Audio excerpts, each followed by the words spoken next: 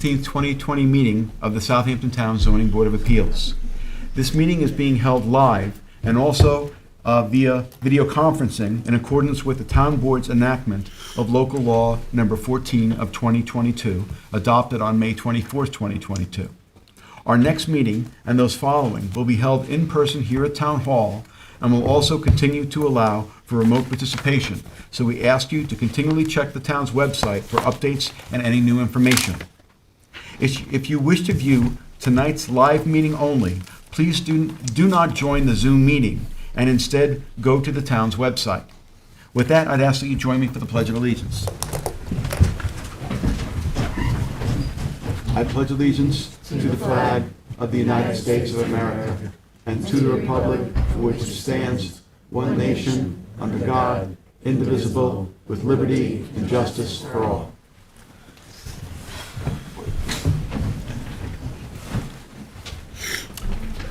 For those of you who are here with us tonight, in case of an emergency evacuation, please exit through the rear doors of this room to one of the staircases across the hall and continue downstairs and out through the main entrance. Please do not attempt to use the elevators during an emergency evacuation. In case of a medical emergency, the automated external defibrillator and first aid kit are both located in the hallway on this floor opposite the elevator. Restrooms are located across the hall. We will be starting this meeting with the public hearings.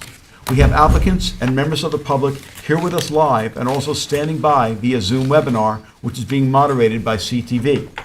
CTV will mute the speakers on Zoom until it is their time to give testimony before the board. Please be patient. If you find that you are having difficulties accessing the hearings, please visit the town clerk's meeting portal and click on the instructions link.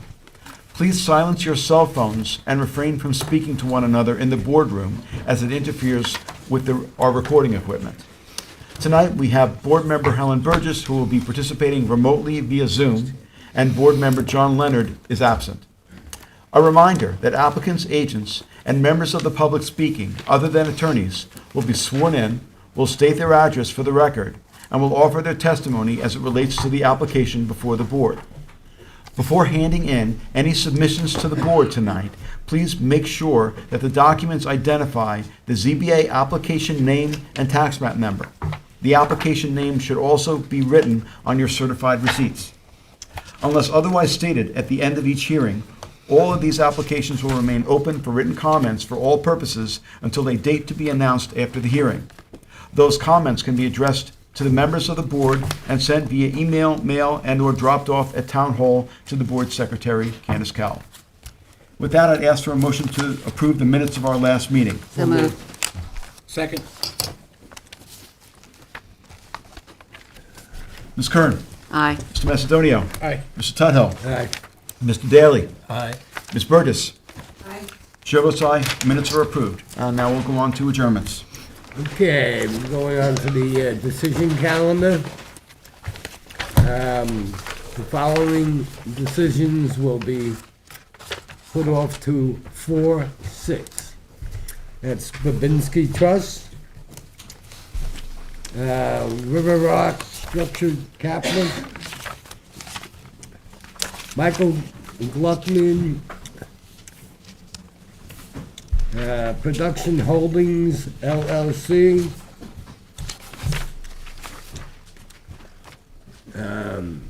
Bodo and Helen Krug von Nita, Lee Skolnick. Second. All in favor? Aye. Any opposed? All right, and then the following decision will be put off to 4/20, and that's gonna be Dilip Patel. Can I have a second, please? Second. All in favor? Aye. Any opposed? All right, and then going back to the top of the decision calendar, we have the Brock Riley Living Trust. I'll move to reopen to accept written submissions. Second. Mr. Tudhill. Aye. Ms. Kern. Aye. Ms. Burgess. Aye. Mr. Daly. Aye. Mr. Macedonio. Aye. Chair votes aye. Reopen. Okay, now I'll move to close it with a determination later this evening. Second. All in favor? Aye. Any opposed? Okay, Town of Southampton Housing Authority, there's two of them, so you folks know. And I'll move to open the first one on the calendar. Second. Mr. Tuthill. Aye. Ms. Kern. Aye. Ms. Burgess. Aye. Mr. Macedonio. Aye. Mr. Daly. Aye. Chair votes aye. I reopen. I did that to accept written submissions. Now I'll move to close for a determination later this evening. Second. All in favor? Aye. Any opposed? Okay, the second Town of Southampton Housing Authority, I'll move to reopen to accept written submissions. Second. Mr. Tuthill. Aye. Mr. Macedonio. Aye. Ms. Burgess. Aye. Ms. Kern. Aye. Mr. Daly. Aye. Chair votes aye. Reopened. Now, after accepting the written submissions, I'll move to close it for a determination later this evening. Second. All in favor? Aye. Aye. Any opposed? Okay, Megan Bishop and Sean Muthig, I'll move to reopen to accept written submissions. Second. Mr. Tuthill. Aye. Ms. Kern. Aye. Mr. Daly. Aye. Mr. Macedonio. Aye. Ms. Burgess. Aye. Chair votes aye. Reopened. Now I'll move to close with a determination later this evening. Second. All in favor? Aye. Any opposed? 111 Schwanks LLC, I'll move to reopen to accept written submissions. Second. Mr. Tuthill. Aye. Ms. Kern. Aye. Mr. Macedonio. Aye. Ms. Burgess. Aye. Mr. Daly. Aye. Chair votes aye. Reopened. And now I'll move to close it so we can have a determination later this evening. Second. All in favor? Aye. Any opposed? Okay, back to the beginning of the agenda on the new applications. Case 1, Robert Scheinman, 470 Edger Woods, in Watermill, Suffolk County Tax Map 900-79-2-43. Applicant requests relief from the following provisions of the town code for the proposed pickleball court and the non-conforming lot. 1, 330-11, Residence District Table of Dimension, Residence District's Table of Use Regulations for a principal minimum side yard setback of 10 feet where 20 feet is required. And 2, 330-76D, accessory building structures and uses in all districts, and 330-83C, yards to allow the pickleball court to be located within the required side yard for a principal building and any other relief necessary. Board's jurisdiction, Mr. Chairman. Good evening. Good evening, Mr. Chairman, members of the board, good to see you all. On behalf of the applicant, Carl Benacosta, 860 Montauk Highway, Watermill, New York. 470 Edge of Woods Lane is located on a flagpole off of Edge of Woods Road, Edge of Woods Road, on a flagpole off of Edge of Woods Road in Watermill. It's lot 16 of the subdivision map of River Circle Farm. That was approved in 2016 as a cluster subdivision, which actually created a rather massive ag reserve. And as a result, the lots are undersized for the prevailing zoning district, which is R80. They're undersized, but they are given pursuant to that subdivision approval, R20 zoning setbacks. Our proposal is for a 60 by 30 foot or 1,800 square foot pickleball court located within the required front yard and required principal side yard of the lot, roughly 10 feet from the side yard of 468, a boundary line of 468 Edge of Woods Road. I have handed out a area map which demonstrates the surrounding lots. It is compliant with all accessory structure setbacks. It's located in an area of the yard to minimize interference with other activities and uses on the property. It's located in an area to minimize disturbance with the neighbors. Going through the 5-part test, this lot, the installation of this pickleball or sports court will not affect the character of community, of the surrounding community. Of the 7 lots that border 470 Edge of Woods, 2 have tennis, well actually 1 has a tennis court and 1 is in the process of building a tennis court. It's not substantial given compliance with accessory setbacks, the character of the community, the nature and location of sport courts in the area, specifically in the immediately adjoining lot to the west. and the relatively small size of the playing court, it cannot be said to be a substantial request. It's not easily achieved by another method. Though the subdivision was created in 2016, this home was actually built in the 80s and was the sole home on this much larger parcel before it was subdivided. With the subdivision, the home became part of, obviously, the smaller lot. Given the home was built prior to the lot being created, it's situated in a way that takes up a good deal of space and a good deal of yard on the lot. If you can see from the survey that the rear yard is rather constrained with an existing pool and with the configuration of the home, and that the front yard is taken up in large part by the driveway. This location was chosen, A, because it's a good distance from the driveway, it's a good distance from the home, it affords the lot a good degree of open space for the yard, and again, doesn't impugn with the other, encroach on the other existing accessory structures such as the pool. Can it be easily achieved by another method? No, as I mentioned, the home has been built out in its current configuration since the 1980s. Given the layout and the structure of the existing structures of the yard, it would be difficult to place this more towards the rear. And in fact, placing it more towards the rear would create a greater burden not only on my client, but on his neighbors. And I'll go into that momentarily. Is it self-created? Nope, they inherited the conditions on the lot. And again, it doesn't pose an adverse impact because this was actually designed with the neighbors in mind. The most impacted neighbor is at 460 Edge of Woods Road. And if you look at 460 Edge of Woods Road on this area map that I handed out, it's the lot just to the west, or if you're looking at this, just to the left of the subject lot. First thing to note on that is that the tennis court on that lot is right on top of my neighbor's. The neighbor's tennis court is right on top of my client's lot. In fact, it's 10 feet from my client's lot. It was constructed this way because, there's varying discussion about whether there's been a change in interpretation of the code as far as where accessory structures can go in principal setbacks. But the interpretation, as I understood it at the time, permitted this tennis court to be located where it is on the neighbor's lot. The new interpretation requires relief, and that's why we're here today.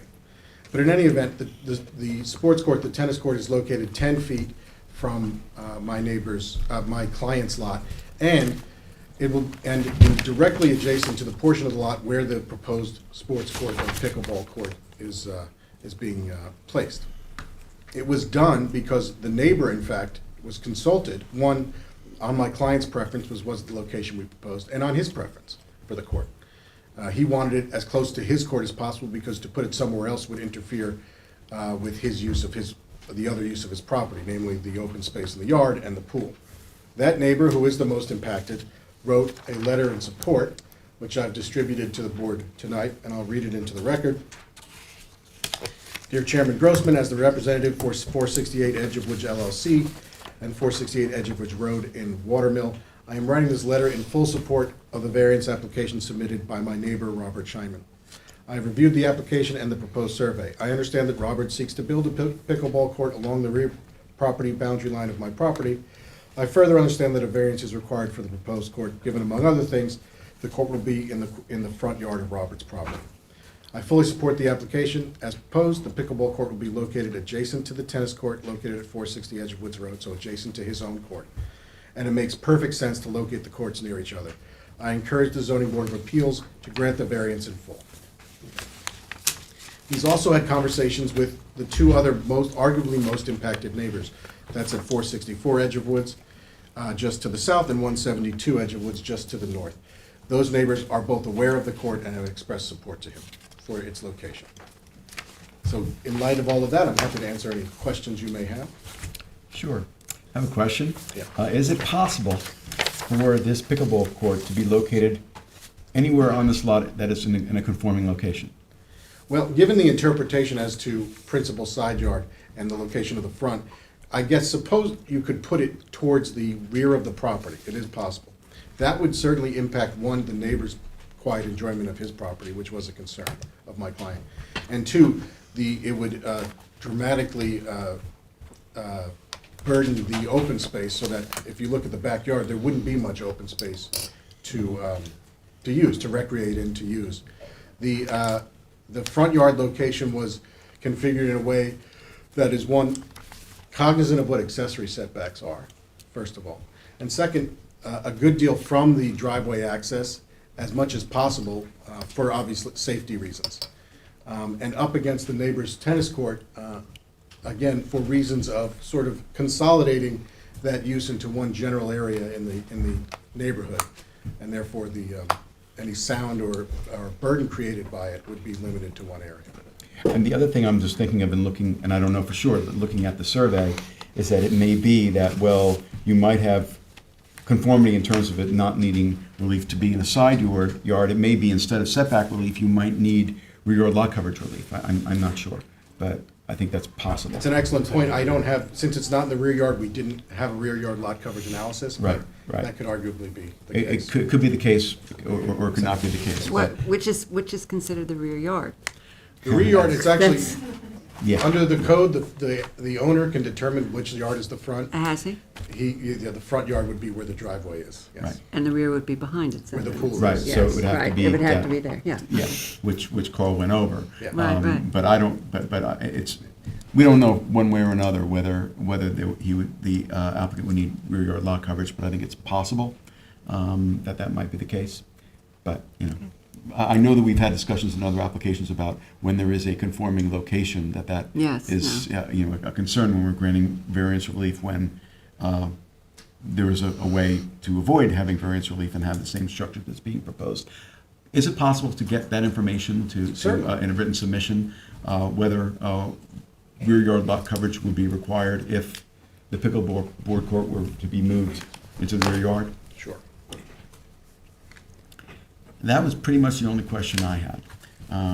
Then you have run into the problem, it'd be close to the neighbor's pool. Yeah. Oh, absolutely. Yeah, that would raise concerns with the neighbor, absolutely. It risk, yeah, and it may be that, as Carl mentioned, that the neighbors will be more impacted. On the other hand, if the analysis is that it's conforming and there's no relief needed for it at all, that's, something that we have to, I think, consider. Is the intent to keep this at ground level, or is it to bury it down, take it down 4 feet?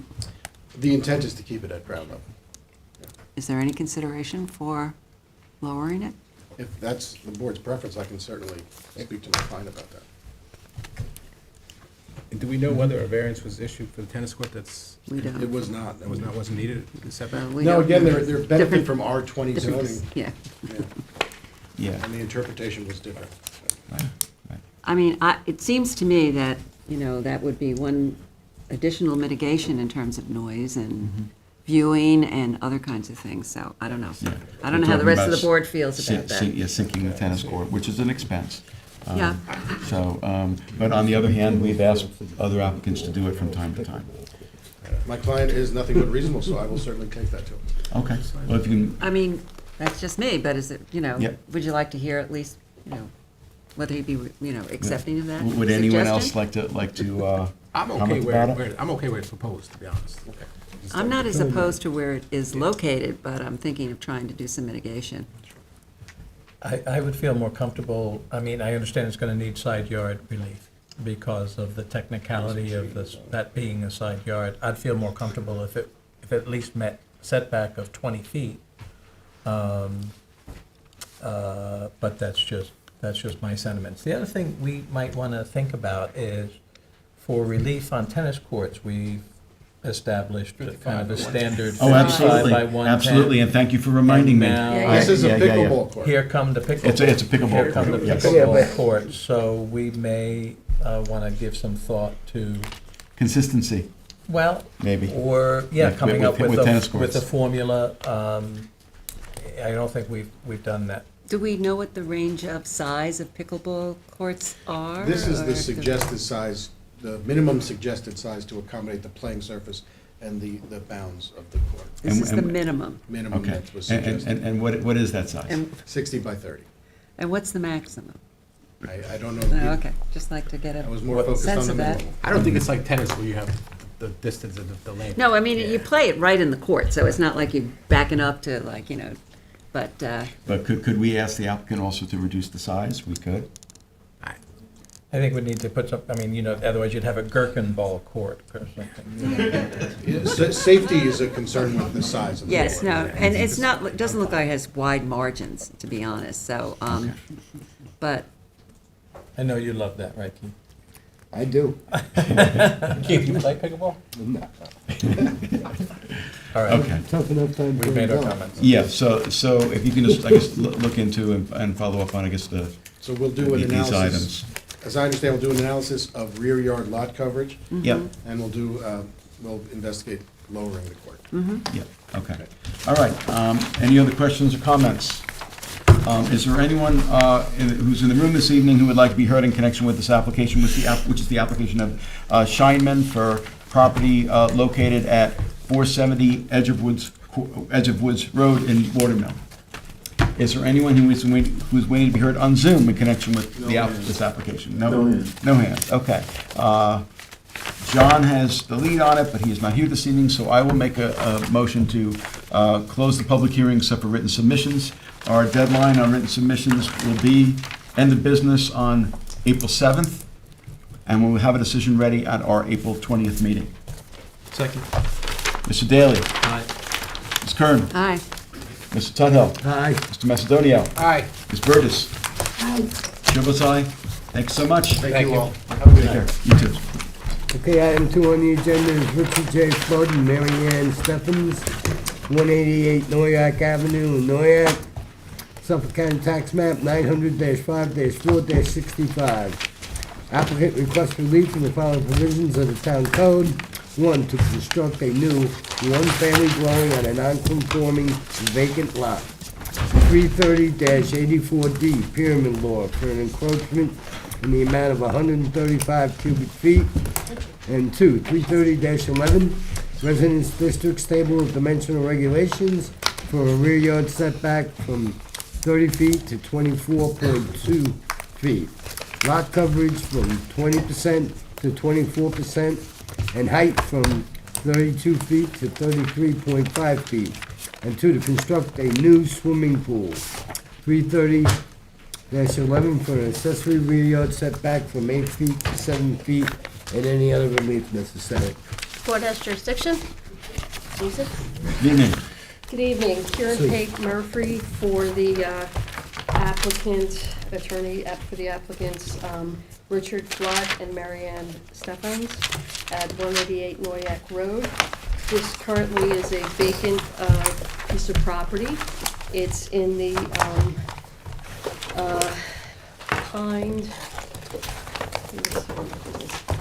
It's in the Pine Neck Park 1926 subdivision. It's in R10 zoning, and this lot is 6,250 square feet. So, So just about anything you try to do with a lot of that size, you're gonna Yes. have issues. And in the Pine Neck area, this Yes. is one area in the town of Southampton where people who try to do things with their lots, including build on, vacant lots, they're gonna be, needing variance relief, or at least asking for variance relief. yes, it's almost every lot asks for variance. But anyhow, I'd like to first talk about the principal structure is going to need a variance from 30 feet to 24.2 feet for the rear yard, and you can see that on the survey. This lot is only 100 feet in length, and the lot coverage is increasing by 4%, because it's, let's see, 20% lot coverage would be 1,250 square feet, and this is going to 1,498 square feet. So it's going to need relief from that. For the pool, it's typically 8 feet from the back property line, and this is 7. But we did get a call from the neighbor who's at 20 Elm Street, which if you look on the survey, It's, actually, I'd like to hand out my kind of layout of the properties. And this shows that 20 Elm Street kind of takes up most of the property. Susan. And then I have just an aerial photograph, these are from GIS, to just show you the density of the neighborhood if you're not too familiar. It's behind Cromer's to the west. And, you know, there's a lot of different kinds of houses and things going on. Also, It smells good. yes. Smells good. Okay, and also part of the setbacks and locating the house is because of the health department. They're gonna have the new septic system, the IA system. So that's part of it. And the next thing is the height. Now, the height is 1.5 feet above the 32-foot limit, so it's 33.5. But I wanted to, because I had difficulty reading the attachments, I printed out part of the plans so that you could see that it's a peaked roof, and it's 1.5 stories, and we're asking for an area variance of 135 cubic feet. And this is, you can see, it's really the lines, it's not that much. But Yep. I guess they had to, maybe it's kind of flat, the Yep. property, The but pier relief is minimal, the height It relief, is. we're gonna have to talk about. Yeah. the height relief, okay. Yep. Did you finish your comment about the neighbor from Elm Street? Yes, she was in favor. She In was favor? okay with the pool being a foot closer. Okay. So she was, okay, her name is Dorothy, Forgach. She is present here. Oh, Okay. she is? But, okay. But we can't, I'm sorry, we can't have comments from the audience. We have a recording system. We Okay, don't so get then you on I'm the sorry. recording. Okay. Well, I'm speaking to you, okay? Okay. We do not have people who speak from the audience because our recording equipment doesn't get it on tape, okay? Okay, After well- she makes a presentation, we'll be glad to have you come up. That was, a paralegal took that message, so maybe I got the wrong Okay. person, so I can always check on that. Okay. But anyhow, so, I would also, I just found the plans to be very, they're very large or very small, so that's why I just copied that part of it. No idea. Let me just see here. I wanted to submit, there was another variance,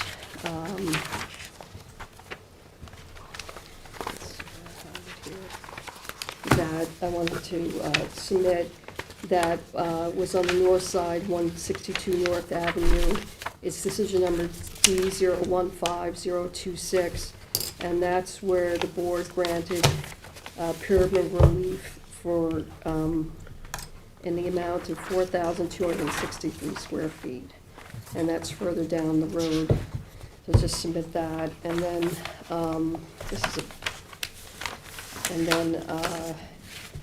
the other ones were kind of side yard.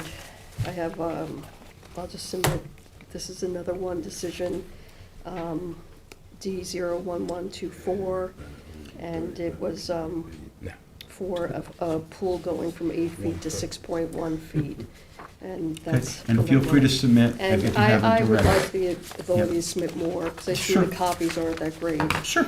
During the written comment period. Yep, And that's like I fine. said, the character of the neighborhood, you can see in the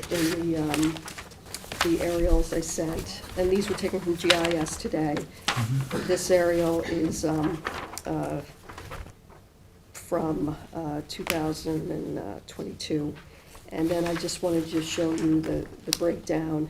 And the pyramid variance that I talked about was 162 Newark Road, that was down the street. And, the character of the neighborhood, there's a lot of houses that are close together, and a lot of the lots are not, they're not 10,000 square feet. So this does fit into the character of the neighborhood. It's a house. The pool is really just 1 foot when it needs to be 8, and that's just the way it worked out. We met the front yard setback of, I think it's 30 feet, well, it's 35 feet, but there's a porch and a walkway, so we wanted to, put the house back. And What was the front yard setback for the house? for this house, it's. I have 35. 35 feet, yes. And the required setback is 30? I believe 30, yes. But they have the driveway, they had to put a driveway in. Yeah. And Mhm. porch. Yeah, And, okay. you're right, pointing that out. And, to get to the pool, there's steps, and, you want to step into the pool there. And, what else? This is, any other variances this might require. It does have health department covenants on it. That was another reason of space, putting the house where it is. And those are in the application, the covenants, in order to get the health department approval. Mhm. So that had a factor on spacing everything on this property. And, Is this the house that's being built, or is this It's- a prefab? you know what, I don't know that Well, question.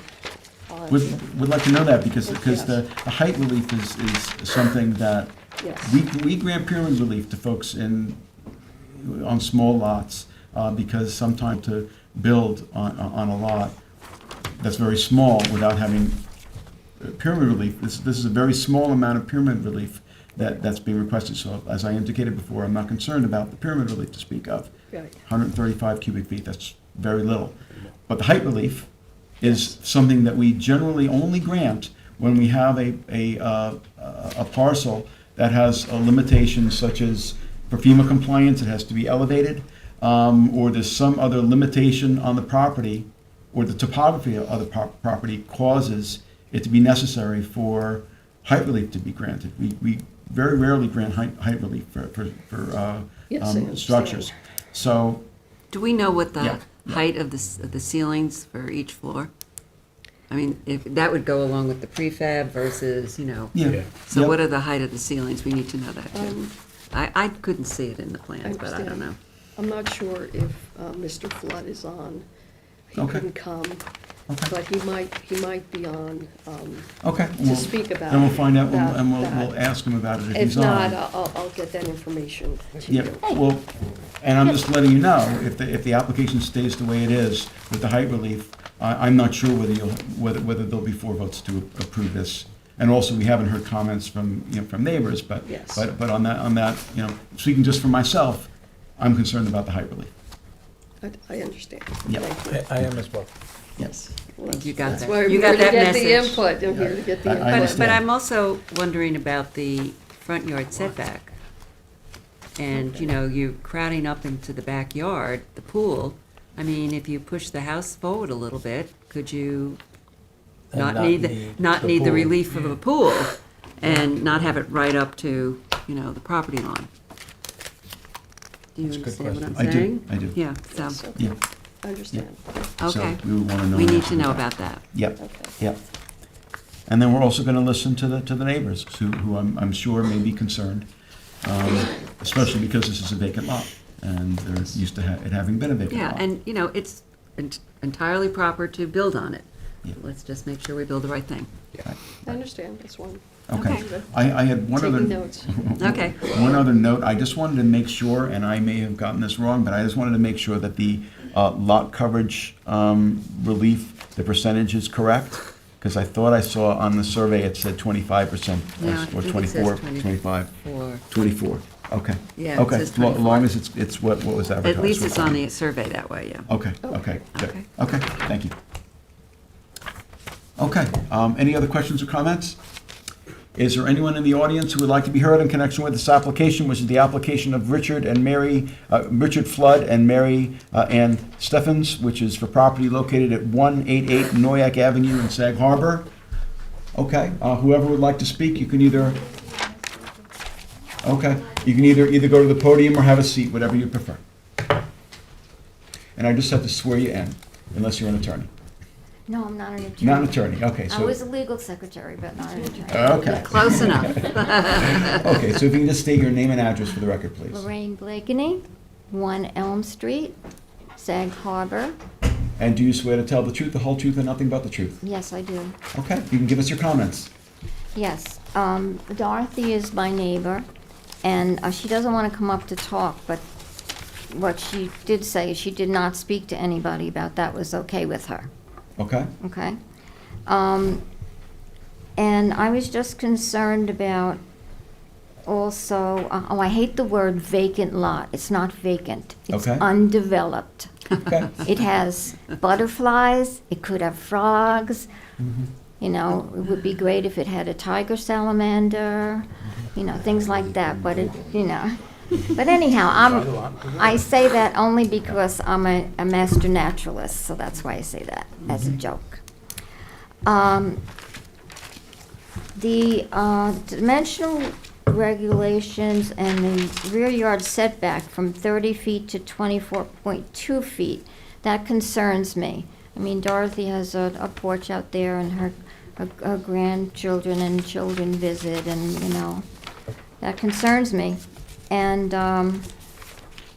let's see, the lot. And Dorothy is an adjacent property owner? Are you an Yes, adjacent prop- Dorothy's right there. Okay. And I'm on the same block. And you're on the same block, but you're Yeah. not an adjacent property So owner? she's, No. Okay. she's speaking on behalf of I know, Dorothy. I understand. I just Yeah. wanted to make sure that was clear. Yeah, Right. yeah, and it's also my neighbor there Yeah. too, so. 20 Elm Street. Yeah, and we have, and there, oh, Dorothy's P.S., there's another neighbor who did not get the information or registered mail as to the meeting.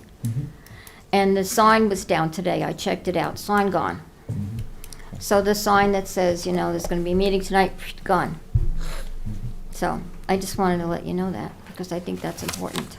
The wind was really wicked, so Yeah. it's possible that It was that there was the day before. unintentional. Yeah. It's possible. Yeah. It was It's there the day possible. before. I worked for the town for 26 years, so I get it, Yeah, you okay. know? And I'm retired now, and, so I worry about that, 30 to 24.2 feet on the rear yard setback. You know, Dorothy's lived there for 59 years, so, and my neighbor's 50-something years, and the man who didn't get information is right adjacent to that lot, so I was wondering if he didn't get the information, is this carried over so that he can? No, but he If- can submit in writing, if he wants to send us, you know, correspondence or a Oh, letter. If he okay. wanted to have an attorney submit something in writing, they could, but I'm pretty sure that we'll be closing the public hearing tonight. Although, you know, it could be that the board might see it differently, but Okay. it's either will the public hearing would be continued, or it would be left open for written submissions. So either way, the neighbor who couldn't be here tonight will have an opportunity to submit. Okay. Did other members of the board have a question for me? I hear people talking there. I think they're talking amongst themselves. Oh, okay. Yeah. Okay, and so, you know, all this bothers me because I got my house when it was $130,000. It's a little cottage. And we're being forced out by these people who, you know, who could say they're going to give us a lot of money for our house. And I lived there for many, many years, you know, and I worked for the town in 1986, and I lived here since 1982, and before that, part-time. So it's upsetting to me to see things like this, and I understand, but someone's going to build a house to sell it to make money. So, okay, this is America, you can do that. But I just don't want to see the neighbors affected. And that pool, the setback 8 feet to 7 feet, okay, maybe that's not so bad. But probably the noise from the pool, you know, she won't be able to sit on her back deck anymore. So that's a concern of mine. Let me think. I think that's all. I told you I worked for the town. I'm a master naturalist. I save bees. We were known, the employees of the town helped save the bees, the honeybees. It was a big thing, and so I'm known as a bee lover. And I guess that's about it. But thank you for your work, because I know it's not easy. And Candace, thank you. Candace and I go back a long way. Thank you, thank you. So, and I appreciate that. Okay. And Thank did I Thank do you for your that? comments. Can I ask you a question? I actually do have a question. If we were to require some kind of a vegetative barrier in the back along that, a screening, would that be, something that you would look favorably upon as, as a noise reducer? Only if it's a native vegetation. All right, well, I understand, but, Yeah. some kind of a vegetative line that's, Yeah, that would be helpful, okay. or maybe a nice fence and that, I'm Well, not the in pool a. has to be fenced. Pool has to be fenced. Oh, So that's right, the that's- pool has to be fenced. That's gonna be Okay, fenced, right, but I was right. just thinking about some sort of a noise barrier. Yeah, maybe that would help, All right. yeah. All right. Thank you for your Okay. comments. Okay, thank you. Okay. And, thank Nice you, to thank see you, you. thank you. Good evening. Okay. Good evening. Just have to swear you in. If you can just Sure. state your name and address for the record, please. Ed Padine, 182 Noyak Avenue. Okay. Do you swear to tell the truth, the whole truth, and nothing but the truth? I do. And I'm sorry, I didn't get his last name. If you can just, Padine, P-A-D-I-N. yeah. Thank you. First name Ed. Ed, yes. Yeah, yeah. And I just want to mention also moving forward, as you can see, we have a pretty busy agenda tonight. I'll make it quick. So if, whatever you can do to keep your comments brief would be great. I'll be brief. You can always submit something in writing following any public hearing tonight. Sure. Thank you for the opportunity. Basically, following up with Lori, as it is a very small lot, and my concern was the privacy screening. That's important, and the setback. I'm speaking also for Dorothy. I don't know if I can do that, but she wanted me to speak for her. She is very worried of the proximity of the pool to her property. And anything can be done to go by what they're supposed to be going, then that's fine. There's nothing we can do, but it is a very small lot, and the noise is going to be a problem. My parents bought the house in 1969. And we've had that vacant lot. We've had that lot there since we bought the house. The noise is going to be a problem. The lots are very small. It's a .14, and we're on top of each other as it is right now. Oh, yeah. And anything that can be done, please take us into consideration, please. Okay. The quality of life there. Yeah. All right. Okay. Thank you very much. Very good. Thank you for evening. your comments. Is there anyone else who would like to be heard, who's here in the audience in connection with the application of Flood and Steffens? Is there anyone who is waiting to be heard on Zoom in connection with the same application, the application of Flood and Steffens for 188 Noyak Avenue in Sag Harbor? If you were waiting to be heard on Zoom? No hands. Okay. All right. If not, Susan, it's yours. I do not want to close the hearing on this, because I think we have a couple of pieces of information that we still need you to come back to, Okay. come back to us with, and I would like to reconsider it at that point. Yeah, I'm not I'm not comfortable with. With the setback from the- setback from the rear Yeah. and the pool when you have. More when room in it the has front. room in the front. I'm not comfortable with the height. If you push the house 1 foot tall, you wouldn't need the setback in the back. But it's Exactly. also, the house is For the pool. asking for 24 point something where it should have 30. So I would like to see what you can do in terms of pushing the house up, which would then maybe push up the Well, pool. I mean, we could push the pool to 8 feet, and then it would conform. But you still are asking for variance relief on the principal structure Right. of 24.2 when you're supposed to have 30. So I think, I would like you to come back with some information as to what you can do to kind of relocate Relocate this, on the lot. this house on the lot. And if Yeah. you can't, then we will consider, that, Yeah. And I also would like to see if it's possible for the design of the house to be changed so that you don't need height relief. yes, and that's the other point. Yeah. Not And- concerned about the pyramid, but height relief. But although if you eliminate the not- height relief, pyramid relief Will will probably may go go away. And just as good neighbors, perhaps thinking about some vegetative screening. Yep. And some beehives.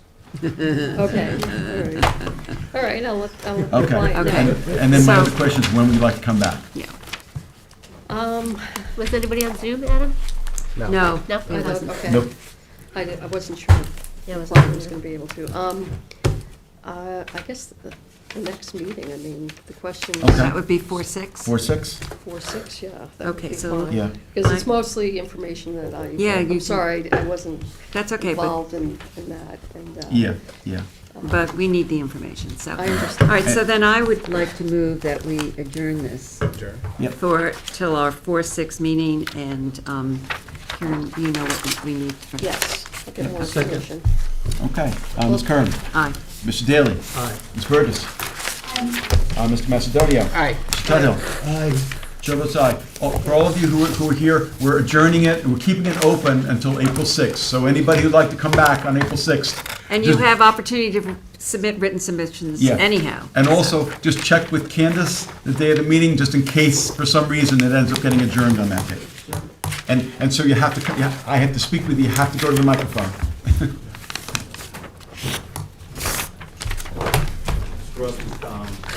Yes. Mrs. Forgash wanted to apologize for speaking out. She wasn't sure. So Okay, that's no- all. no That's- worries. that's Oh, all. no, not a Okay. problem. Apologies. That's okay. That's Okay. not a problem.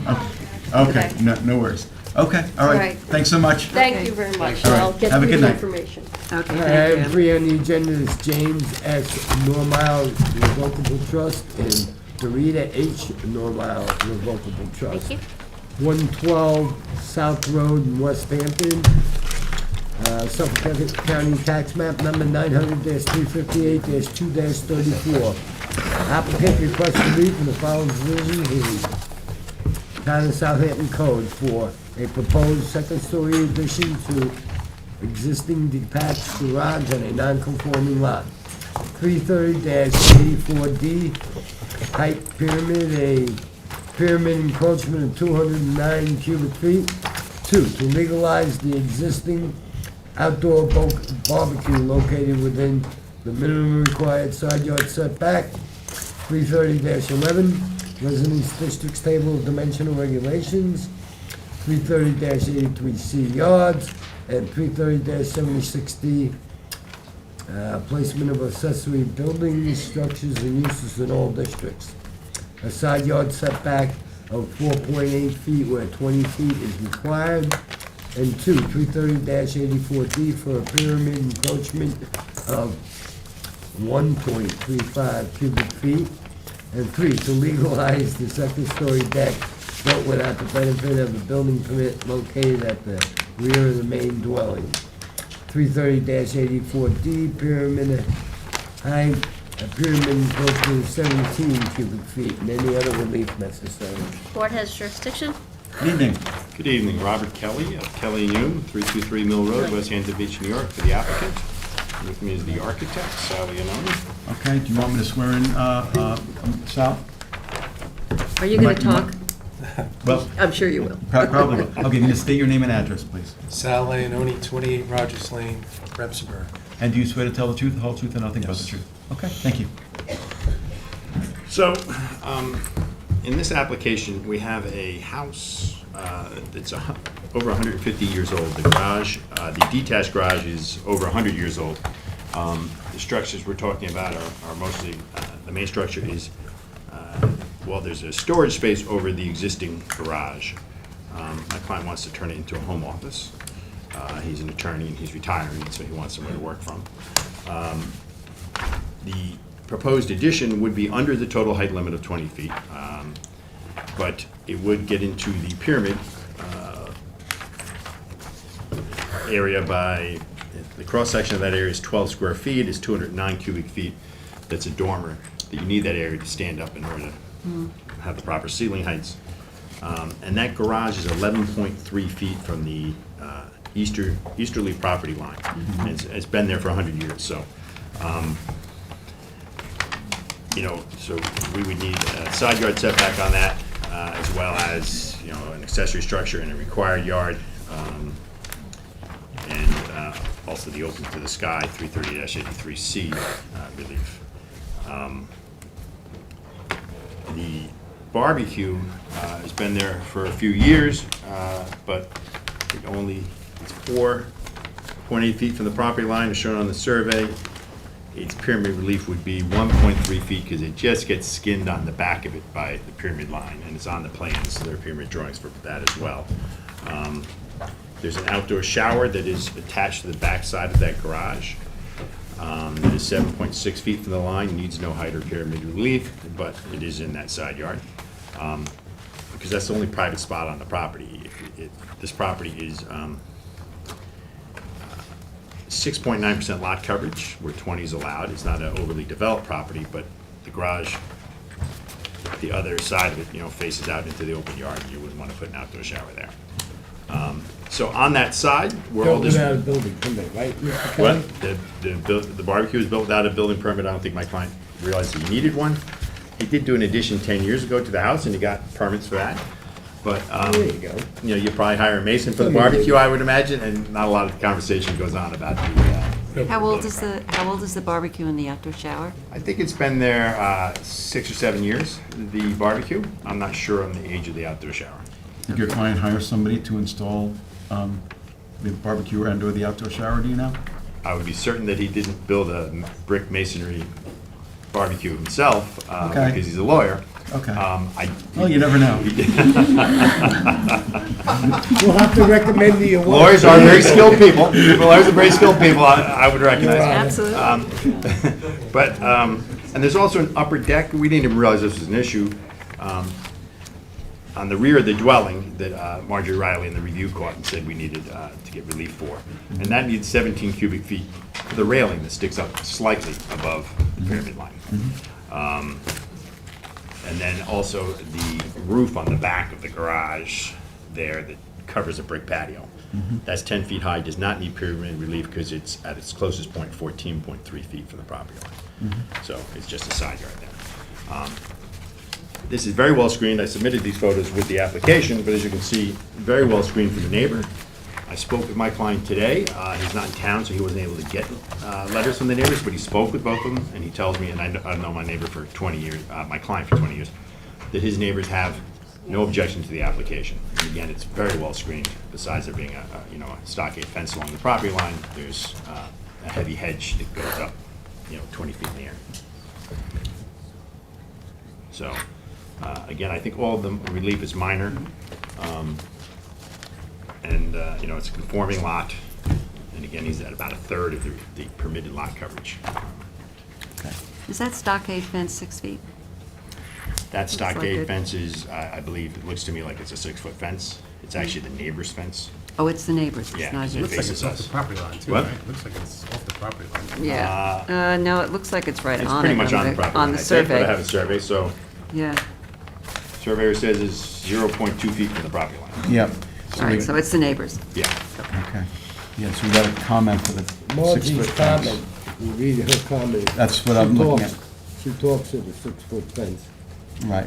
So our comments from Marjorie, I don't know if you saw them already, are, Did not. although the relief from the ZBA is not necessary, one, the covered patio and outdoor shower attached to the existing detached garage were built without the benefit of a building permit, you already went over that. And two, the building permit for the 6-foot fence and entry gates, permit number P074771, expired in 2019. These items shall be addressed with the building department. Yeah, there I don't think she's talking about, because this is not our fence on that property line. She might be talking about the fence She's talking about. that comes across the driveway. Okay? Okay, and my client will obviously, as part of his building permit process for this, Oh, come into compliance on that fence. oh, okay, here, Yep. okay, Yeah, parallel to the road, and in about okay. 20 feet. Yep. All right, so that would be considered a front yard fence. Yes, so that's going to have to get lowered. Yep, Absolutely. Right, it's Okay. got to be Right. 4 feet max. right. Okay. So we have, besides that, we do have, we went over briefly the as-built structures. The barbecue, I can understand them doing that without a permit. The outdoor shower, well, I think probably Probably they the same. should have known. Yeah, well. But my question to the rest of the board is, are we satisfied with Mr. Kelly's explanation, or do we want to hear from the applicant directly about those things? No need for any public flogging. Satisfied. Okay. I'll make All him buy right. me a drink. Okay, okay. To buy us a drink. Yeah. Okay.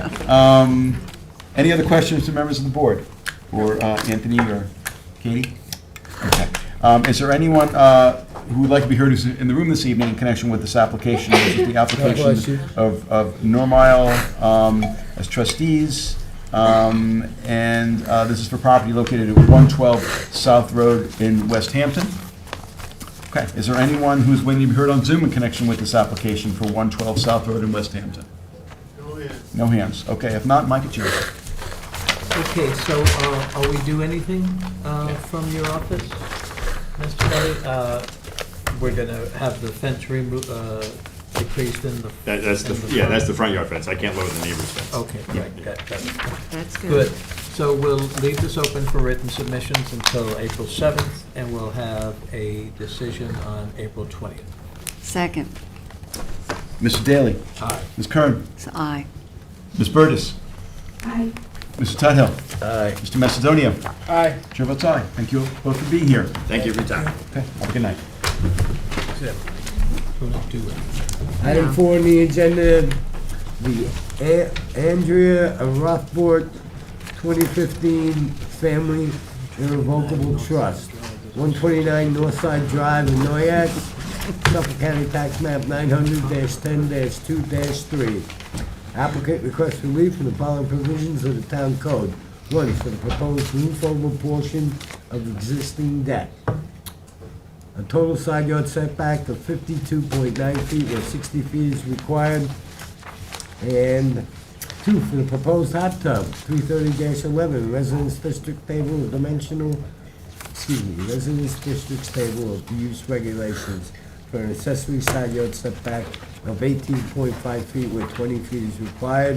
And 330-76D, placement of accessory building structures and uses in all districts. And 330-83C, yards to allow the hot tub to be placed within the required minimum side yard and total side yard for a principal dwelling and any other relief necessary.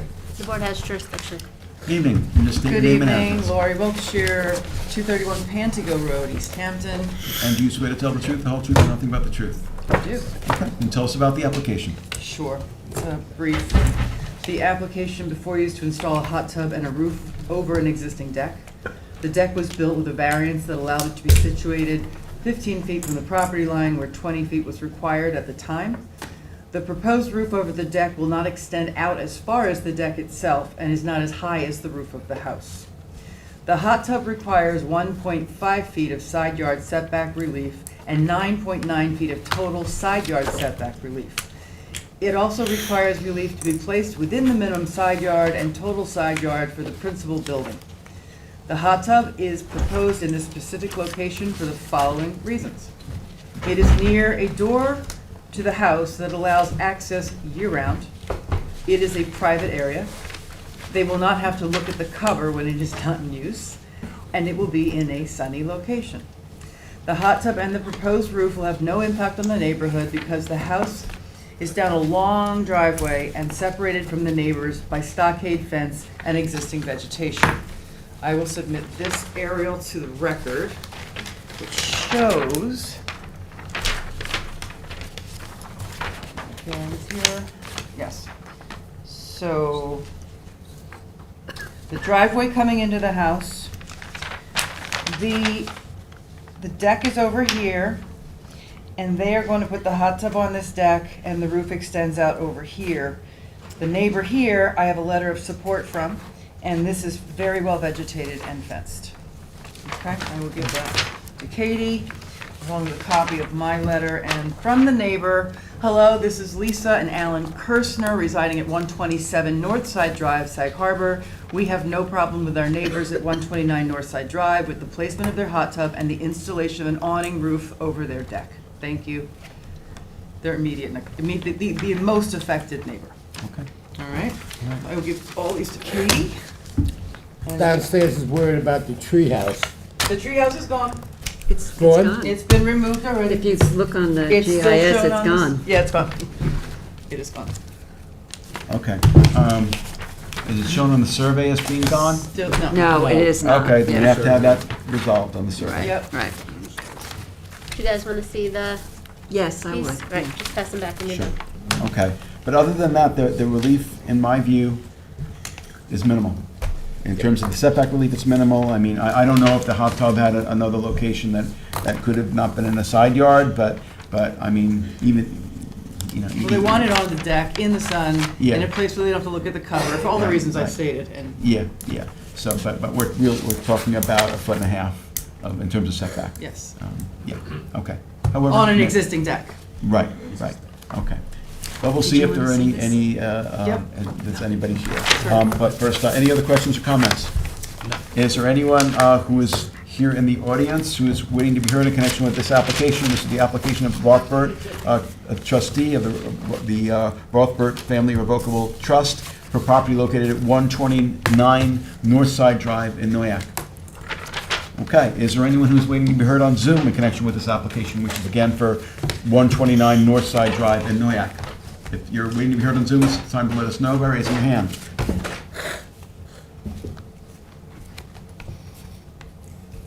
Charlie? Of course.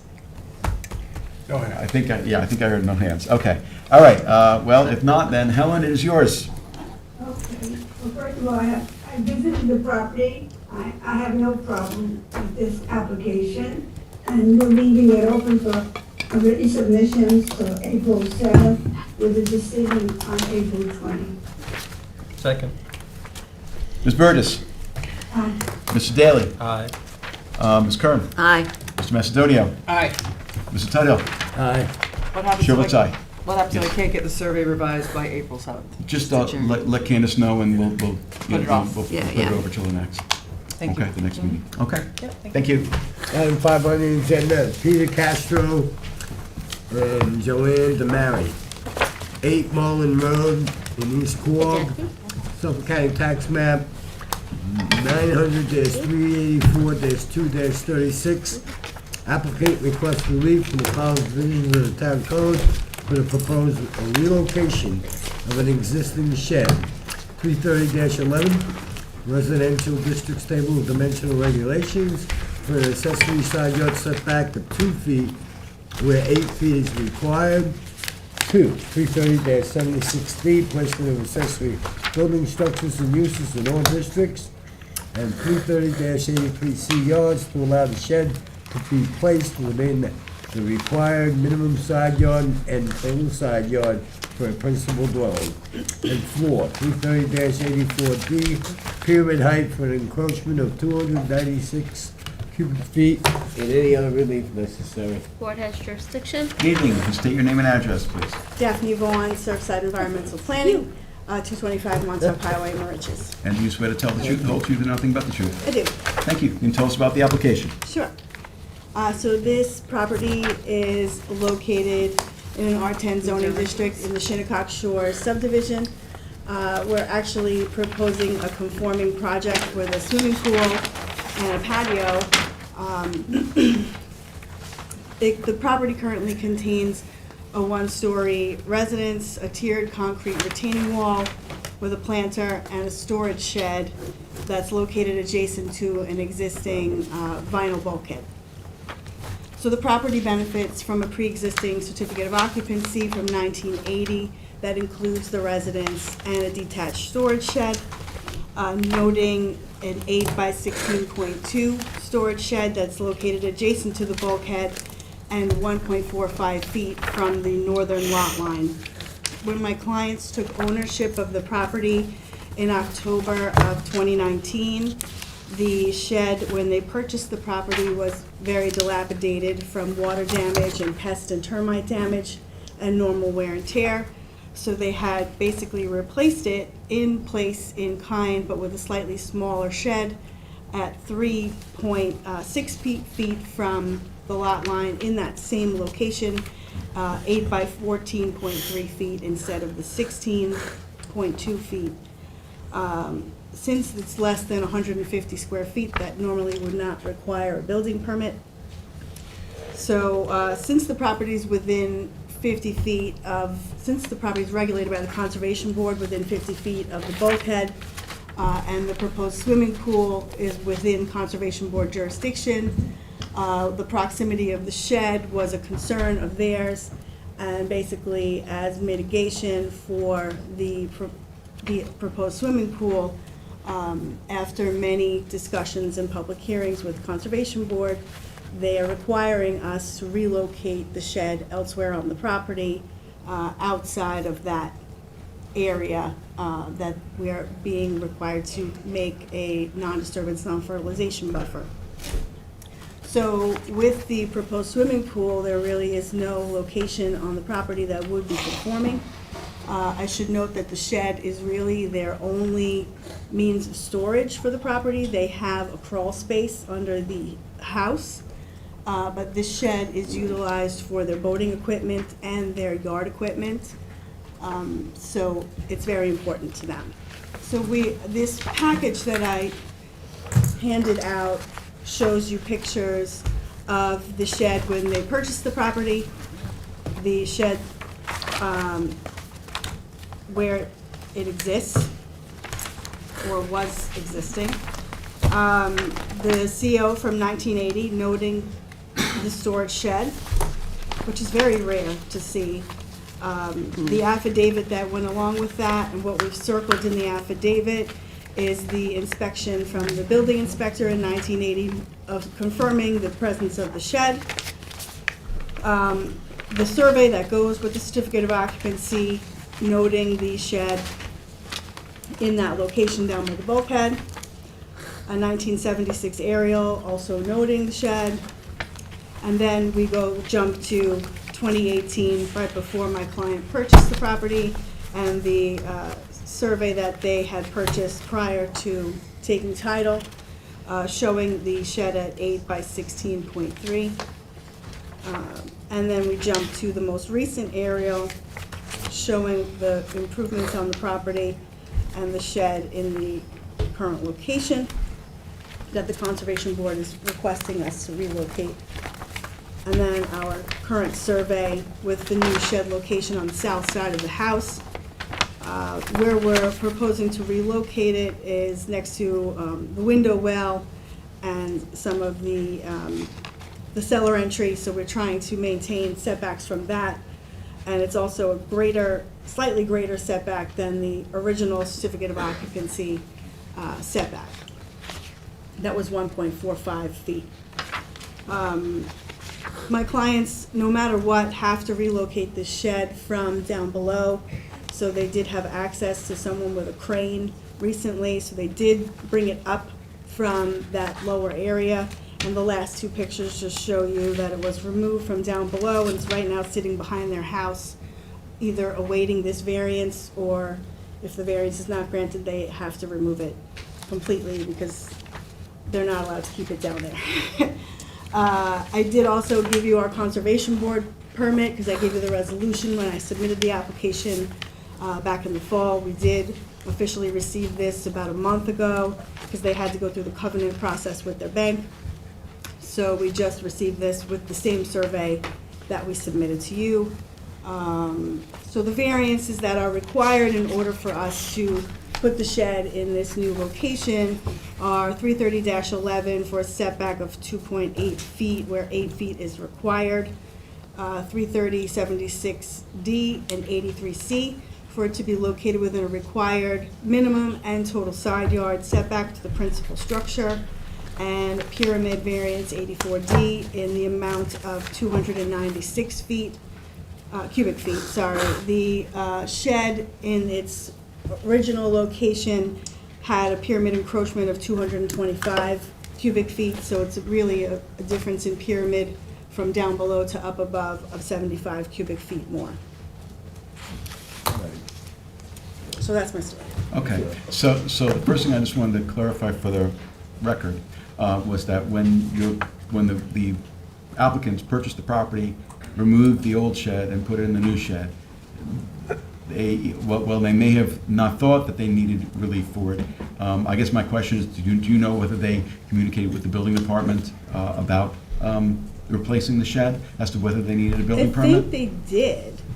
I'm not 100% sure.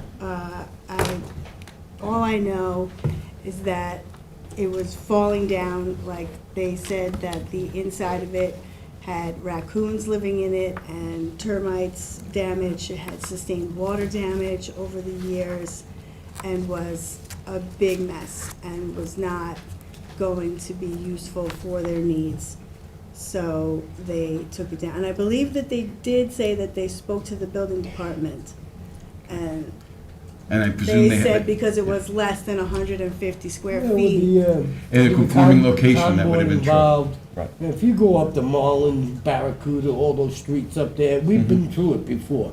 Probably 3/4 of the sheds are illegal up there. You know what I mean, they're parked right on property lines and Yeah. everything else. Yep, okay. Well, I'm just asking the question because, Was it located in the same spot It was the as? same spot. Exact They same replaced spot it as the in old same- one? But They I don't know that- actually made And it smaller. slightly Right. more. Smaller, but it had a CO for the. No, it had the CO for the Yeah, existing structure. existing, so they just Right. replaced it in the same spot. I understand, but, you know, I guess the reason I'm asking this is because, well, first of all, sheds in conforming locations, if they can conform to the size requirements, don't need a building permit at all at this point. So that's one thing, but the other thing is, you know, when you're in doubt about whether you need permits or not to do something on your property, better to try to find out. But that all having been said, this shed, I guess my next question is, it looks, but based on the pictures of it, it looks like it's in pretty good shape. Well, but this is a new shed. New shed, okay, so it's got to be in very good shape, and I believe we need a letter confirming that it would withstand a major storm in order for us to grant variance relief for a shed. So I believe that is a requirement if we grant the relief. So that's something we're going to need. Okay. Yep. That having been said, What's between the I shed mean- and the next property? And that's what yeah, I'd like to know. and also, it was, yeah, well, we can answer that Like I question. said. I see some hedging, but Yeah, there's actually some screening there right now that they would have to remove Yeah, in order to place the shed there. And there is a fence. yeah, but that doesn't make me happy. Removing that vegetative screening. but they're basically being told by the Conservation Board where the Yeah. Conservation Board Yes, wants I wants to understand, have yeah, it, so, yeah. you know, it's not like it was their idea. Right. Yeah. They really, we had like 4 public hearings on this. Okay. To try Yeah. to keep it down Right, there. right. Because the main purpose of it was really for their boat materials. Yep, Which would be better down by the water. Right. So, we tried to negotiate that and they yeah. just Yeah. were not willing to approve And this that. is where things ended up with the Conservation Board, so you're coming So here we're saying, forced to this is be where here. we've been directed to put the Yeah, shed. and I get We that, I believe really that. do, I get that, yeah. Yeah. But it just that it's unfortunate that you have to take out some arborvitae that would kind of protect it from the neighbors. It is next to the neighbor's driveway, I as know. far as that's concerned. Yeah.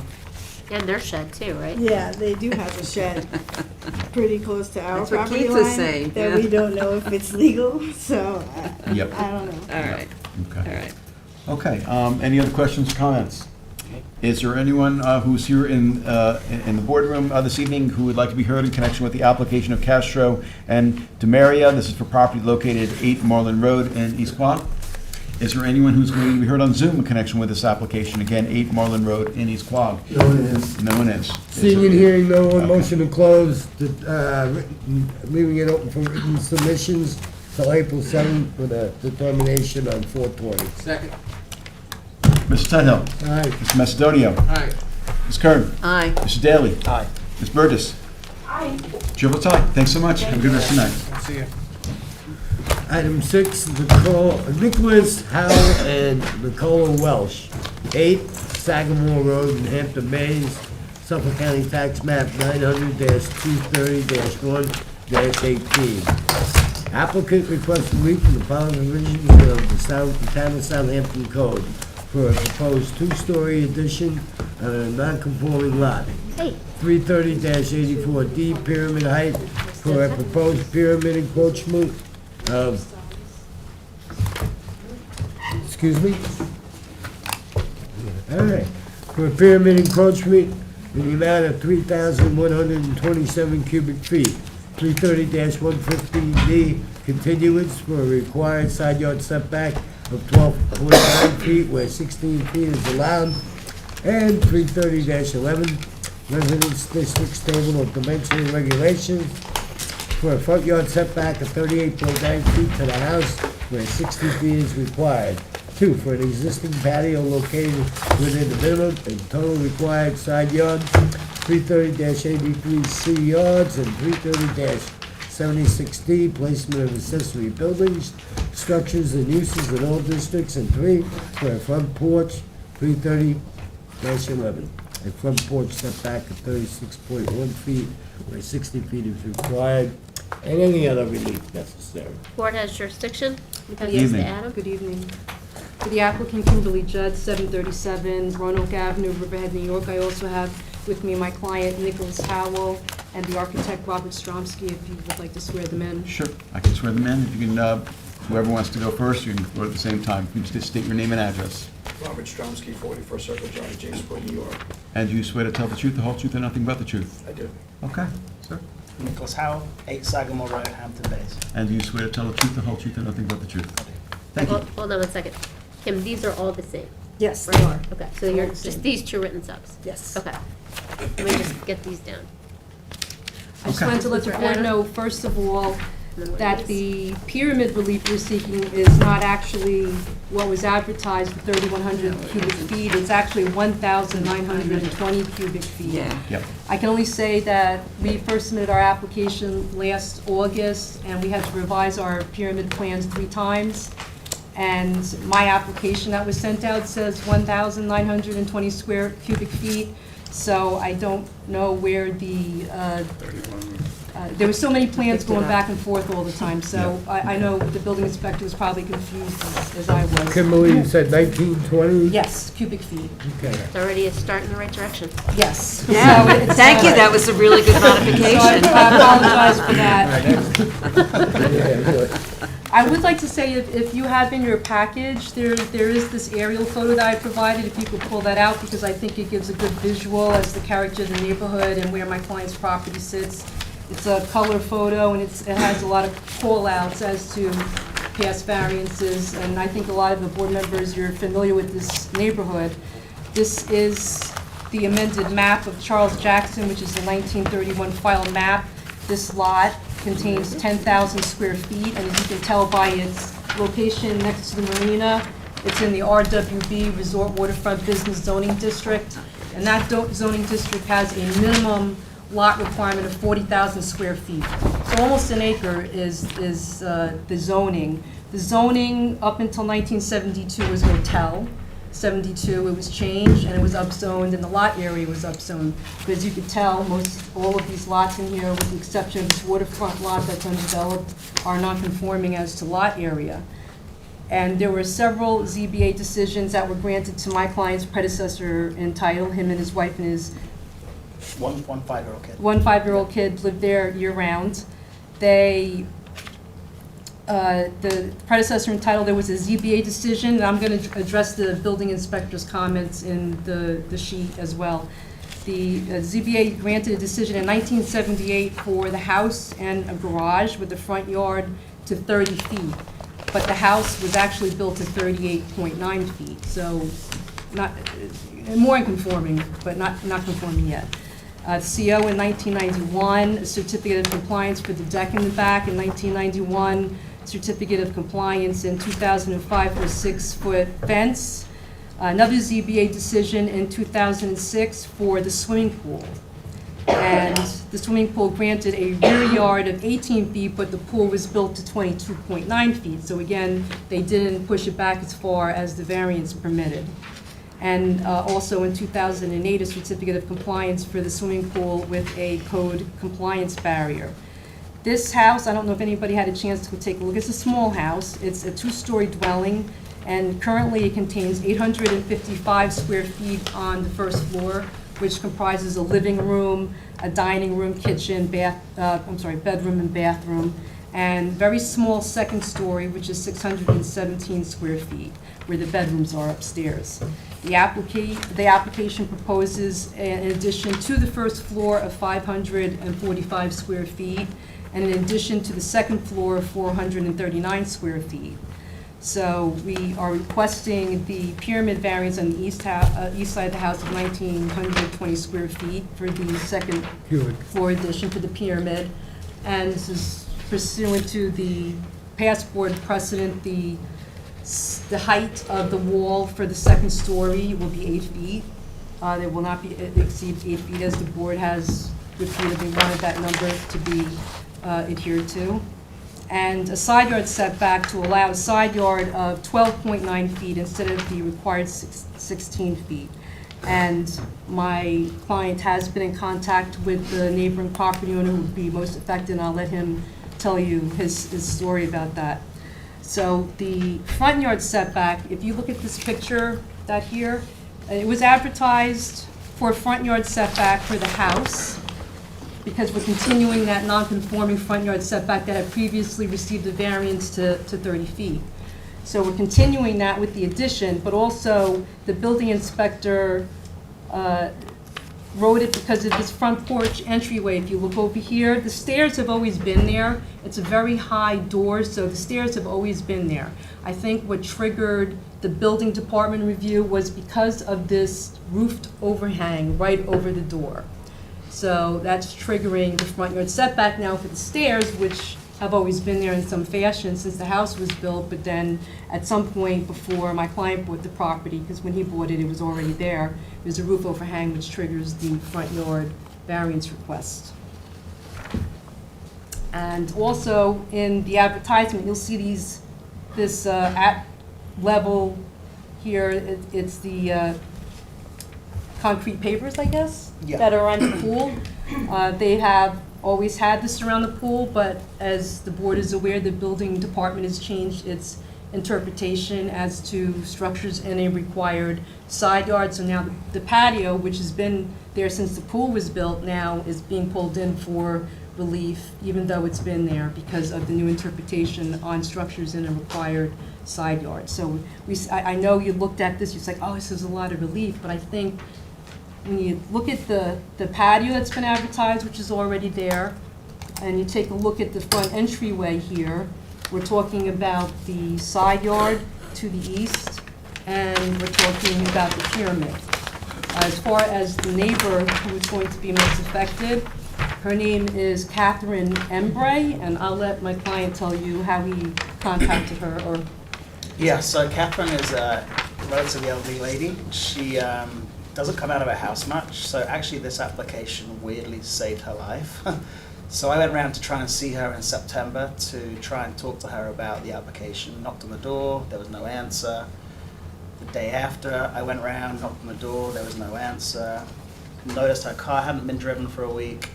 So I went around the next day, and again, no answer again, and there was a light on upstairs. So I called 911 for a check. So the police came, they opened the door, and she was upstairs in bed, hours away from death. So ambulance came, took her away to Stony Brook, realized she had a brain tumor, and she's still in hospital now. So yeah, this application would have effectively saved her life. If she had stayed in the house, she would have never got any help. I've been in contact with her brother, who has power of attorney. I have a good relationship with him. I've been through the whole plans with him. He is fully supportive of this application. We have a pretty high vegetation line between the lots.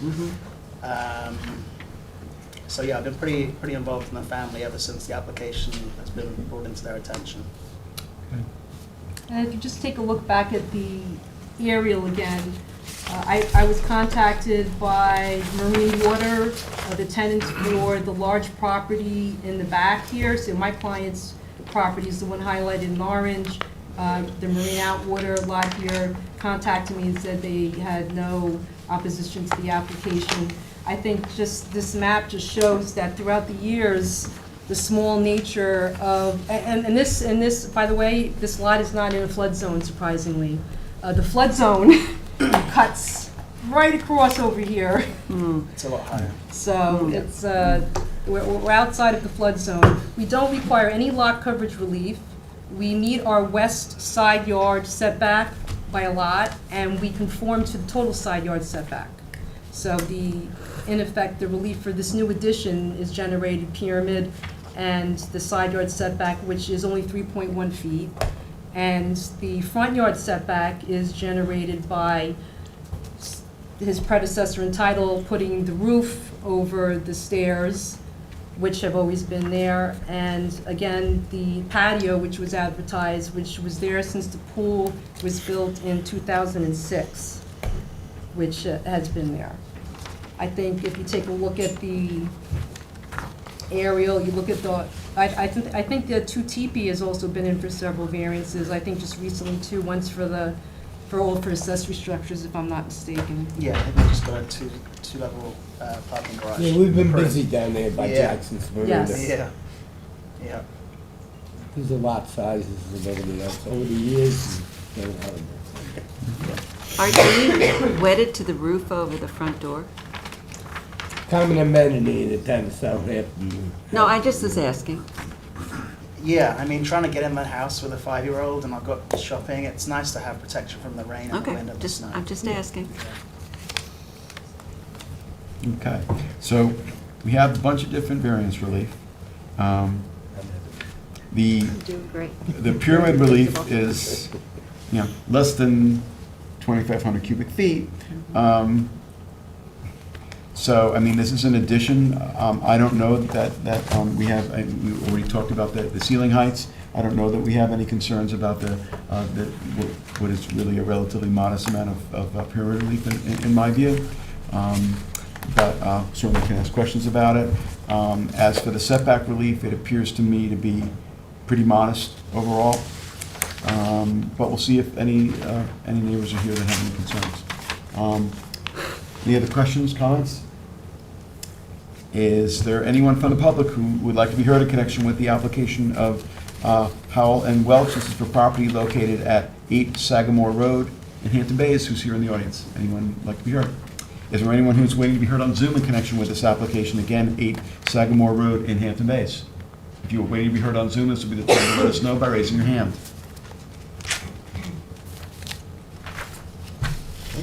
Charlie?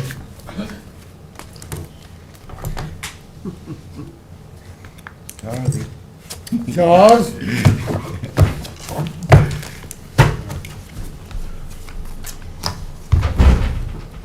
I think that means no. I think, well, we gotta make sure. Can't hear you. No hands, okay, thank you. Okay. Okay. Sorry, before you close, can you Sure. please provide us with a copy of a full-size, still signed copy of this document? Yep. Yeah, I Two of them. see 2 full-size. Okay, thank you. Okay, all right, so I would move that we close this application, again, the application of Howell and Welch, this evening, except for written submissions. The deadline for written submissions will be April 7th at end of business, and we will have a decision ready at our April 20th meeting. Second. With the microphone. Oh, okay, no problem. Welcome back. Mr. Tudhill. Aye. Mr. Macedonio. Aye. Ms. Kern. Aye. Mr. Daly. Aye. Ms. Burgess. Chair votes aye. Thank you all for being here. Thank you. Have a good rest of your night. Happy St. Patrick's Day. I know you may not believe this, but my great-grandmother on my father's side came over from Ireland in 1896. So I don't have my green on tonight, but I have it ready for tomorrow. Tomorrow, good for you. Good for you. All right, Thanks so item- much. Item 7 on the agenda is Northfield Property LLC, Susan Bristow, applicant, 91 Northfield Avenue, from Spear, Suffolk County Tax Map 900-350-3-86. Applicant appeals the determination of Ryan Murphy, Town Code Compliance and Emergency Management Administrator, dated April 4, 2022, that the auto repair shop located at 91 North Phillips Avenue in Spearn, Suffolk County Tax Map 900-350-3-86, is an approved pre-existing I non-conforming don't have use. any affidavits for this. Pardon? I don't have any affidavits for Oh, this. this was previously. Oh, it's a open. continuation. Yes, So you don't have to read it, continuation. sorry. Thank you. Yeah. I was like, where are they? Charlie? Yes. Sorry I about got that. stressed for a second. I was Yes. like, I'm gonna have to look at all these. This is 91. Well, at least everybody knows that. Yeah. Okay, good evening. Good evening, nice to see you, Mr. Grossman. You as well. Members of the board, my name is Nika Strunk. I'm the attorney for the applicant, Susan Bristow, who is here with me. And I have my associate Danielle Leibowitz with me, and Brant Reiner from Nelson Pope and Voorhees, who is our planning consultant, is also here. Okay. Would you like me to swear everybody in? Why not? Okay, all right. Pam, you can just state your name and address, please. Susan Bristow, 36 Drew Drive, Eastport, New York. And do you swear to tell the truth, the whole truth, and nothing but the truth? I do. Okay, thank you.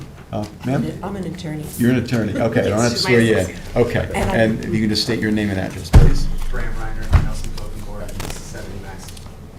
And do you swear to tell the truth, the whole truth, and nothing but the truth? I do. We might have to turn that microphone a little bit closer to you for if you speak, or when you speak, I should say. Yeah, just so hold we on get a you. second while they get the Yeah. stuff going. And I have done masonry work, so. Wow. Were you the one who did that? Okay, so this application this evening is brought by an aggrieved neighbor to appeal from a determination of Ryan Murphy, who is the Town Code Compliance and Emergency Management Administrator. His determination was that the property owner at adjacent property at 91 North Phillips Avenue, beyond Remsenburg, determination was made on April 4th, 2022, and it determined that the property owner had taken action to remedy certain conditions in violation to the satisfaction of the Department of Public Safety. And he further explained in an email that day that he was able to confirm that the auto repair shop on the property at 91 North Phillips was an approved pre-existing non-conforming use and currently allowed to exist. Our appeal challenges that because for two reasons. One, the auto repair shop use has been massively expanded over the past, basically since approximately 2016, when a new owner came into title. And secondly, because there continue to be following, when Mr. Ryan, let me withdraw that. When Mr. Ryan made this determination. Mr. Murphy? I'm sorry, Mr. Murphy, thank you, made this determination. There were multiple non-permitted uses in addition to the auto repair use on the site, still in operation, and still in operation today. So that's why we're appealing his determination. We would ask this board to do what town enforcement has not done and determine that this use is not lawful. So to that end, I'm going to ask Mr. Reiner to start by demonstrating some aerial photographic history of the property. And there is litigation over this as well, right? We have an action for nuisance and for, as a taxpayer's action to enforce the town code. Yes, but that has been stayed pending the determination of this board because the judge wanted to see what the town's own zoning board said on this issue before he moved further on the case. Okay. Thanks. Yep. Thank you, Mika, members of the board. Brian Reiner from the Nelson Voting Board. He's again. Nika Strunk asked me, our office, to analyze the land use of this property, looking at aerial imagery and studying the surveys associated with this site. So if you don't mind, I'll walk you quickly through the history of the site dating back to 1962. This imagery, actually all the imagery you're going to see is taken directly from the Southampton town files. So it's something that the board might be familiar with. But we started in 1962. You see that the site is outlined in yellow in all of the images. The use of the property at the time is undefined. We do know that the residence that currently exists on the property is shown in this aerial as well. It's closest to Phillips Avenue. Excuse me, but the site is somewhat used, and there are clearing limitations that are somewhat defined by the vegetation types on the property. That was in when? 1962. And you're saying the use was undefined? Isn't that when they got a variance? Again, we are studying only the actual operation on the property.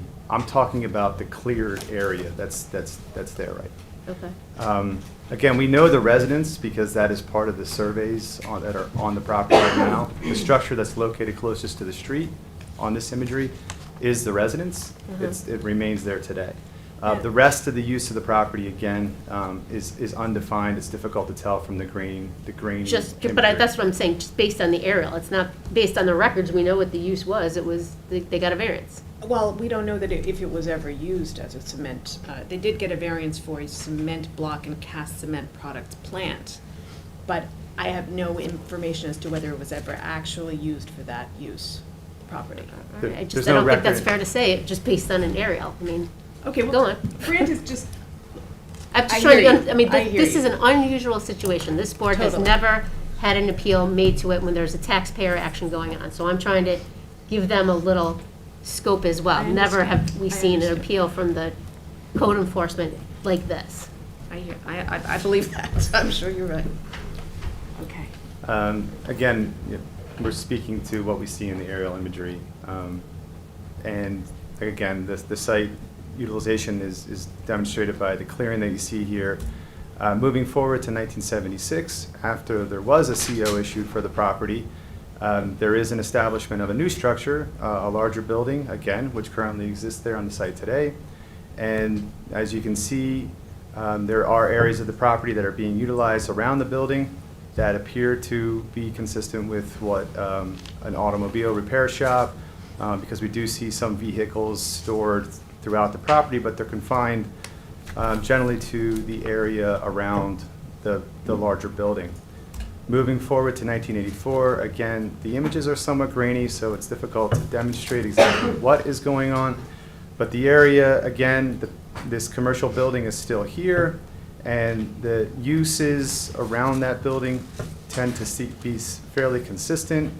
The only difference is the area out here and towards the western area of the property appears to be underutilized or unutilized or reverting back to some kind of vegetative state. Moving forward in 1996, you see more prevalent vegetation back here in this area. Again, you don't see my cursor, so it's really hard to tell. But the areas around the commercial building, again, it's still being utilized, fairly consistent with what we saw in 1970, 1980s aerial. But that area towards the west has the appearance of starting to revert. And again, in 2001, we start to see the idea of, again, that area in the west looking like it's going to revert back.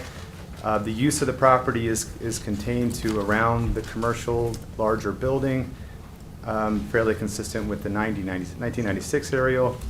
As we start to move into 2004, the area, again, the use appears to be concentrated around the building, and moving west, there is the appearance of some possible reoperation of that underutilized area towards the western part of the property. 2008, again, we have this weird color striation on the property. We don't quite know what that is. But again, the use of the property, you can see the vehicles just west of the building, fairly consistent with what we saw in the 70s, 80s, 90s, and early 2000s. And then in 2010, again, fairly consistent. The operation has a little bit more clearing to the west, but fairly consistent with what we were seeing in the 90s and 80s.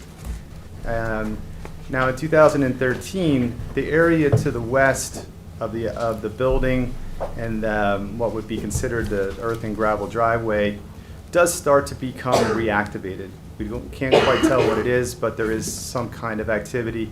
There doesn't appear to be any storage of cars or machinery back there, but it's starting to look like there's some activity going on. 2014, the same thing.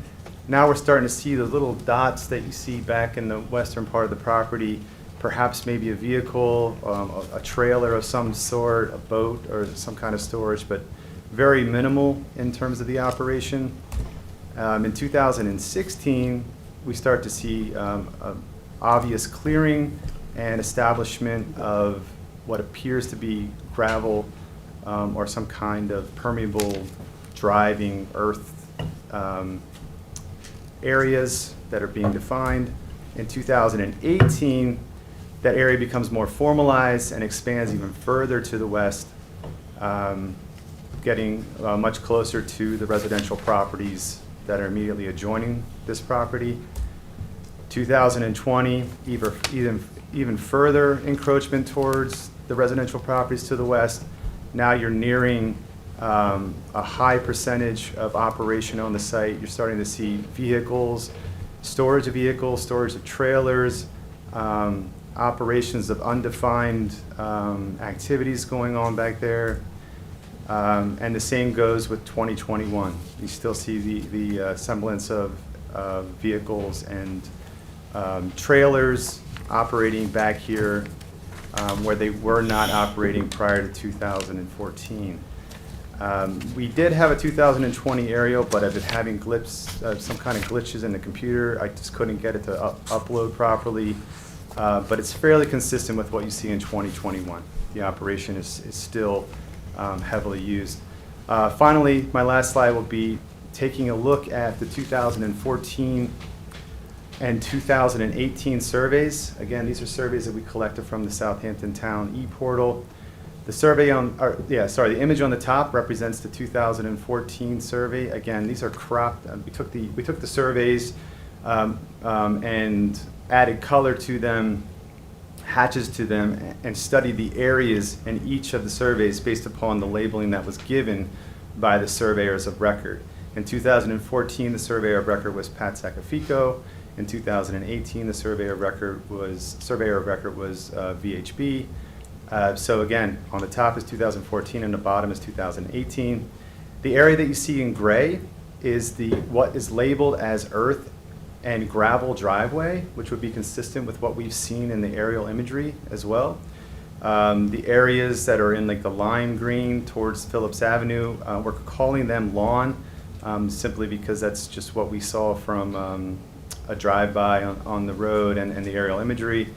And then the areas that are in the orangish color, we labeled that all as structure. It includes the buildings and then some other nondescript features that are on the property consistent with what may be storage trailers, tractor trailer trailers. Really, we just don't know. The surveyor did label them, but we just really couldn't tell what they were. We did label them as structures because they were not vegetation or gravel driveway. And then we did also identify an undefined area that I spoke to while I was talking about the aerial imagery. That's labeled in the red. And then the Kelly green is representative of the wooded area. And that's important to demonstrate how much wooded area was there in 2014 versus how much is there in 2018. So when we look at all those areas, what's important to really concentrate on is the table in the middle. You can see that the earth and gravel drive parking area, the expansion of the use of parking vehicles or storage of equipment or whatnot, went from 17,000 square feet in 2004 to roughly 81,000 square feet in 2018. And again, these numbers are rough. They're approximations based upon imagery, scanned documents that we took from the town files.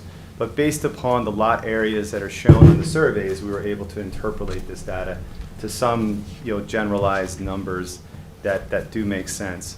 And then again, looking at the structure, again, what we're calling structure includes what we know as buildings and what we know as other features that may or may not be structures.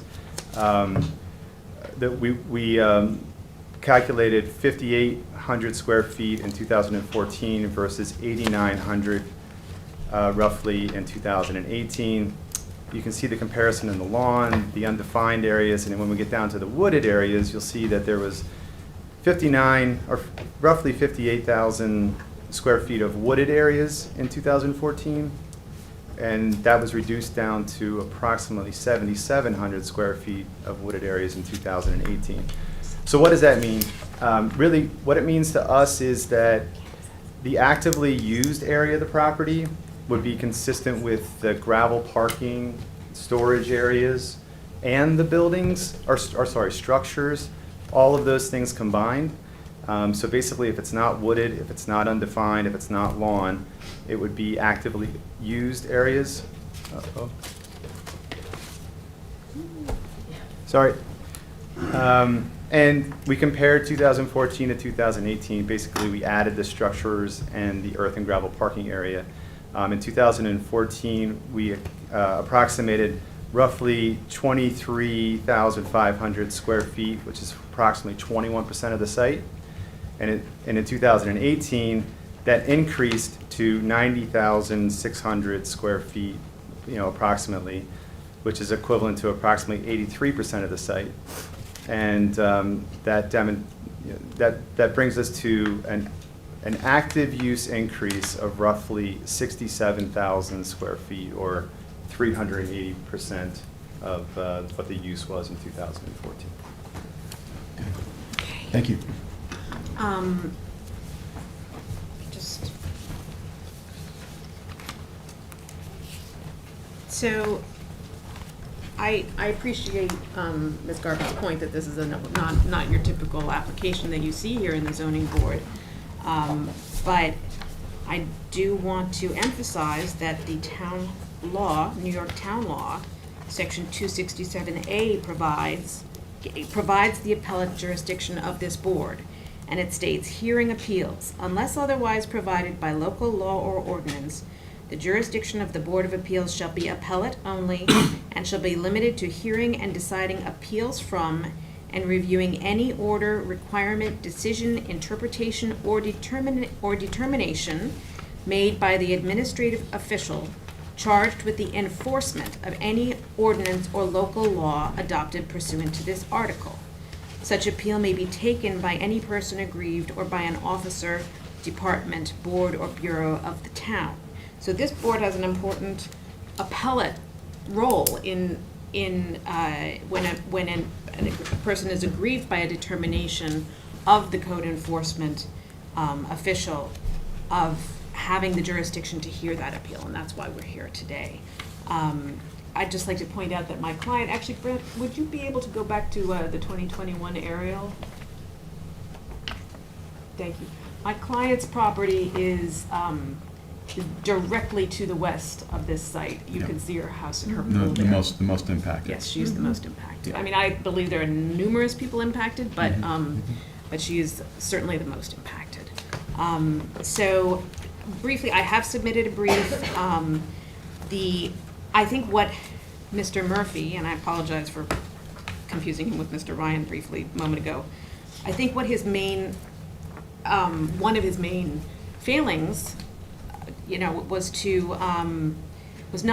that he did not recognize that the fact that there is a CO from 1965, which we have submitted a packet of exhibits. Some of them you've seen before, some of them we're gonna take you through in a minute. But there was a CO for this. This is Exhibit E in our packet. And actually, I'd like to ask my associate to give Mr. Gilmartin. You did? Yeah. I didn't even notice it. Okay. Okay, perfect.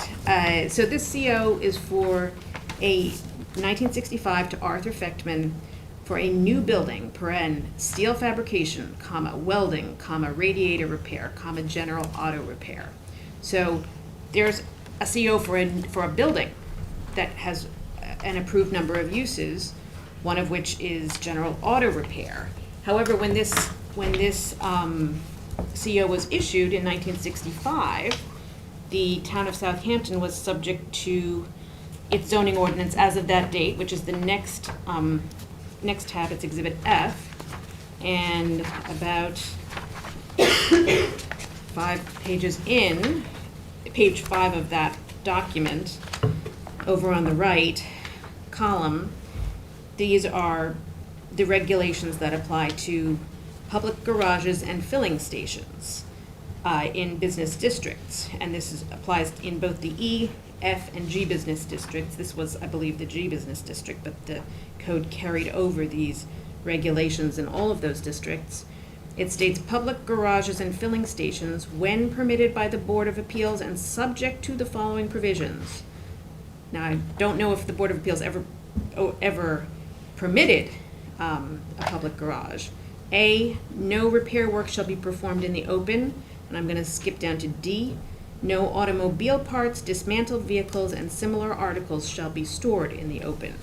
So right there in 1965, when this CO was granted, it was clearly subject to the restrictions of the zoning code at that time that did not allow work to be performed in the open, this type of work, auto repair work. And I should say that it's our understanding that the main use of this site for many, many years, until Mr. Fechtman died in 2012 and the property was acquired by North Phillips Properties LLC in 2014, was a very small welding operation.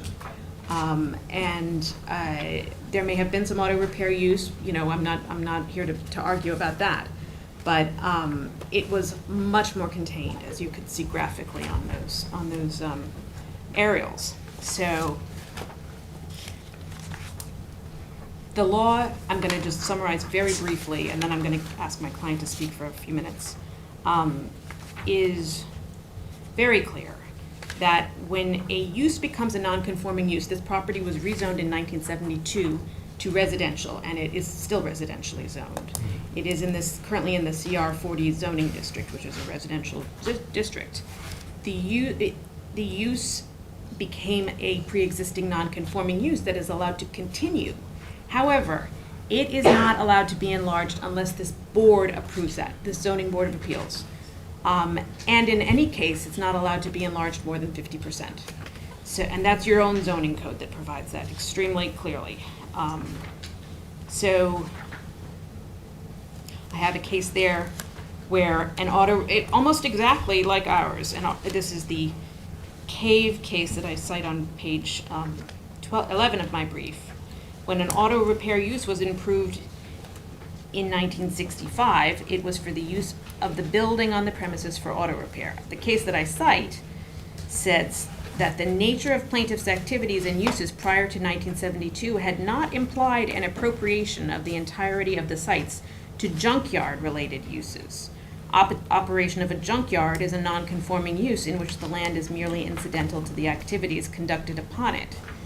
Thus, plaintiff had no right to enlarge and expand the non-conforming uses to the entirety of the parcels in contravention of the residential zoning of the lot, and by his doing so constituted an impermissible extension of a non-conforming use. And very, just like this case, it's stated, by any measure, plaintiff's use of these lands to store, salvage, repair, and sell junked vehicles in whole or as parts has expanded substantially beyond the scope of 1972 levels. And that's exactly what we have here.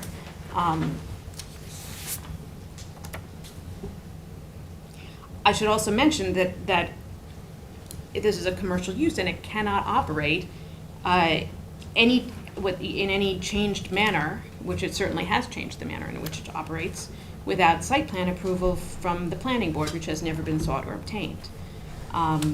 This is exactly why the zoning code is in place, and this is exactly why we have this board. It's to protect people like my client, residential property owners, from impermissible expansion of commercial uses like we have today. I'd also like to make the board aware that we have foiled the New York State Department of Motor Vehicles, and we were, I don't know, surprised, I suppose, perhaps, to see that this is Exhibit J. We received certified copies of these documents. Hampton Auto and Equipment LLC by Mr. Steve Giuffre, who is, to our understanding, the principal of the LLC that owns the site, has applied for and received approval of the NYSDMV to operate an auto dealership on this property, not just an auto repair shop, but an auto dealership. And, clearly that's not part of any prior pre-existing non-conforming use. Are you suggesting they're operating an auto delership for this property? Well, it's possible. I mean, but are they? I mean, is that what you're saying? They've changed the use? They have to. This is your exhibit I shows that there are signs posted that say it is a registered New York State motor vehicle retail dealer. I don't know if that's what is happening, but there are certainly a lot of vehicles on the property. A lot.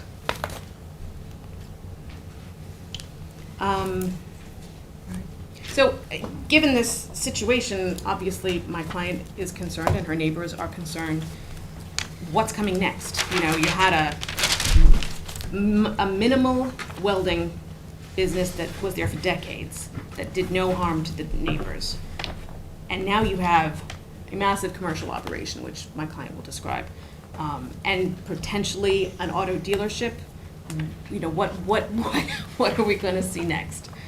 So with that, I'd like to ask my client some questions, just to elicit her. Well, before you do that, Nick, I have a Yes. couple questions. Yes. Because what I'm struggling with is, in 2017, they did get a certificate of compliance for the auto repair. Change of tenancy from welding to auto repair. Oh, no, So- not tenancy from welding to auto, one To tenant. Midhampton Auto Repair. Right. But I don't think that was a change of use, that was a change of tenancy. Yeah, I'm not saying it's a change of Okay, use, I'm saying okay. it's a change of tenancy, but what I'm trying to figure out, so the town looked at this in 2017, Mhm. and they allowed this Midhampton Auto Repair. Yes. So when you're showing, what I'm trying to make sure is that you're not getting a second bite of the apple. This CC was never challenged, you didn't bring it to the ZBA, you didn't, and in 2018, all of your photos show the way that it was. So has it changed from 2018 to today? I think my client will say the answer is yes, and I don't think that the fact that a change of tenancy was approved meant that the town had approved the, all of the uses, illegal uses that may have been there at that time. But it certainly would have reviewed the development of the lot. I mean, Brand's picture from 2018 doesn't look like it's changed much from 2018 to the present. So in 2017, when the town looked at it, they identified how the lot was developed, no? I don't know that to be true. Well, I just want to make sure that you're not out of the box, because there is a time limit from when you can challenge things. So, hear you. because Ryan has said something, the evidence shows that it was developed the same in 2018 as possibly it is today. You're talking about an expansion of a non-conforming use, Mhm. right? So in 2017, they got the CC, and this is what it looked like in 2018. It may not have looked like that in 2017. I don't think it did. And my client will tell you that it did not when that change of tenancy was approved. Okay, well, I mean, We you don't have a have a- 2016 and you have a 2018, Well, so. okay, but there actually is a significant change between 2016 and 2008. But if you're alleging expansion of a non-conforming use, it would be interesting, and your photos are showing, that's your evidence, right? First it was this, and then it was this, and then it was this, and then it was this. But in 2017, which I think is an important date, because that's when the CC was issued, I mean, you don't have that photo. I don't think there is one. Brant, is there a 2017 photo on GIS? Not to my knowledge. Okay. Can't speak to that. I just think that's important, because So you your may point is be out that of the box, you may be out you're of the saying box. that with there's challenging this. a statute of limitations problem, is that what you're saying? I'm saying there could be a statute of limitations problem, but there certainly is a question. I'm not convinced that you can go back to the 1962 to show your expansion of a non-conforming use if the town blessed this in 2017. I don't think the town blessed, I mean, I've spoken to CC. the, I hear you, but I've spoken to the building inspector about this, and he has told me that he does not believe the town ever blessed any of this. Certainly not, I mean, there was no site plan approval. Well, it would be helpful to have something from the chief building inspector as opposed to something from code. I mean, this board is used to seeing things from the chief building inspector. I mean, we don't have, he has not provided anything to us. I've met with Janice Schurer. She has said she would provide something. She never provided anything. Okay. She concurred that the use was illegal and that the town has been trying to use its enforcement efforts to stop it, but has not been successful, not even remotely. Yeah, so basically what Katie's getting to is, whether there was an issue as to whether the issuance of this certificate of, Yeah. as a CFC in 2018? 2017. Whether 2017, whether there was an issue having to do with that not having been challenged at the time it issued. So you can, take your, What does the a change position of on that. tenancy supposedly do? Does it require them to go out and inspect the site, or is it just a change of ownership? No, it's not a change of ownership. What You is know, it a change? Well, I mean, we'd have, I don't know what's in the file, but typically, you know, they have to come out and look at the site, I believe, and see what's there. And But you some- believe, but I'd like to know Well, I don't- specifically I what mean, Nika can what the requirement is. find out. It's not for We me. have foiled the building files, we have foiled everything in, Right. every record that this town has. And we have no indication that the town has ever made a determination, other than Mr. Murphy's determination, that this was permissible. Well, I mean, I and the see you have certificate a of certificate compliance. of compliance for a change in tenancy. And I'd like to point out also that the Mid-Hampton Auto Repair, which was permit, you know, the tenancy, the change of tenancy to Mid-Hampton Auto was permitted. Currently, there is, to our understanding, a new business in operation there. What is the name of it? Do you know? Hampton Auto. Hampton Auto what? And Repair. Hampton Auto and Repair. So there has been an additional change of tenancy more recently. Mid-Hampton Auto is no longer there.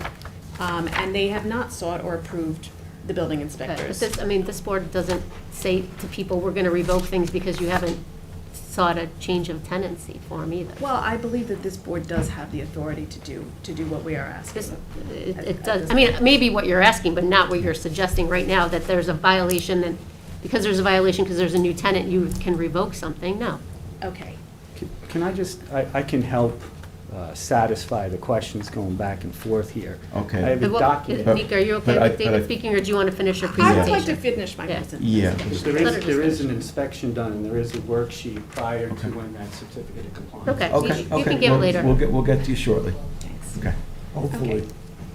I'm sorry, I just wanted to ask. No, that's okay. Very You can say it. Okay.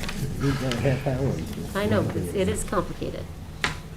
Now, I'm gonna, with this board's permission, I'm gonna examine my client as if, you know, I know you're a quasi judicial board and you're much less formal than a court, but I'm going to examine her as if she were a witness in a, you know, a judicial procedure.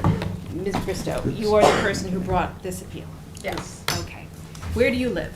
36 Drew Drive, Eastport, New York. Do you own that property? I did. And how long have you lived there? 24 years. Okay. So you had acquired it in 1999? 1999. Okay. Can you describe your neighborhood?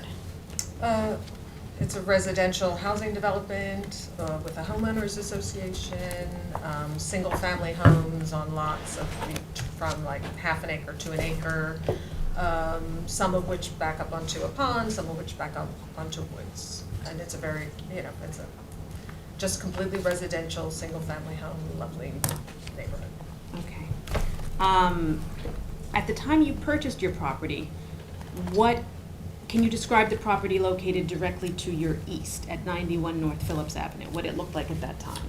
Well, as far as I know, no, it was literally just woods. I could only see oak trees and other vegetation and wildlife. And unfortunately, the realtor that sold me my home told me that it was greenbelt. And so I thought it was. I did not even know there was a structure to the east of me. Okay. What, you said it was wooded? Basically like 100-year-old oak trees as far as you could see, yeah. Okay. Can we have some photos that I'd like the board to look at, which are at exhibit G. You have those two, Susan? So I know we have, I think, 3 or 4 photos here.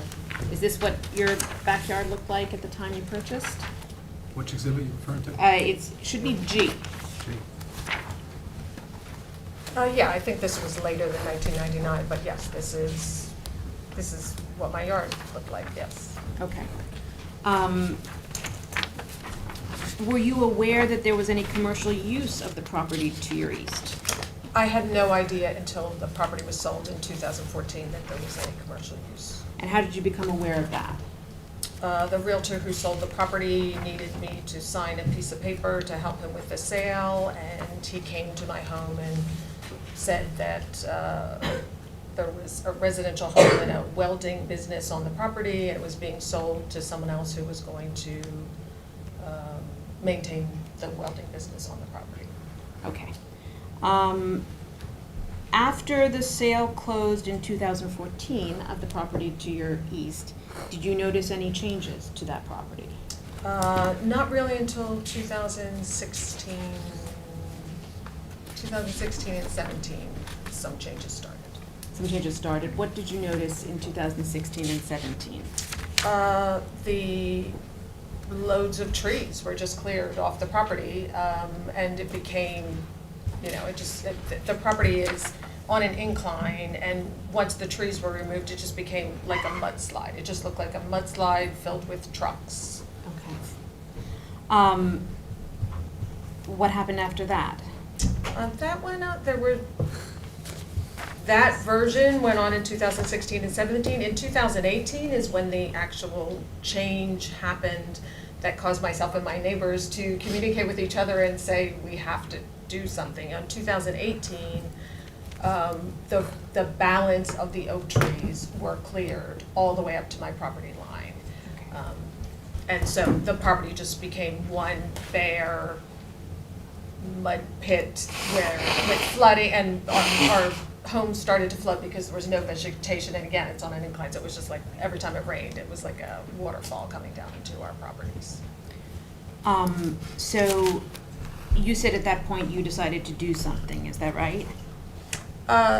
Yeah, it was like summer of 2018 when the property was cleared all the way to my fence line, and myself and my most affected neighbors, the homes on either side of me, got together, and we met with the local community organizer, Craig Catalanato, for advice, and I personally phoned every single department I could find on the Southampton town website and tried to find what department, and I was bounced from one to the next, and everyone just passed us off. I could not find who I was supposed to talk to about this.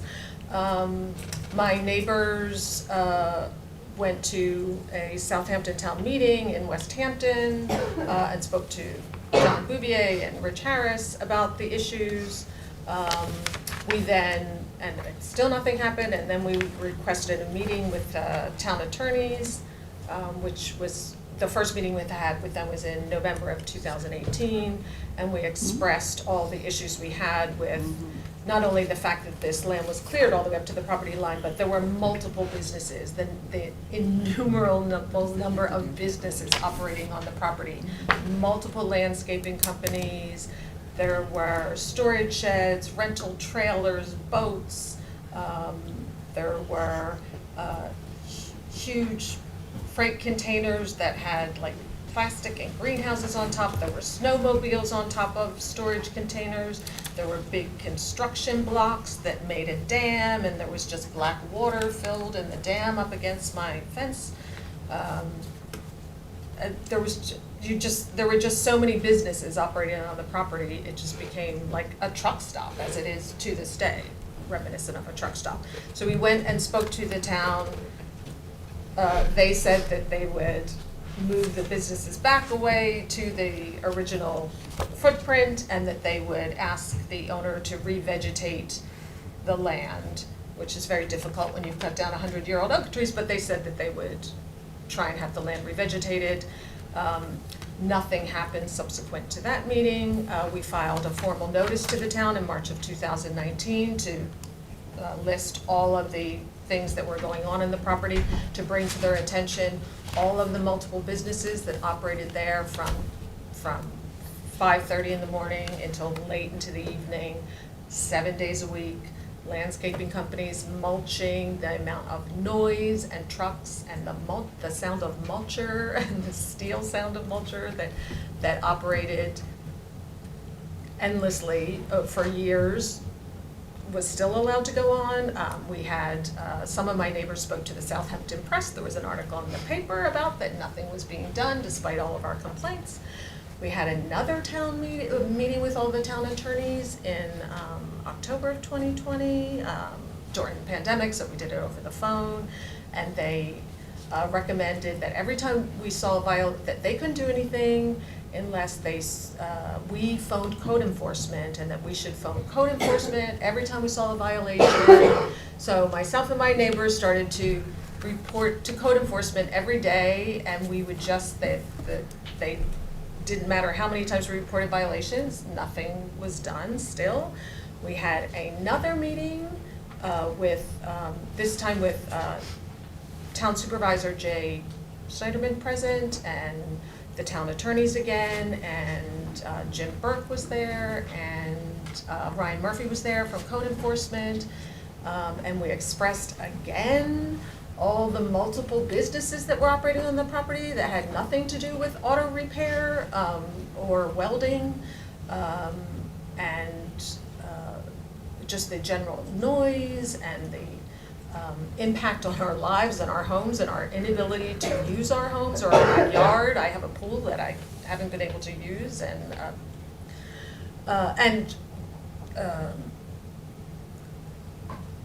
the behavior of the people who work on the property, you know, peeing on our lawns and throwing beer cans on our lawns and general fighting, and the number of day laborers who would be brought to the property and in cars and get into trucks and then go out for the day and work and then come back at the end of the day and get out of the trucks and get into their cars and then stop and have beers before they went home.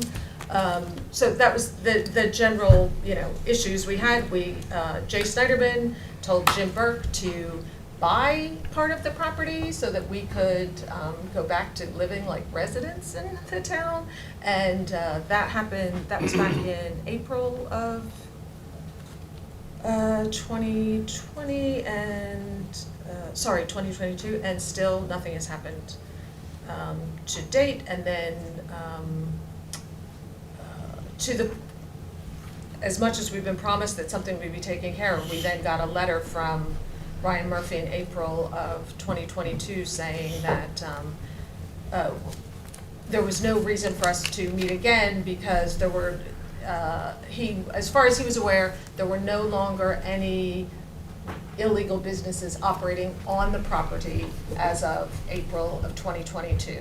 And on that date, I read the email from Ryan Murphy, and I just turned around and looked out my window, and I thought, I'll just pick up my phone and take a picture of all the landscaping trucks that are right in my view, sitting at my desk here. And I did, and I emailed it to him, and then I sent him a picture of the gigantic crane, 3-story orange crane that was also operating on the property from Patriot Construction Company, yet another business that operated on the property. Huge, you know, commercial construction vehicles that were there. And then unbeknownst to me, at the same time, my neighbor went out in her backyard and took a picture of a mulcher that was spewing, you know, debris from the landscaping businesses onto the town property, across the fence of 91 North Phillips onto the preserved property that is owned by the town. Okay, I'm just gonna stop you for one moment, and that's okay. The mulching that you're talking about and the video, actually, Grant, would you be able to cue that up and play it? We have like a 5-second video to show the board. This was done, this video was taken after Mr. Murphy's determination? Yes. Okay. You have to close it out.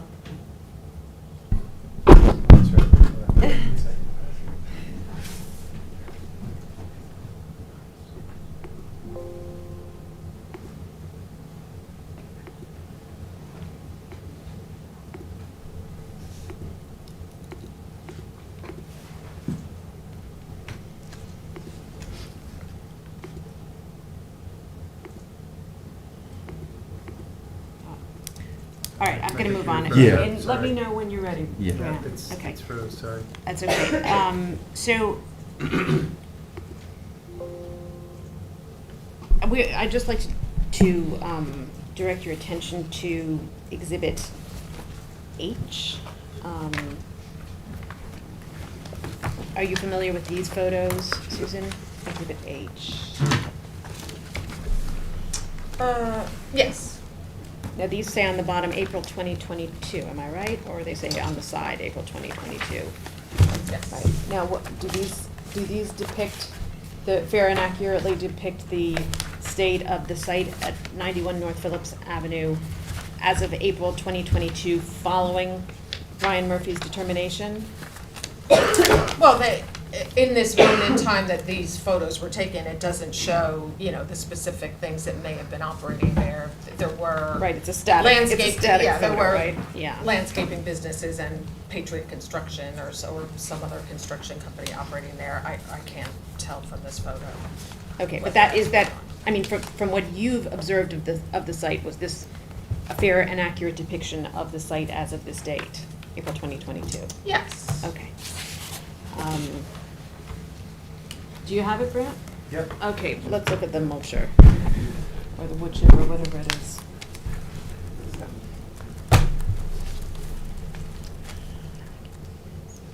Okay. Still not showing up, All right, I'll continue. Okay. Looking at exhibit, I'd just like to note for the board that the surveys that Brant used, which he took from GIS, you have copies of them at exhibit K in your packet. So have they ever received any violations on this property? I believe they have received many violations on Okay, this property. so there has been action taken. I mean, you're showing us videos, you're showing us photos. They have not received any, to my knowledge, they have not received any violations after April 2022. So what we're showing you is things that have happened after April Okay. 2022, which we were trying to show you. Let's look at exhibit L. And can you tell us what these photos are? No, these are also post, no, I think you've got to go one more. Oh, maybe not. Let's look at my packet. Oh. Yeah, okay, so exhibit L. Are these photos that you took? Maybe this is. Yes. Okay, and what do they show? That's just the view from my living room or deck or. When were these photos taken? When were these photos taken? It's near your screen.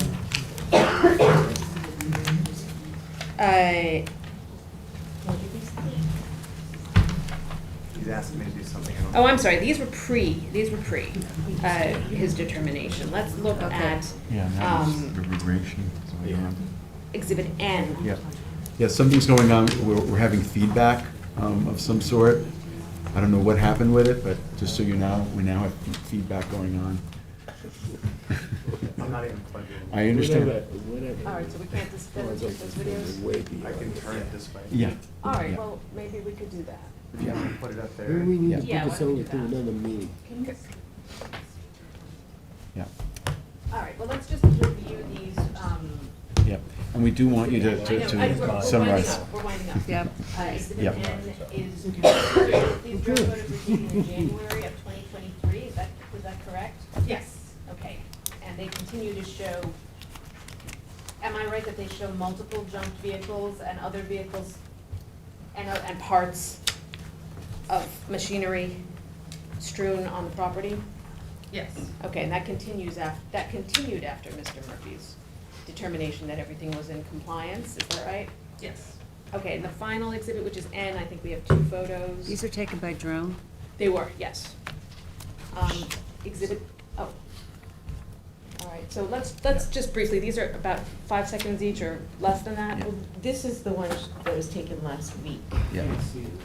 Yeah, and it's causing feedback to have multiple. How are we gonna verify that? I'd be it's happy actually the to date? give you a copy of the video with the official timestamp on it. Should I play it? Go ahead. Okay, all right. But this is not the wood chipper, this is, tell us what this is, Susan. Oh, this You is guys can go over there to just see it as the, well. the trucks that operate on the property regularly. I think we're the board, we're. Oh, I'm Yeah. sorry. Yeah, let's see Okay. this. Yeah, yeah. They How can come I see. can't see the trees we planted in 2018? Okay, no, we're not having a back and forth. You'll have an opportunity to speak to us shortly. Okay, all right. So, and if we can shut the computer down because I can hear it's affecting the recording equipment. Yeah, it's feedback now. Well, something's going on. All right, Brandon, Okay. it's your review, Okay, so we'd like to sum up so that we can hear from Mr. Gilmartin. These last 2, Exhibit N, am I correct that you took these last week? Those are March 5th. March 5th you took these. And where did you take them from? This is Exhibit O. Yes, Exhibit O, I apologize, Exhibit O.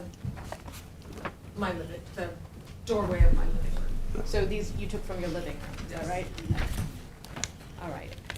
We're going to submit those videos on a flash drive to Candace Okay, and ask sure. that they be made part of the record. Yep, no problem. Yep, okay, okay, you have it, okay, very Would you good. like us to step back while Mr. Yes. Martin speaks? But Yes, what if is, you- what is it that you, what is it that you're seeking? Thank you. Yes. I mean, that was my final question, I apologize. Susan, what is it that you're asking this board for?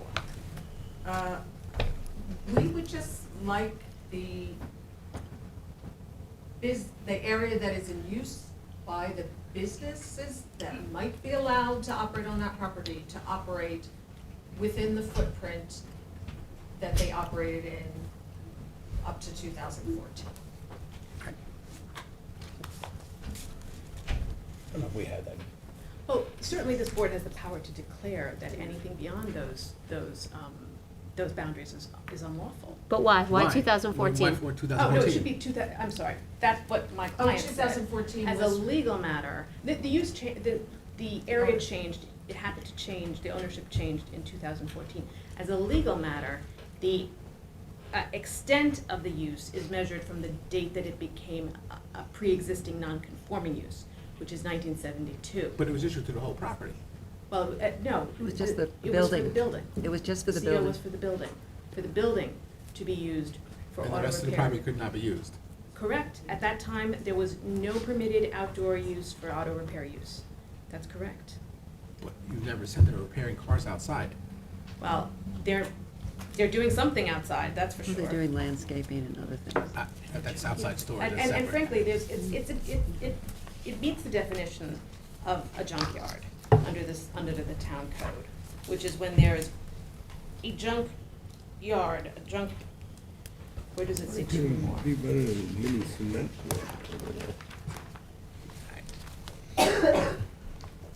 It's the definition of, includes any place of storage or deposit, whether in connection with the business or not, where two or more unregistered old or secondhand motor vehicles no longer intended or in condition for legal use on the public highways are held for any purpose, and such terms shall include any place of storage or deposit and blah, blah, blah, blah, blah. So basically, are you saying that a motor vehicle junkyard is defined in section 199-1 of the town code as a place where there's two or more unregistered old or secondhand motor vehicles? That's the way it reads to me. Okay, and so, okay, Okay, so, let's wrap it up a little bit here. Okay. Got other people here. Okay. so that is what we are requesting. is Okay. that- Okay, you understand? Yep. Okay, Thank you. okay, all right. Thank you all for your comments.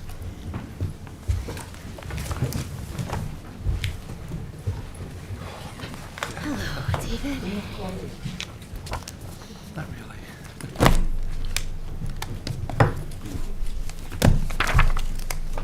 Who's the lead on this? Bob, right? Robert. Yes. Good evening, David Gilmartin Jr., Greenberg, Troy, 2317 Montauk Highway, Bridgehampton, for the property owner. And tonight I have with me the Jiffers. I'd ask that you swear them in. I'm not sure how much time you're going to give us, but, you know, there's a lot of misrepresentations that you just heard that we're going to spend a lot of time straightening out. So you might want to swear them in because they're there on a day-to-day basis. Well, if you want me to swear, you can both be sworn in, just need you to get to a microphone. Okay, you just both state your names and addresses, please. Steve Jufrey, 91 North Phillips Avenue, Spionk. And do you swear to tell the truth, the whole truth, and nothing but the truth? Yes. Okay, and, yeah, Catherine Brown, 91 North Phillips Avenue, Spionk. okay, and do you swear I to tell... didn't hear your name. Have to speak louder. Yeah. Catherine Brown, 91 North Phillips Avenue, Spionk. And do you swear to tell the truth, the whole truth, and nothing but the truth? I do. Okay, thank Hey, you. Steve, how do you spell your last name? Giuffre. Giuffre? Okay. All right, Okay. just- Catherine, are you in C or K? Okay. Just to clear up the first matter when I stepped up, is there was an inspection done prior to the September 6, 2017 certificate of compliance. I'm going to add, put that up. That was done on September 1st. So yes, somebody from the town was out at the property. But I'm getting a little bit ahead of myself. This board doesn't have jurisdiction to hear this case. Right? You don't. Your jurisdiction under 267, which was quoted by the applicant, is limited to an interpretation or a determination by a town official. The Murphy correspondence are neither of those things. Let's take a look at them separately. The letter, I don't know if you've had the opportunity to read it, was an acknowledgement of the remedial action that was taken on the property to come into conformance with the code. This is an enforcement matter, right? I think Ms. Strunk said before that they're frustrated. That's why they're here, because code enforcement isn't doing anything about it. Jumping ahead a little bit, simply not true. They call almost every day, and the inspectors go out. There's a reason why there are no violations, because they're in conformance with their CO, which, by the way, we can talk about 2017, because that's the most recent certificate of compliance. The CO on this property is from 1965, and I'll get to it later. I don't think we need to, but I will. But this idea that they get to define what the use is under the old code is just pure nonsense, right? So we have this letter, and it's an enforcement issue. It's not a zoning board issue. Play this out to the end. Is this board going to go out to the site and determine what businesses are working out there or not? Because that's what the letter states, right? You don't do that, right? So the Murphy letter has got to be out. Then there's this email. Likewise, it's not an interpretation or a determination. It is a double hearsay statement of Ryan Murphy, who's quoting Janice Scherer. How can that be a determination? It's simply not. And that's where this case really ends, right? You do not have jurisdiction. But the rub here is that it's a 1965 CO. Almost 58 years ago this was issued. They're 57 years too late to challenge that, so they make up this cockamamie application having to do with the Murphy communications is all I can call them, and then trudge into here and say, hey, listen, code enforcement isn't doing their job. We need you to do it for us. That's not the role of this board. It is simply not the role of this board. The second thing I'd say to you, and in my submission, we talk about two cases. And those cases are clear that a determination or an order or an interpretation has to be filed with the town clerk. These were not filed with the town clerk, right? And that's the basis. You'll see a second department case, and you'll see a Supreme Court case that came out of the village of East Hampton. Where is that, David? Because I do take issue with, because most of the things that this board hears, even appeals from the building department, are interpretations from the building department that are not filed in the town clerk's office. If we get an interpretation from Sean McDermott, he doesn't file that in. Well, he should. He doesn't. Well, he should. They used to be filed. If you look at page 5, so it's going to be Manacharian versus Zoning Board of Appeals of the Town of Newcastle, and then Michael Aaron versus Zoning Board of Appeals of the Village of East Hampton. Okay. And those cases are clear that that's what has to be appealed from. Yeah, notwithstanding the common sense of what they were as you read those documents. Okay, but let's just go back to that for a second. Shall be filed in the office of such administrative official. So if Right. the building inspector is making the interpretation, the building inspector files it in his office, the I think office if of the you check- administrative official. It doesn't say the town clerk. I think if you check the records, you will find that the town has designated the town clerk as the repository of all the building permits and decisions and orders and things of the building department. Unless that's been changed in the last couple of years, but I believe that to be true, so it had to be with the town clerk. It certainly wasn't filed, and we've looked at the files, it wasn't in the building file, this was just a communication. So, either way, I think it fails. It's a manufactured case, you don't have jurisdiction, you should throw it out now. It also smacks to me of an abusive process, right? This group comes in, and we heard the whole tale, right, of everybody they talked to in the town to try and get the town to do something. They asked the town to go to Supreme Court. Town declined to do that. Why is that? But they went. That case has been being battled for what, 2 years? 2+? At least. Are you handling that or someone No, else? I'm not. Frank Eisler from Yakubowski firm is handling it.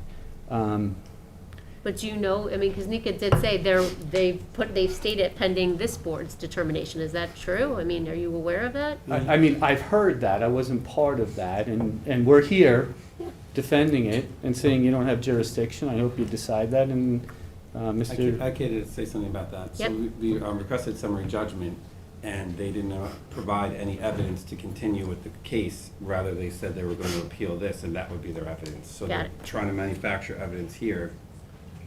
Okay. And then the second part of this is we're also in justice court on these claims, which is really the genesis of the Murphy letter, right? So they have two bites at the apple. They're trying to take a third, and they're trying to make you enforce the code. Even if you make this mistake of accepting jurisdiction, this application has to fail. As part of our submission, if you look at Exhibit E, we have 5 affidavits from people who lived and grew up in the area, who are fully familiar with the property, some going back to 1947. And to a person, all of them have stated that there were cars and trucks and trailers strewn throughout the property, back and front. The most interesting affidavit is one of the gentlemen pointed out that there is a road behind this property, and there were paths that accessed it, and people drove Woods cars that they fixed on the site back and forth behind the property. All of these affidavits together show that the entirety of the property was used as part of the 1965 use. So even if you're going to take jurisdiction, which I really don't think you can, the property owner, are entitled to use the entirety of the property, because that's how it was used. Certainly in 1972, we have evidence showing it goes back before 57. So the representation that this is a junkyard, I think may be accurate zoning-wise, and I believe we have enough here to make an application to have a junkyard, that's the historical use of this property. It is. So, you know, in some ways this application is irritating, but in other ways it's really eye-opening. We have these 5, and we have more affidavits coming. And they're all going to say the same thing, that the entire property was used by Artie Fechtman, who is some sort of mechanical engineering genius on the property, and he fixed everything for everybody in the area. No, I think there were 2 different issues. One is what was permissible in terms of what happened, and then there was what actually was going on the property. And while I'll take a look at the affidavits, and I think all of us will, we're also going to take a look at those aerials in more detail. So, right. So, yeah. so you look at the aerials, but I think the testimony from Mr. Rayner was that they're grainy, right? So I don't know. They're It's not that. undefined areas. They're not I mean, how that can we? Well, listen, we'll have that out. I understand your cynicism.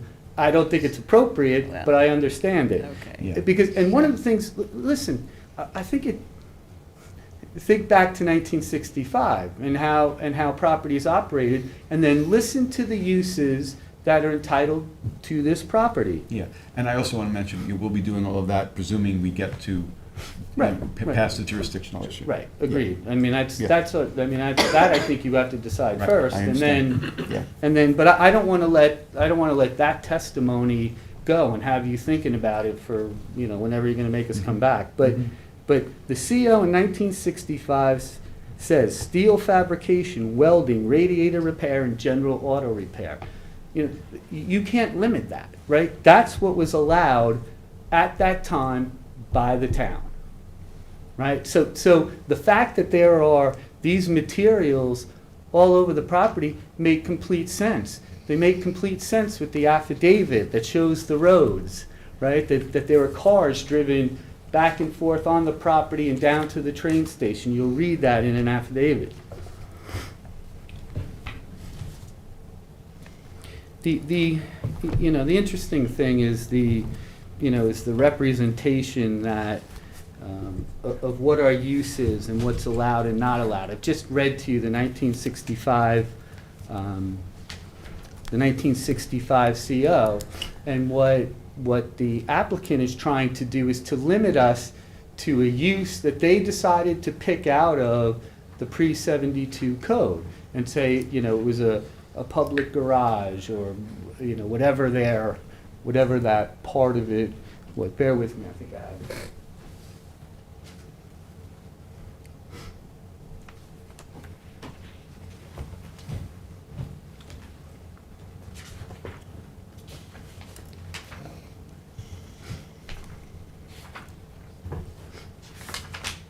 So what the applicant has done is they cherry-picked a use that they wanted to apply to the property and then want to apply that use on a going-forward basis, and that's the public garage and filling station. If you look at the background of this lot with all the records in the town, those words never appear in any of the records. It's a cherry-picked use to meet their ends. That's simply what it is. I believe that that's 14, I believe it was section 17, other uses which in the opinion of the Board of Appeals meet the standards set forth in section B of Article 20 and are of the same general character as those listed in the permitted uses in those districts. It is something of a, it's something of a red herring, right? Because we have a 65 CO that was given after a building permit application that tells us how the property can be used. And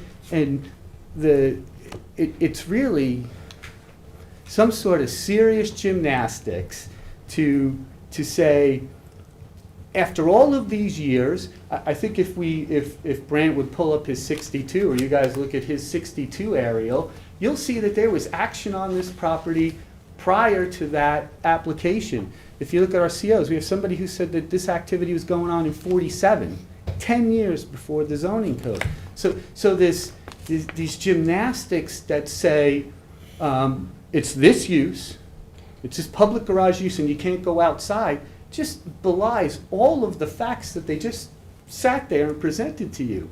There's been outdoor activity on this property since 1947. Right? And it can't be stated otherwise. It's their own evidence that proves that. And now they want to put everything inside. What repair garage has as many cars as bays and only in the bays? Right? Can you think of one? No. It requires the most parking of anything in the town under the town code. So a repair garage is entitled to have vehicles and things waiting for parts and all of the things that a repair garage does. They're entitled to do. The other thing I'd say is it is clear that code enforcement has been out. What did you tell me before? The 200 unfounded complaints? This has been going on almost every day for years, so it could be... There are no clearing restrictions on this property, right? No clearing restrictions. Had there been, we would have been cited. You would have heard about it tonight. We would have heard about it in Supreme. We would have heard about it in It says it in the complaints, and they were notified at the time, so it was not... David, I know that you said that Ryan wrote this letter as it related to like conformity for justice court. When it says to whom it may concern, like who was it written for the justice court judge? Like who was it? It was written to us. We requested it for the Supreme Court to clarify that for the everything was taxpayer cleaned action. up. He Yeah. wrote this basically just saying this is an update to the Supreme Court as That to has where. been resolved, so there's Okay. no need to go forward, basically. Okay.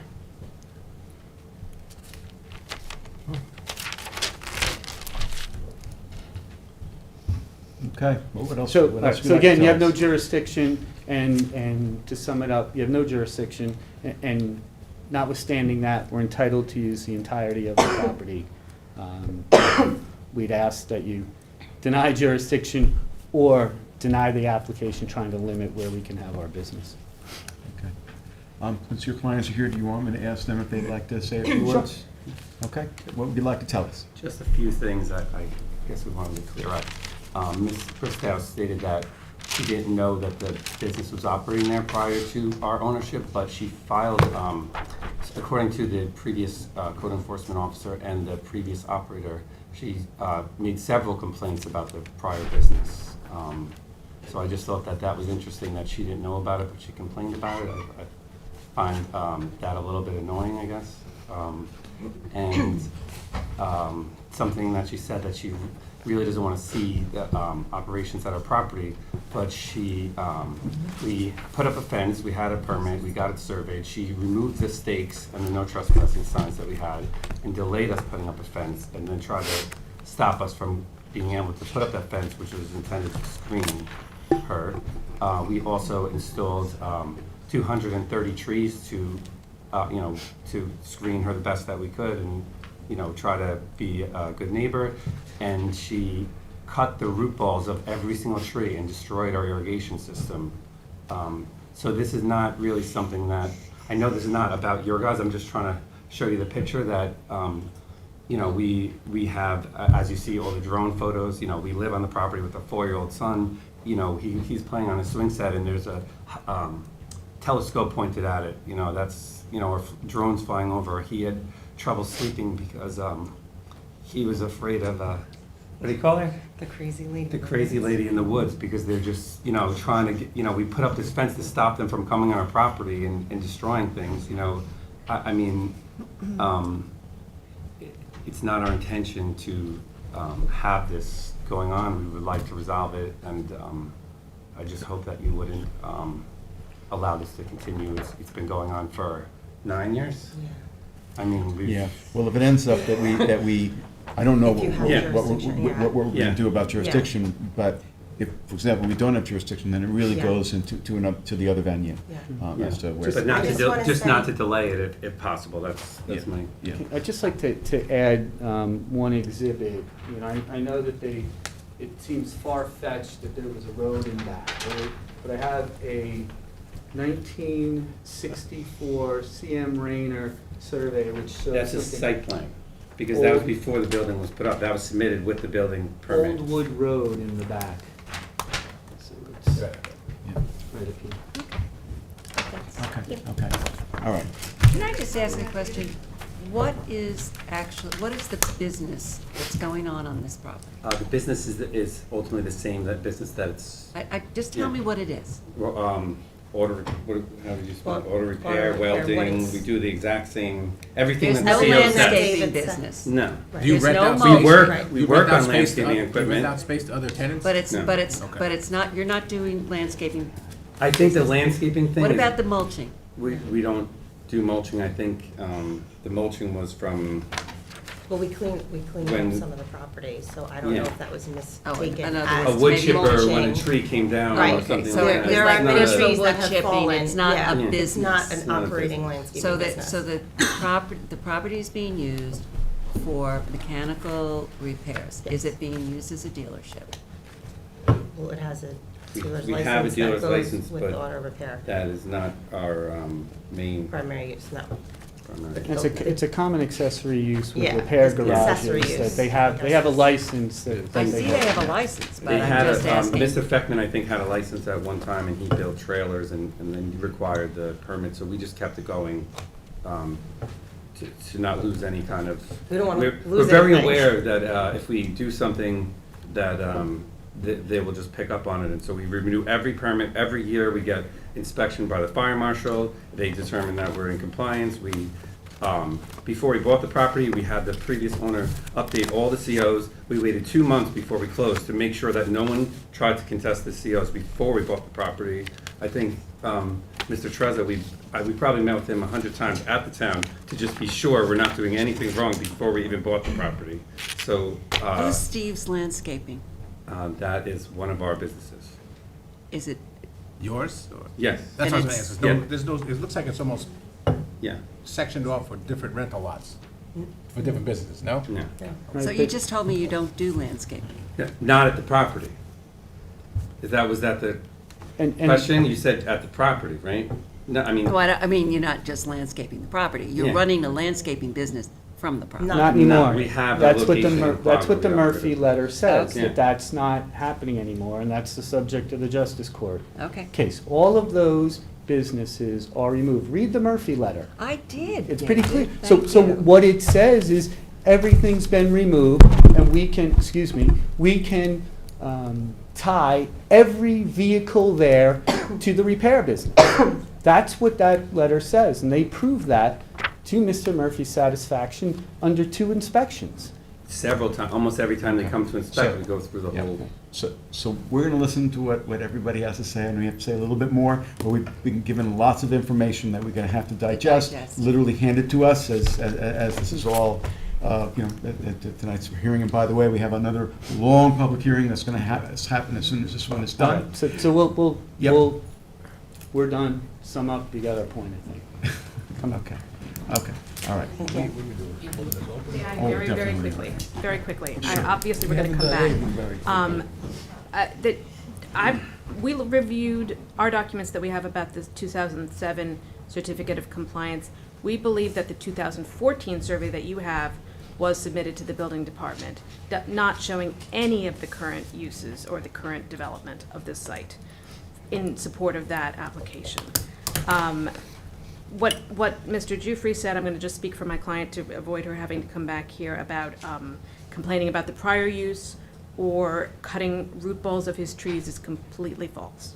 The dealership is a new permit. We've reviewed all of the DMV's files. This is an absolutely new permit application.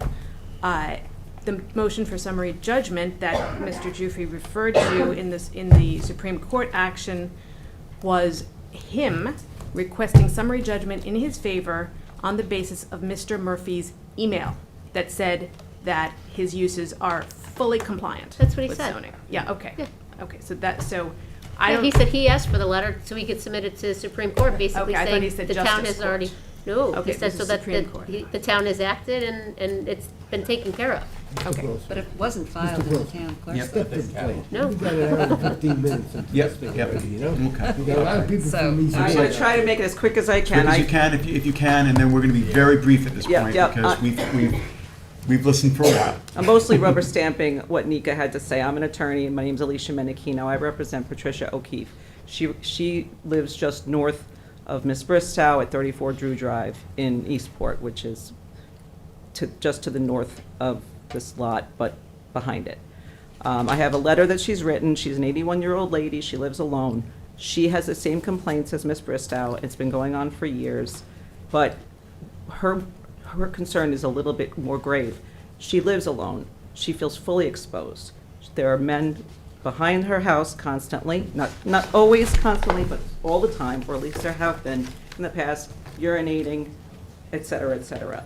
She feels exposed and vulnerable because of the buffer having been taken away.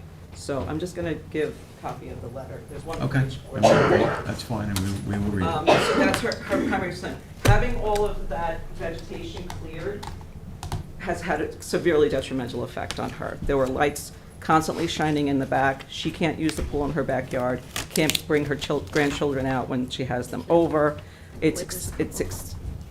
Has so significantly negatively affected her life that it's affected her quality of life. And there has to be something that this board can do, and I understand there's a jurisdictional I'm concern. not sure if there's anything we can do. We're going to find out. I understand there's a jurisdictional Yes, concern, there but is. it seems to me that the use should be able to at least be modified for time Yep, and day. everybody gets one.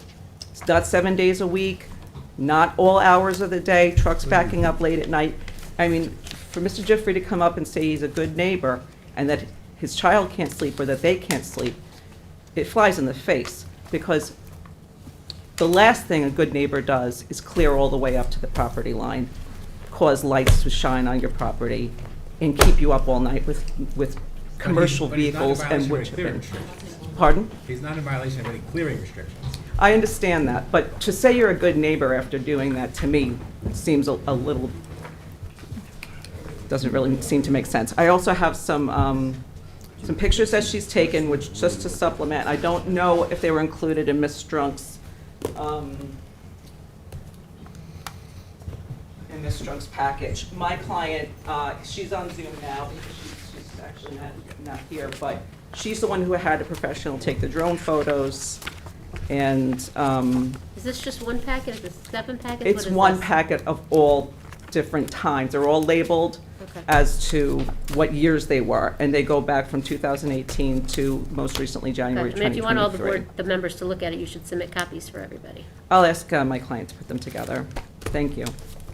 And just to mention one other thing, which hasn't really been clarified, the vehicles that are still there, whether you want to call it a junkyard use or not, many of the vehicles that have been there for years, or let me just say at least 8 to 10 months, which she can verify, campers, cars have not been moved at all for 8 to 10 months.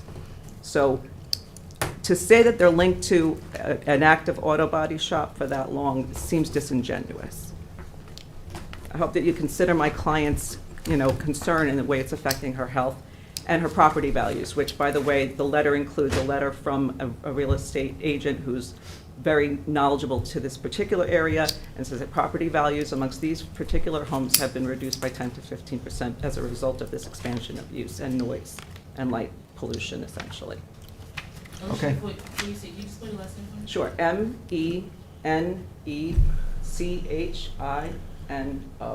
Thank you. Thank you, Chair. Okay. Thank you, Board. Thank you for your comments. Okay. Is there anyone else who is in the boardroom who would like to be heard in connection with this application? Is there anyone who is waiting to be heard on Zoom in connection with this application? Again, this is for property located at 91 North Phillips Avenue in Spionk. The application of 91 North Phillips Properties LLC. Okay.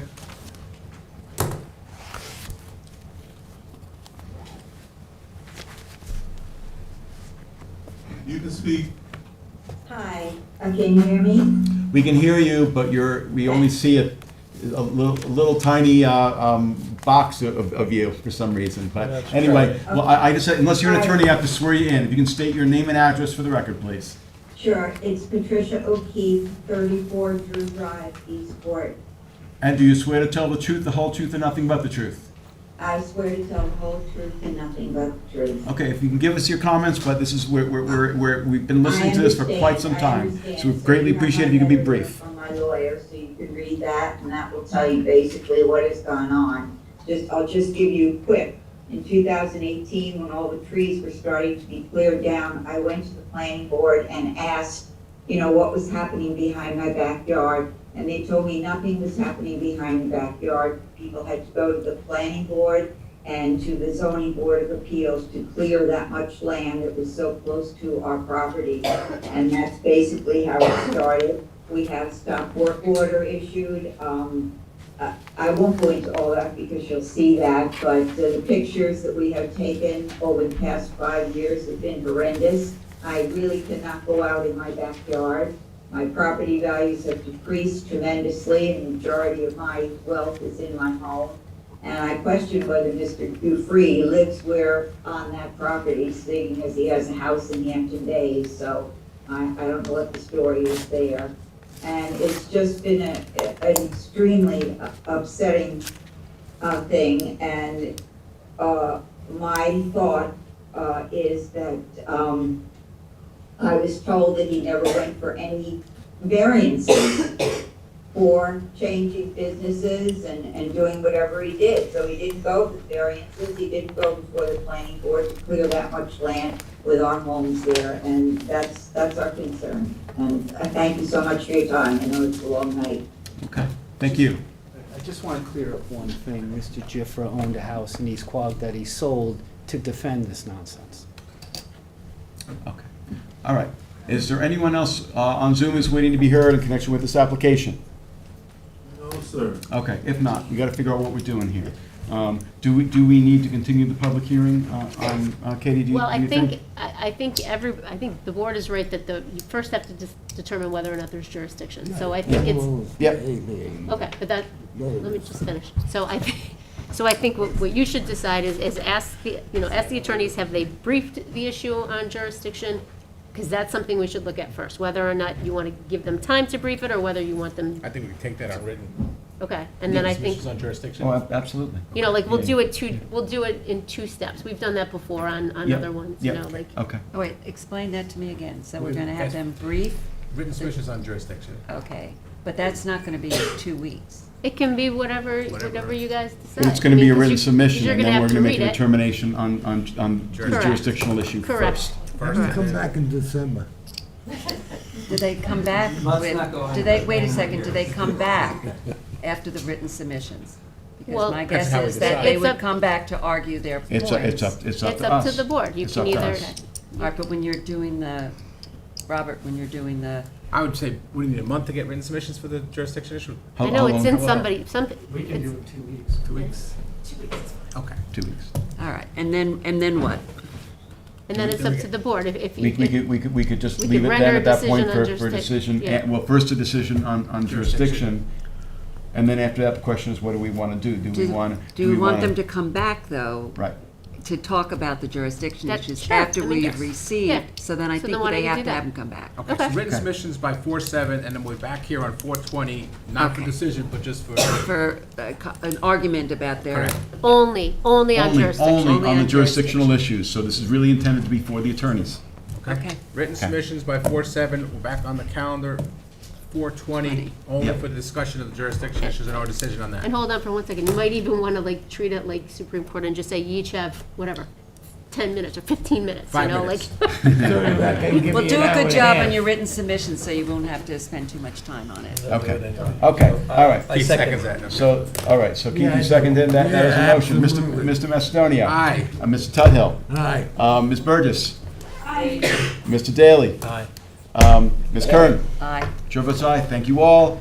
Have a good rest of your night. We're not going anywhere. We've got another We're one. here. We got a couple others. All right. Item 8 is a modification request from the Milk Pail LLC, 1346 Montauk Highway in Watermill. Suffolk County Tax Map 900-82-2-26.1. Applicant requests that the ZBA decision number 7526 dated October 18, 1985 be modified to allow the building to be used solely for housing, for agricultural labor, where variances for the building were granted for half of the building to be used for housing and half for storage. The board has jurisdiction. Good evening. Unless you're an attorney, I just have to swear you in. If you can state your name and address. Jennifer H. Supri, 723 Mecox Road, Watermill, New York. And do you swear to tell the truth, the whole truth, and nothing but the truth? I do. Okay, can you tell us about the, what is a modification request? Back in 1985, my dad asked to build a building to house our agricultural labor and to have half as storage.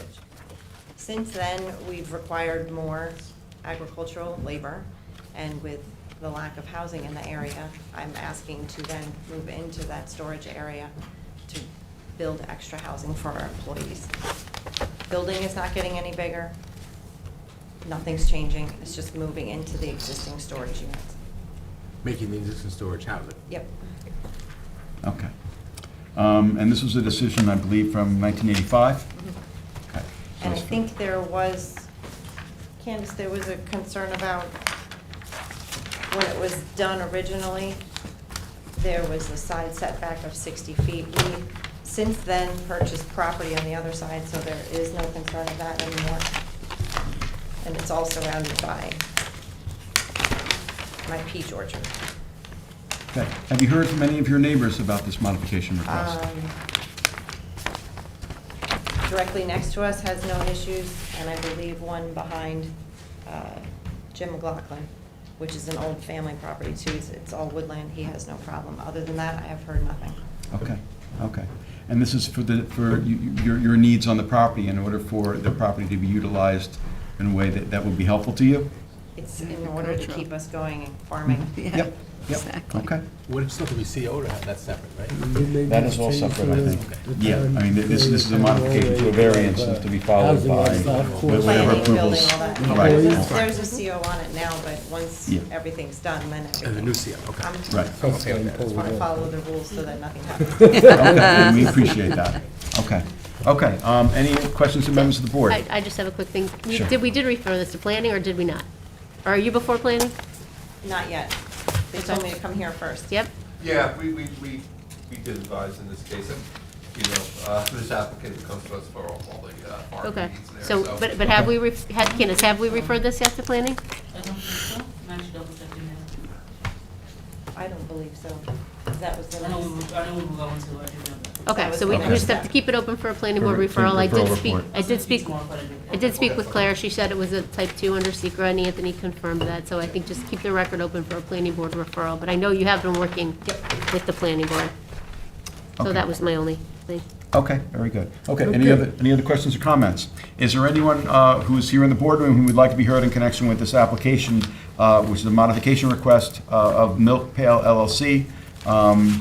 If you would like to be heard, you can come up to the podium. Okay, if not, is there anyone who's willing to be heard on Zoom in connection with this application? I'm sorry, I didn't give the address. No hands, and again, this is for 1346 Montauk Highway in Watermill. Okay, if not, Keith, it is yours. Anthony, how much time you need for that planning board referral report? What did you say you're going back on for? Well, 4-7? 4/7 would be For written closed, subs, and unless 4/20 you think would we be a need more time. decision. Our agenda set for March, first meeting in April. Can you do your second meeting in April? Is that okay? Yeah, Yeah, no, I just mean, give us time, 'cause we we'll could do just this quick extend the, one. we'll just do the, extend the written subs, Submission yeah. period. Oh, okay, that's Yeah, fine, that's yeah. fine. To 4/20? We can do the following day, 4/21 written subs, Okay, and then the and then the May. decision would be the first meeting in May, the date on that. No, you can, we can just do the, extend the written subs to the week before 4/20. Okay. Really? Okay. Because there's 3 weeks in between this meeting and the next. Oh, so it would be for, Maybe 13. 4/13? Yeah, it's the planning board, so Okay. we can reopen it for the written Or subs 4/14, anyway. 4/14, right? 4/14. oh, right, Written subs, 4/14. 4/14 decision, 4/20. 4/20. Keith, you want to make the motion? Yes, I second I it. thought you just did. Well, So- I didn't want to usurp your Fine with authority me, as I'll the lead. second what you just said. How's that? Okay, very good. Mr. Tudhill. Aye. Mr. Macedonio. Aye. Ms. Burgess. I think we heard. She said aye. Ms. Curtin. Aye. Mr. Daly. Listen, Chair votes aye. Thank you so much. Hope we entertained tonight. Yeah, Yes. yeah, fun night. Thanks for hanging in there. Yeah. Okay. I wouldn't want to read it if you didn't want me to read it. Last but not least. I do want you to read it. It is at 4:14 on Friday. It is. It is. But that's a written sub date, which is what we usually do is Fridays. Thank you very much, Charles. Thanks for looking out for us. Candace, do we want Keith to read this whole thing? I mean, I know we have to do jurisdiction. Do we want him to read it? No, I would just say just, the end of it, where it says the public hearing. Oh, yeah, Closed. starting down there. Yeah, I would say read Where it. it says the public hearing, right here. Public Okay. hearing, yeah, in the All manner right. of this, Yep. and then start there. Oh, there we go. All right, item 9 on the agenda is East Quogue, 535 Realty Inc., 535 Montauk Highway in East Quogue, Suffolk County Tax Map 900-341-1-52. The public hearing for this application was closed on June 16, 2022, but the record was left open for written subs until July 1, 2022. On December 15, 2022, this board reopened the application and scheduled a public hearing for additional testimony regarding the application. And the board has jurisdiction because we did ask them to renotice and republish. Okay, who's here on behalf of the applicant? Okay, good evening. Good evening. Good evening, Mr. Chairman, members of the board. I'll be brief. I know that this has been a long evening. I have a PowerPoint. Hopefully it's loading. Introduce himself. Would you introduce yourself, please? I'm sorry. John Scott Prudenti for the applicant, 535, East Quad 535. Okay.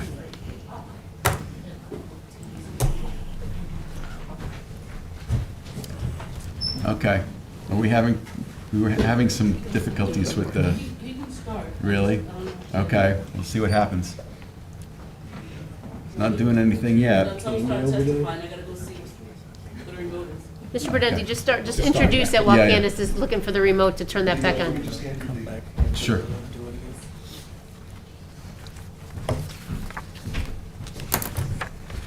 Mhm.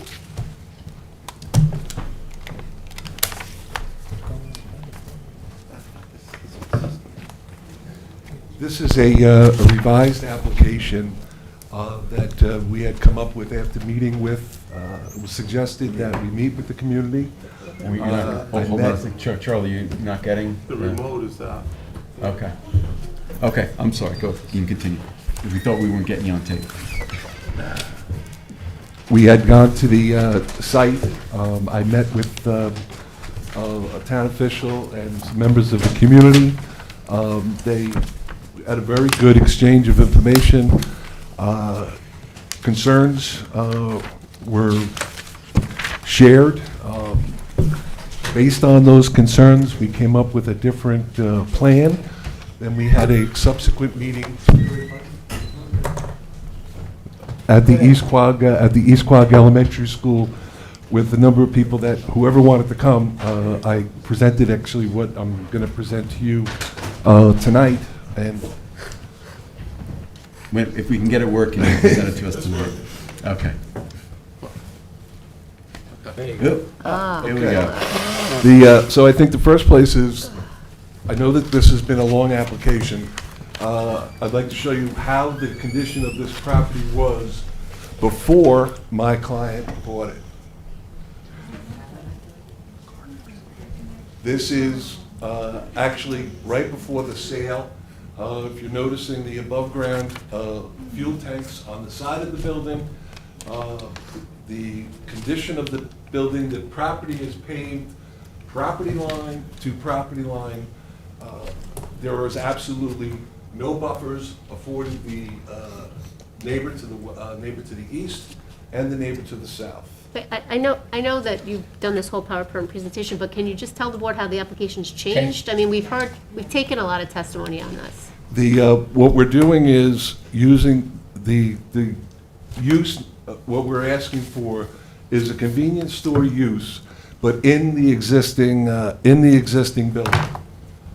And since we've downsized the size of the retail establishment, that will also decrease the number of parking spots that we would need. That also affords us to give a nice buffer to the property that is to the south, where no buffer, actually what you're looking at there is the property to the south. The condition of the property when we bought it, the dumpster was back there, some remnants of fencing, and this is the property to the east side, and again, showing basically a stockade fence with no vegetation or no tree barriers or anything. So how many parking spaces do you need now? We need, I believe we need Yeah. 10.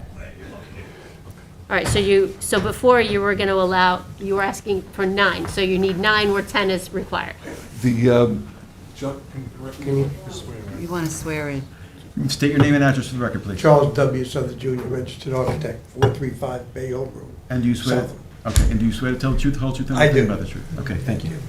So let me clarify, what we've done is the modification is to reuse the existing repair garage for the new convenience store. The existing repair garage is 1,182 square feet, all right? At the rate of 1 per 100 square feet, we need 10 parking places. Okay. We need 11 parking places, I'm sorry. 11, okay, because before you had asked for an expansion of non-conforming use, now you don't need that. We Before need- you had we need asked, a- We need a variance for 2 parking spaces. right, but that's what I'm Yeah. saying, so you've eliminated the expansion, which is, That's correct. which is There's no good. expansion. And you're eliminating the repair shop. You're replacing this repair shop with a convenience store? That's correct. As the we're primary eliminating use. So the gas station's going to be... Accessory, no, the Gas accessory station is, is still gonna be active. It's Okay. Still gonna be gas Gas pumping station, gas- but not a repair shop. But there's no repair shop gonna be there, it's only gonna be a convenience store. Okay. We're also asking for some canopies over the existing gas island that we have, and another one over where you see the tanks were before. Mhm. We're asking for another pump island over there. Instead of those above-ground tanks, there'll be below-ground tanks with the same pumping station there and a small canopy over there. Basically, the input from the community was, do we doing too many changes? we're moving the building around, so we attempted to keep exactly what's there as far as paving, as far as curbs, Okay. and just use the existing Yep. building. And there are people from the community here, and I think, I'll speak for myself, but I think we all, want to hear what the people in the community have to say. I don't know whether this is something that's more palatable to the neighbors or not, but we'll find out. The existing structure's not gonna change. Just be renovated, look better. Yeah, and I know one of the concerns at the prior public hearings, and of course it was with the original application, was for dealing with trucks and deliveries. Correct. And I suspect that may still be a concern, but I don't know. Well, they're not gonna change it, because we have the same traffic pattern. The same filling station, the same traffic pattern with the gas tanks, the fueling. You're not increasing the number of fueling stations? No. So they're going to remain what exists today? We have CO3 pumps, and we are going to propose 3 pumps. Keep to 3 pumps? That's correct. Yeah. Okay. And how big is the space with a convenience store, that is the existing building where it is? Well, the total building is 1,182 square feet. There'll be a counter there for the gas sales. Okay. And the toilet facilities, as I provided to you, what the extra spaces were on the last application. So, Okay. probably we've got about 800 to 900 square foot of actual convenience store area. Okay. I vaguely remember there was a vacuum issue. There was a noise. Vacuums are not proposed. Okay, so vacuums are gone. Actually, that's in the buffer area, the proposed buffer area now, which is on the next slide. And we had some very unhappy neighbors. We did. I think We the had lighting very, was very one unhappy issue neighbors. too, right? I'm sorry? I think that some of the neighbors had issues with the lighting, it was gonna affect. Well, I'm sorry, but we've addressed that. We've downsized the canopies. A big complaint was the size of the original canopy was attached to the building. Okay. We've eliminated that. By law, there's a structure that has to be over the pumps to handle the Ansel system and lighting. Yeah. To make sure that the equipment stays good, it's very helpful to have some type of shelter over the top of that, and it also helps to keep the light from escaping upwards and sideways. So a canopy actually does help in that regard. However, it would be the minimal height that the fire marshal would require for an Ansel system. Okay. Well, I appreciate the fact that the project's being scaled back, but I still want to hear what the neighbors have to say. Definitely.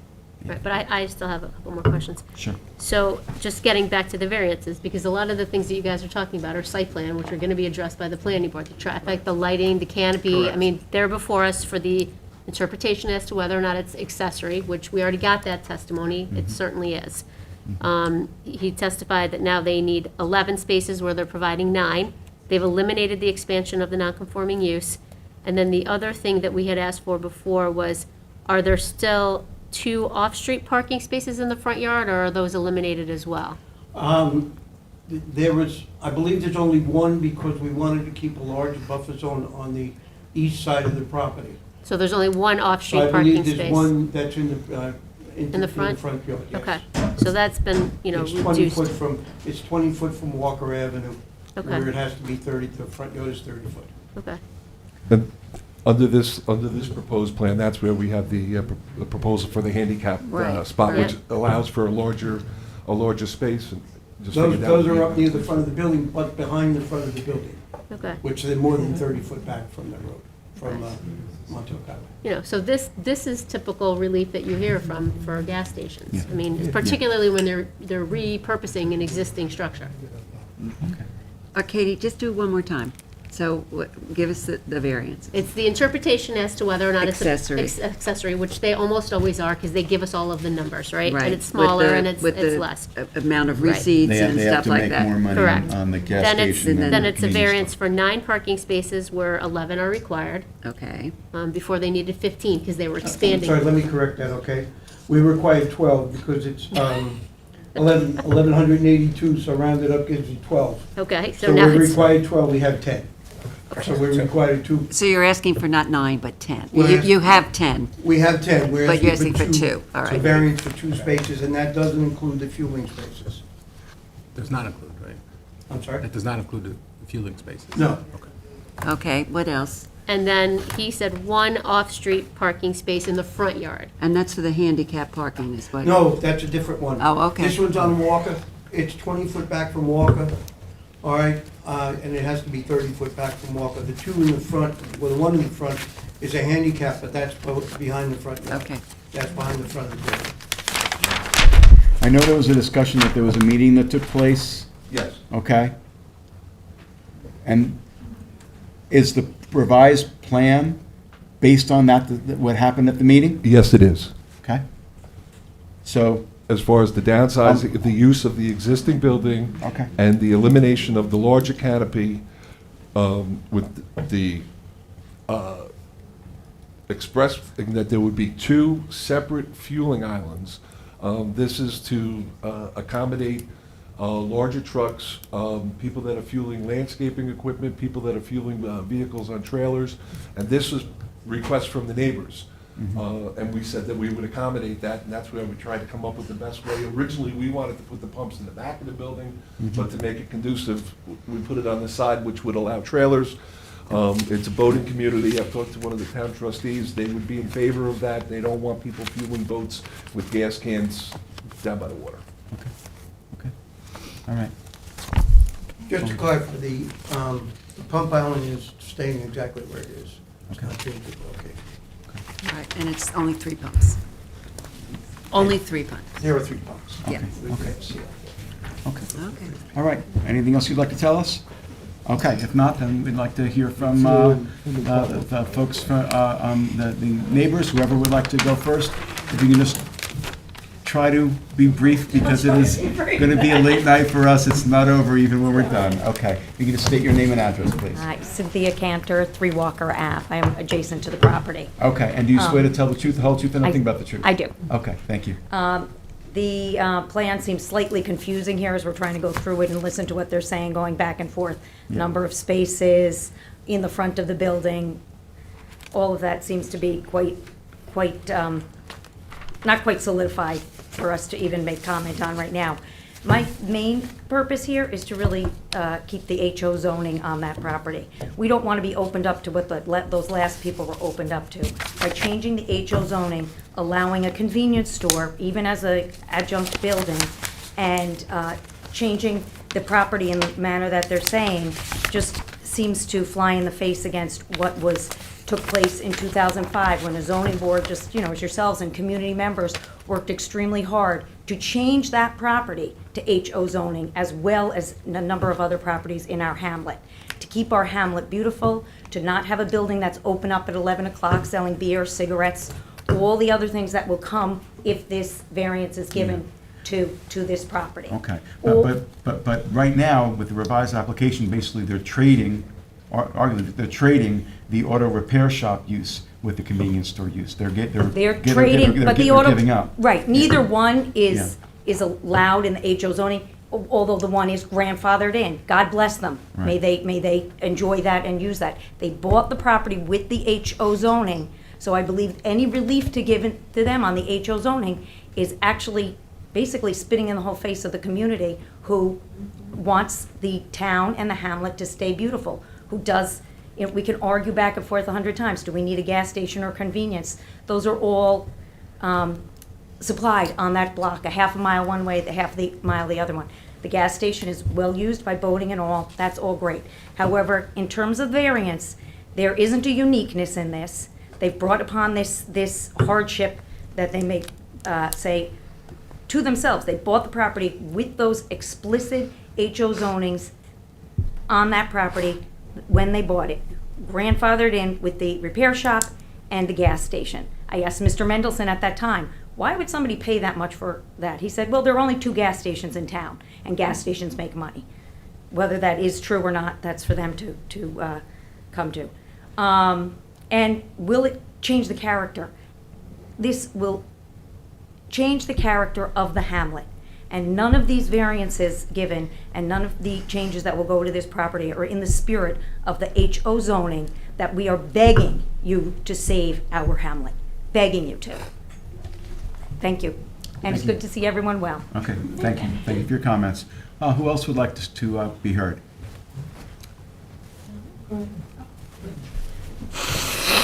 I understand the story, and if you can just state your name and address for the record, please. I'm Julie Crowley, 23 Foster Crossing, East Quogue. And do you swear to tell the truth, the whole truth, and nothing but the truth? I do. Thank you. Thank Give you. us your comments. And thank you for your service, Board. Appreciate it so much. Okay, so some numbers. So we're learning a little bit more about the parking spots. So now they're asking for 17% less parking spots, right? So the numbers are important, I know. So this is something we want to look at, is what they're doing with parking. I wasn't sure basically when this meeting actually, the notification that we saw was a sign on the telephone pole.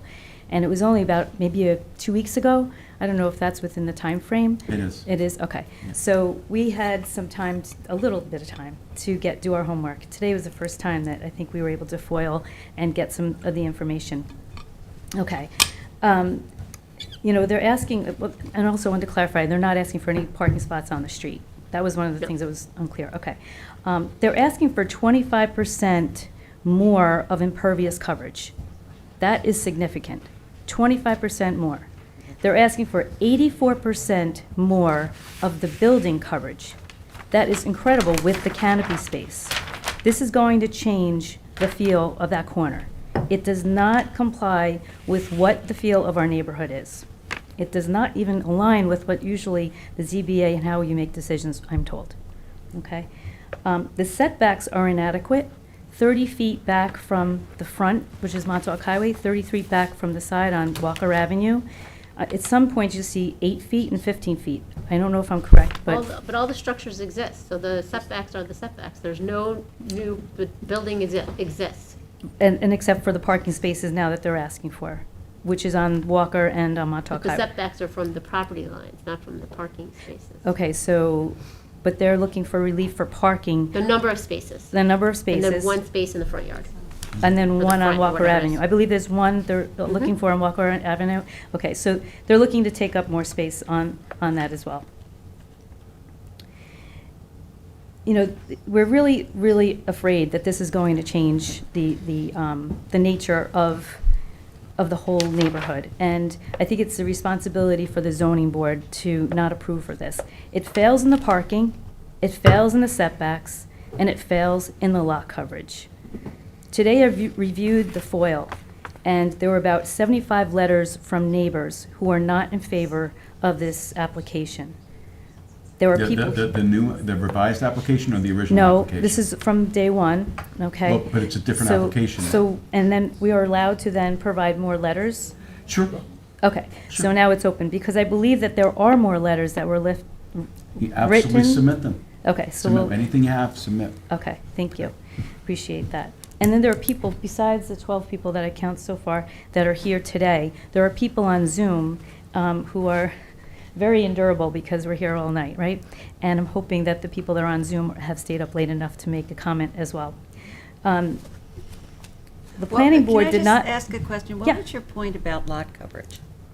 Lot coverage, because when you have the canopy space included with the building space, it's beyond what you usually allow on that property, according to what it's zoned for. I have down, you're allowed 20%, and according to the survey, the proposed lot area coverage is 13.3. I don't believe I have to double check, I don't believe the canopy Yeah. counts towards building coverage. Right. Right. Right. So The I- coverage Alright, is just so- the building, roofed structures. Right. Walled. How Okay, buildings. so it's the roofs are not included in that lot coverage. I don't know if the Canopies are canopy not? is, I don't believe it is. Even though it kind of looks like it, but it doesn't. I don't believe it is. Something like that. Okay. Nope. Okay. All right, so I So I don't think apologize. that there is a lot coverage issue. Nope. Okay, so They're the not other... That asking it's for a not asking variance for on it, relief, and they're underneath, the 20%. Okay, okay. It, however, will look like that, I would think, if you might agree with me on that. So I respectfully ask that the ZBA does not approve this application. I think you're going to hear a lot of pushback. When that meeting happened, I was not aware of it, actually. I don't know if any of the people that are here were at that meeting. And I'm sorry to say, I wish that I was there. I actually have adopted Walker Avenue as one of my streets that I clean up, and I'm actually the person who started the neighborhood watch in the neighborhood. My sign is right there on the other side across the street from the property. So, but I did not know about that. Had I known about it, I would have attended and would have helped out and given my opinion. And do you live next door? I do not live next door. I live at 23 Foster Crossing, which is about a half-mile south of the site. Okay. All right, but I run Do by. you have an every day. attendance list for that meeting that you had? I don't. All right. It was just something that the applicant did, it wasn't town Okay. sponsored. Anybody who wants to submit anything as to, you know, who was there or who wasn't there, feel free. No, not from the audience. We have a recording system. If you'd like to ask a question, we have to be able to record you, okay? I just think, I'll finish up. I Sure. think that they are asking for a very significant amount of relief, and it's not called for in our Okay. community, okay? Okay, Thank you for any your good help. comments? Appreciate it. You had a question you wanted to ask? Sorry. Okay. You just said that it was a new application, not a reopening. I'm only No, confused on the no, procedural. it's a revised application. Okay, because I know there was a posting on the telephone post. I am one of the adjacent neighbors, and Yeah. Jane is the other one. Again, I'm not saying no letter was sent. We did not receive any letter if it was supposed to have been sent on this, at this junction in the process. I don't know. I'm only letting you know that. Okay, all right, well, there was a mailing? All mailings were completed and the receipts were forwarded to the town. Okay, okay, yeah.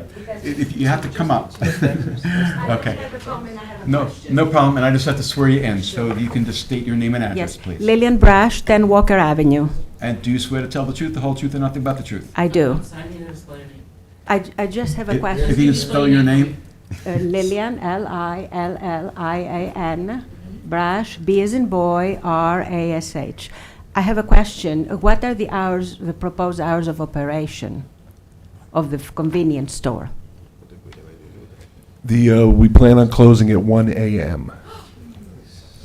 And again, those will all be addressed by the planning board. I I mean, was this is, going to announce that these questions should be addressed to the yeah. planning board. And Yeah. the comments should really Okay. be, you know, Okay, do you is have there a anyone problem else with who would like to parking? be heard? Yeah. Okay, just have to Hi. swear you in, if you can state your name and Mary address. O'Brien, West End Avenue, that's Obrien. And do you swear to tell I the swear truth, to the tell whole the truth, truth. and nothing but the truth? I do. Marion. Mary. Was it Mary? So,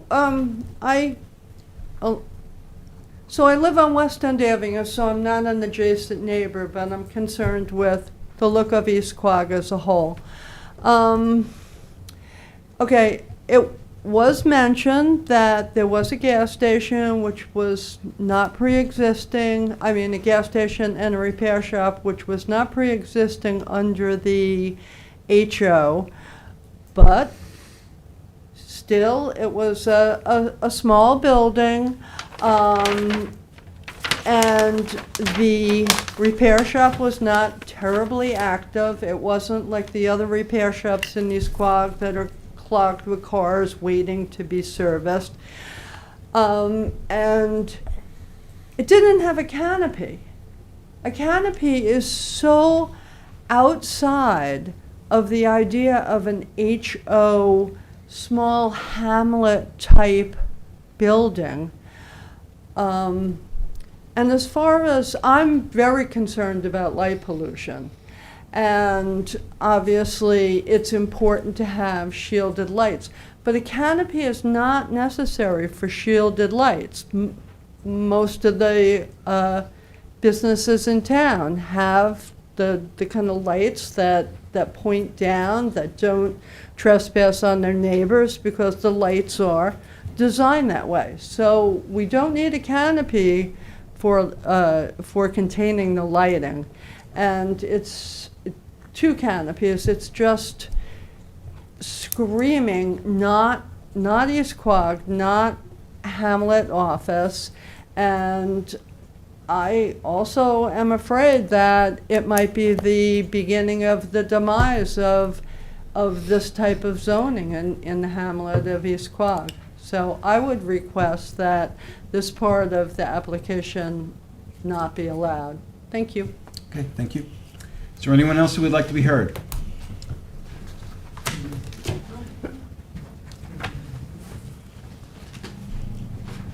Excuse me. Sure.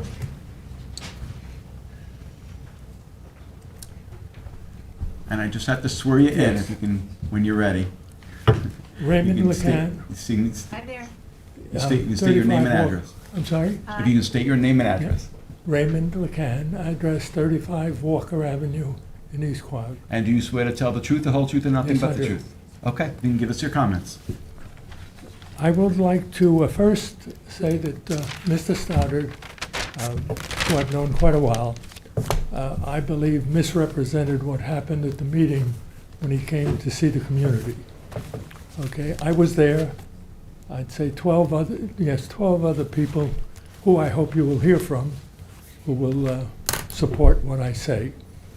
He gave the impression that he was going to give us one last proposal. He mentioned that he was working on this, and if we didn't take it, we'd have to accept the one he had already given, and it would be worse.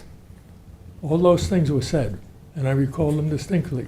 So it was not the character of the meeting that he's Excuse putting me, forward. this is the meeting that I had Yes. at the East Quogue School, so you're That's- saying that I said these things? That's right. Okay? And other people were there, so I won't be the only one to tell you that. Okay? Now, none of that really matters a great deal, because that meeting went over not at all with anyone. Okay? There was not a single person, and 13 people, there was not one person who agreed that Mr. Stoddard's pitch was meaningful to them. In other words, it was a negative rather than a positive. Okay, now, let's move ahead. And Because if you can please be brief in your comments, we would yes, greatly appreciate it. I will be. I'm going to make them very fast. I've looked at Mr. Stoddard's new revised plan, which I've only had really about 3 or 4 hours to do because I only got it earlier this afternoon. Here's what I find. The parking spaces that he shortened, by the way, they're shortened, and that's important, relative to the previous plan. If you look at this plan carefully, he shows a line of 40 feet from his barrier on the south side, or I call it the south side, all the way up to the other side of the curb. Look at that line on the drawing, it's very clear. Which means you have to subtract the width of the curb from the 40 feet. And now you have to insert 2 cars, one behind the other, in a space that's less than 40 feet long when cars are approximately 20 feet long. It is impossible not to have accidents for people trying to get in and out of those parking spaces. You'd have to use a forklift to carry them out in sideways and pull them back out the other way. So good luck with that one, okay? Well, the board will refer this back to the planning board, and they will look at the parking spaces. They what? We'll refer it back to the planning board, because the planning board will confirm the spaces Fine. are sufficient. Fine.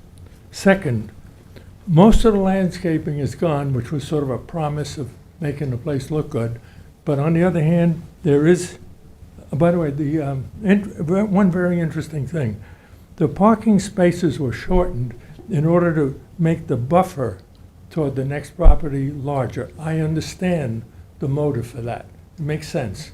So I don't argue with that. The problem is in doing so, he's made the parking spaces unusable. So that in the function of the station, it's gone downhill rather than uphill. Okay, next. The new diesel island. And you're going to have to sum up. We're not going to Okay, give I'll do you it 10 more quick. minutes. New diesel island will encourage tank trucks to enter and leave the facility from Walker. So they're right back where we were, where the trucks enter and exit onto Walker, which is a horrible idea. Is there an The office? East Quogue Fire Department fuels their vehicles there. That was a request. Okay. John, let's let them give their Is there an comments, okay? office and are there any restrooms? I don't see any. He said there will be one in the convenience store, right? There is Okay, now. but they're not on a diagram anywhere. Nothing in the new plan addresses the impact to the plan on crime issues, which I've mentioned many times in previous hearings. That's a major issue in the eyes of many people in the community.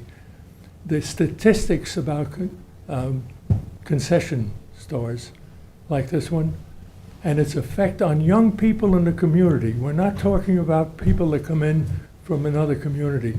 It attracts young men who have usually a habit or some problem for a need for money, and try to rob a convenience store.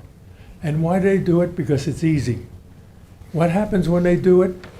You're going to have to sum up. Yeah. I will give you 1 more minute. Okay, I'm sorry, that's but it. we How about- have how probably about 10 more 30 people seconds? besides everyone in this room that would like to speak to us. We will be here till 1 in the morning, the way 30 it's going. seconds. They Okay. run into somebody guarding at night who has a gun, and some pretty horrible things We cannot happen. presume that because it's a convenience store use that it means that there's going to be crime issues. We Okay. cannot make that presumption. And I Okay. appreciate your comments. Good, thank you. Okay, all right. Who else would like to be heard?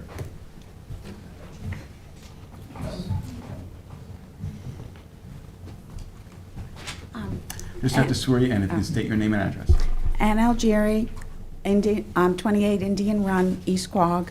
And do you swear to tell the truth, the whole truth, and nothing but the truth? Yes, I do. Okay, and give us your comments. Okay. I looked, and I just got this before the meeting, their application.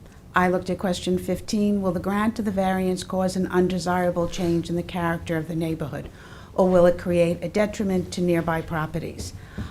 They say no, and they simply address the parking. 17, will the variance sought be substantial, and if not, why not? And they also say that this is a current vehicle repair fueling station. There is no buffer zone at residential use, and there are no marked parking stalls at this time. 18, will the grant of the variance have an adverse effect or impact on the physical or environmental conditions in the neighborhood or in the affected area of the town? Thereto, they say no, and they just simply mention that this will be an improvement. You will not have a vehicle repair garage. There will be landscapers and buffers.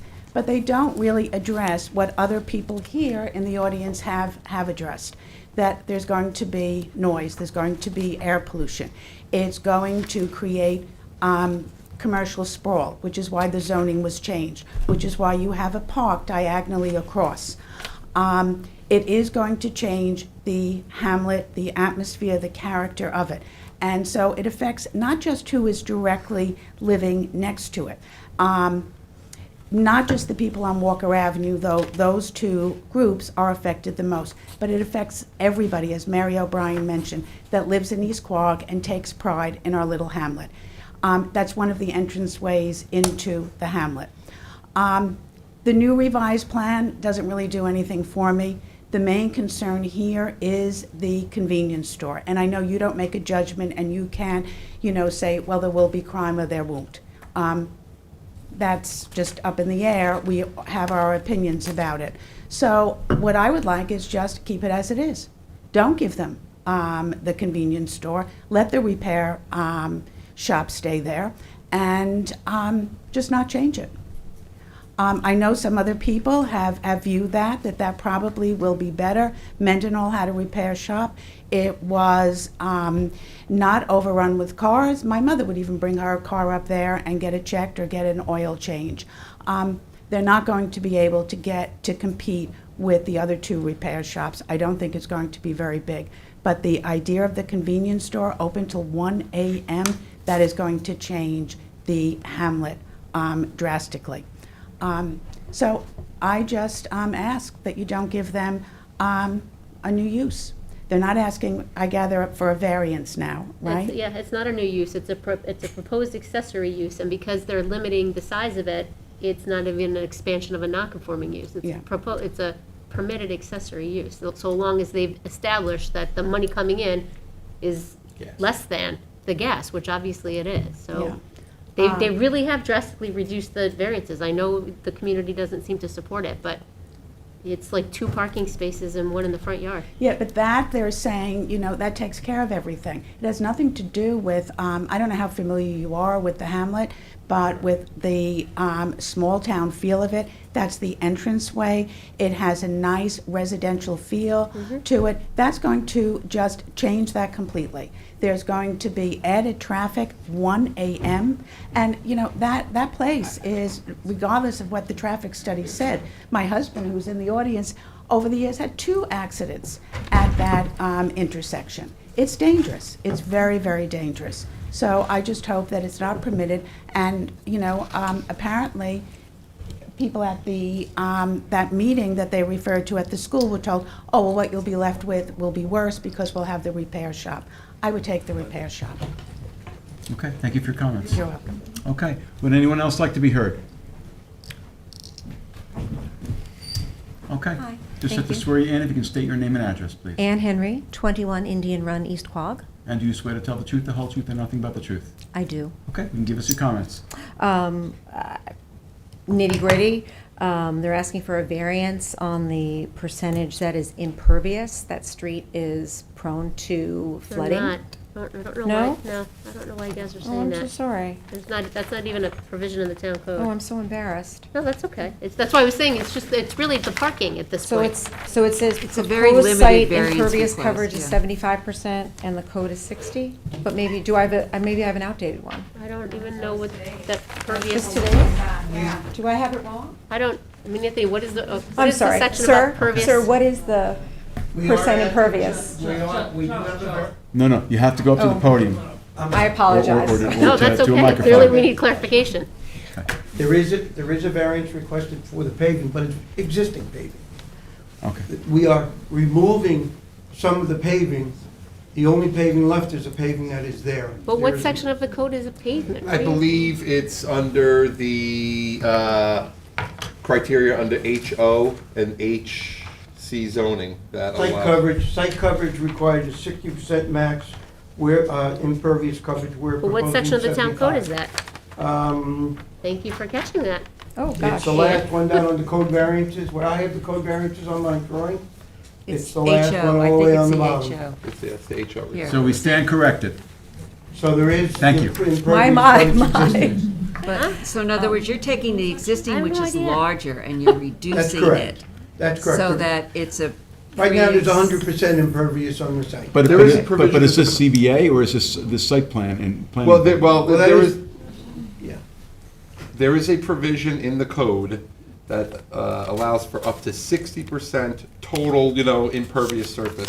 In this particular case, the site is Pre-existing. 100% now, right? Is that what you're saying? Pre-existing. Correct. Pre-existing, they're reducing it to 75%. Correct. So the gravel part there currently is impervious? So there is no variance. I always thought the gravel was permeable. I don't think a variance. It's not a variance, No. it's just having to do with site plan, I think. Correct. So the Yeah, so the gravel now is over impervious, or it's over is pervious the opposite of impervious? I don't know, but what I'll I say guess is. I guess I'm that- taking issue with the representation of the I existing understand, but all condition. of this will be part of what, depending on what happens here, is planning board hears. So the yeah. objection, my small point is that the street is, is prone to flooding. Flooding. And I Mm-hmm. think largely as a result of this being so covered, this site, and the street does run down to our precious bodies of water that the town so dearly loves. And I also, this has been stated before, but in order to do the HO zoning,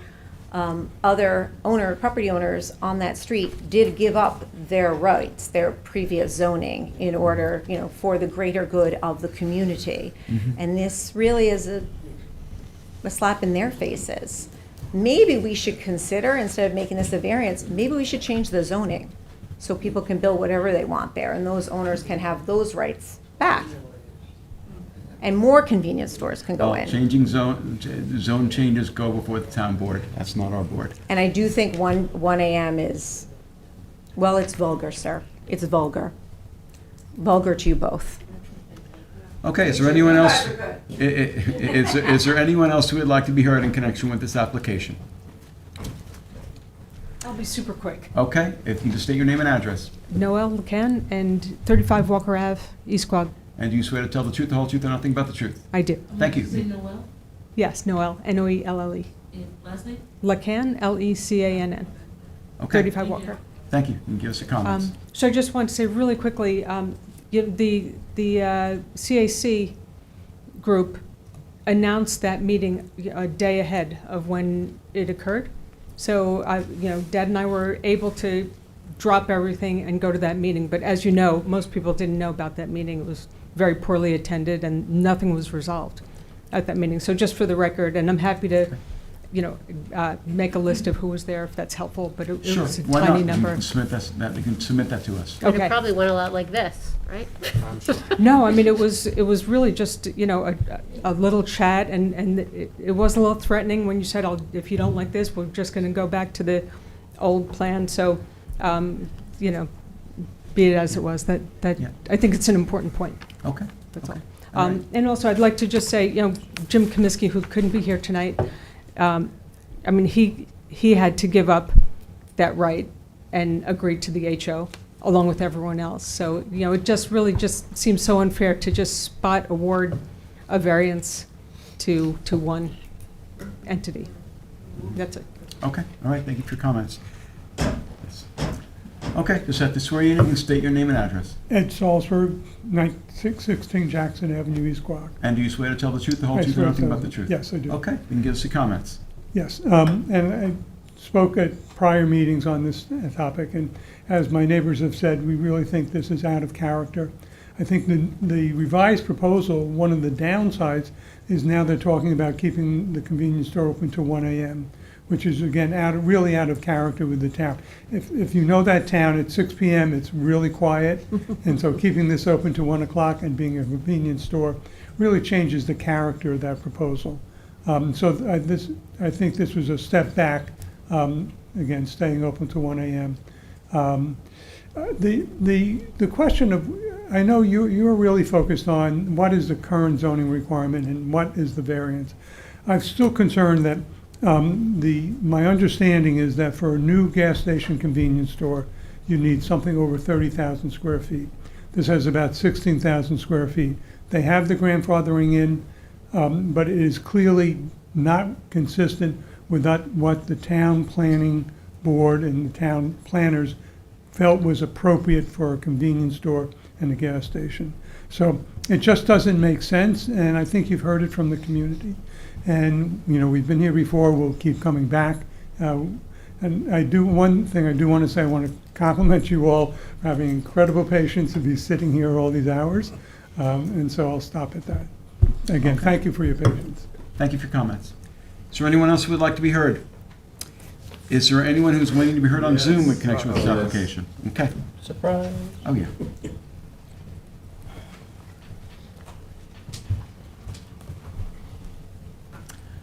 Good evening. Okay, Jess. Can we limit it to like 3 minutes or something? Yeah. We I think can. we have- We can. Okay. Can you hear us? Jessica. Jessica? Yes. Okay. Hi. I just have to swear you in unless you're an attorney. Sure. Okay. If you I'm can not state- an attorney. You're not an attorney. You can state your name and address. Sure. Jessica Insulaco, 24 Peacock Path, East Quogue. And do you swear to tell the truth, the whole truth, and nothing but the truth? I do. Okay. And at this late hour, we're asking people to try to limit your comments to 3 minutes, please. No problem. I actually really just want to hone in on the parking.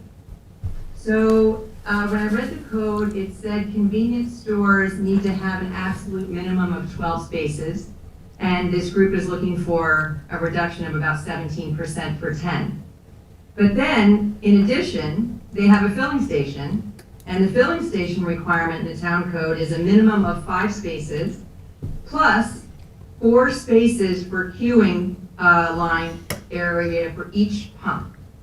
So I just don't see that addressed in here. To me, that sounds like 17 spaces. I don't know if there's some kind It's of not. other math I'm not aware Well, of. the But there's plan does two say 16.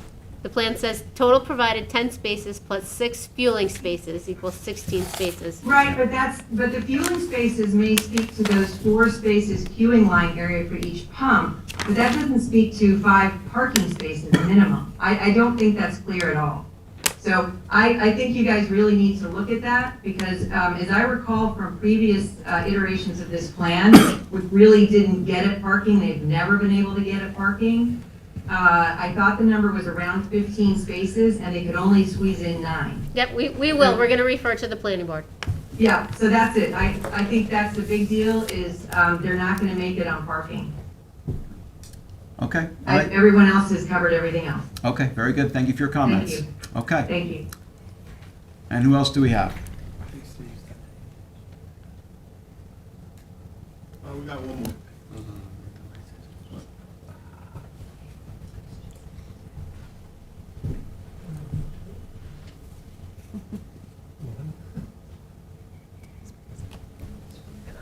Hello? Hello? Hello, Hi, we can hear you, but hold on a second, now we can see you. Just have to swear you in unless you're an attorney, so if you can just state your name and address, please. Sure, my name is Donna Valone, 16 Jackson Avenue, EQ. And do you swear to tell the truth, the whole truth, and nothing but the truth? I do. Okay, thank you. If you can give us your comments, but we're asking people to limit them to 3 minutes at this point, at this late hour. Okay, so I hear you, continuing to say that this issue or that issue goes to the planning board, and we already have a zoning for this area, so I'm wondering, under what justification would you say yes to this? That's what I don't even understand why we're this far along in this process. Well- Why is this being considered? Well, because we have a revised application. And we as a zoning board of appeal, when we have an application or a revised application, we have to have a public hearing. And when we're at the public hearing, we listen to the applicant and we listen to the neighbors. And that's what we're doing. And as for the planning board, there are some aspects of, if this happens at all, that are part of what's called site plan. So the zoning board of appeals does not handle issues that are part of a site plan of a project. So often, we'll have a project that part of it will be variance relief and part of it will be site plan relief from the planning board. Right, but am I correct in saying we already have a zoning, we already have a zoning rule, and this violates that zoning rule, and so if you were to approve this, there would have to be some justification that you're gonna put forward to the community? Is that the way it goes? It's not the way it goes. The way it goes is that we are a zoning board of appeals. We hear variances from the zoning code. Every application, feel free to watch hours and hours, weeks and weeks of meetings. Every application we hear is about variances from the zoning code of the town of Southampton. That is what we do. Just because we hear an application doesn't mean we're going to grant the relief, but we have to hear what an applicant has to say and what the neighbors have to say, and that's exactly what we're doing. Right now. Yep. Okay, but this has been going on now for probably, I'd say at least 2 years. And you're taking up all of these neighbors' time and effort. We because are taking up people's time and effort, excuse me. Yep. Really? How is that so? Did we submit the application to ourselves? What are you talking about? No, This is an who- application that has been going on. This has been a request for variance. I was actually at the CAC meeting, and I completely support Mr. LeCant's assertion that there was no advance notice, and that this process has been going on for years. And I want to understand at what point. You know what? I'm not gonna answer any more questions. for your If you'd like to say something else, feel free to say something else. This is not a question and answer session. I want to go on record as saying that these rules and regulations are extremely difficult with very little time for people to prepare and review. And on some level, this is a sham. And I will tell you that if this goes forward, the community will again rise up and reject this type of process. Okay, thank you for your comments. Hold on. Thank you for your comments. Next. Okay. That's Charles. I just want to Charles- state, if I can, one sec.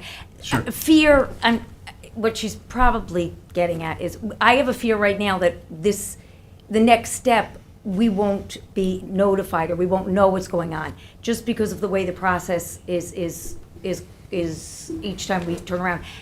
I try to go online, and I look at the minutes from the last meetings, and as I went through, I found in December, something was sort of on the agenda.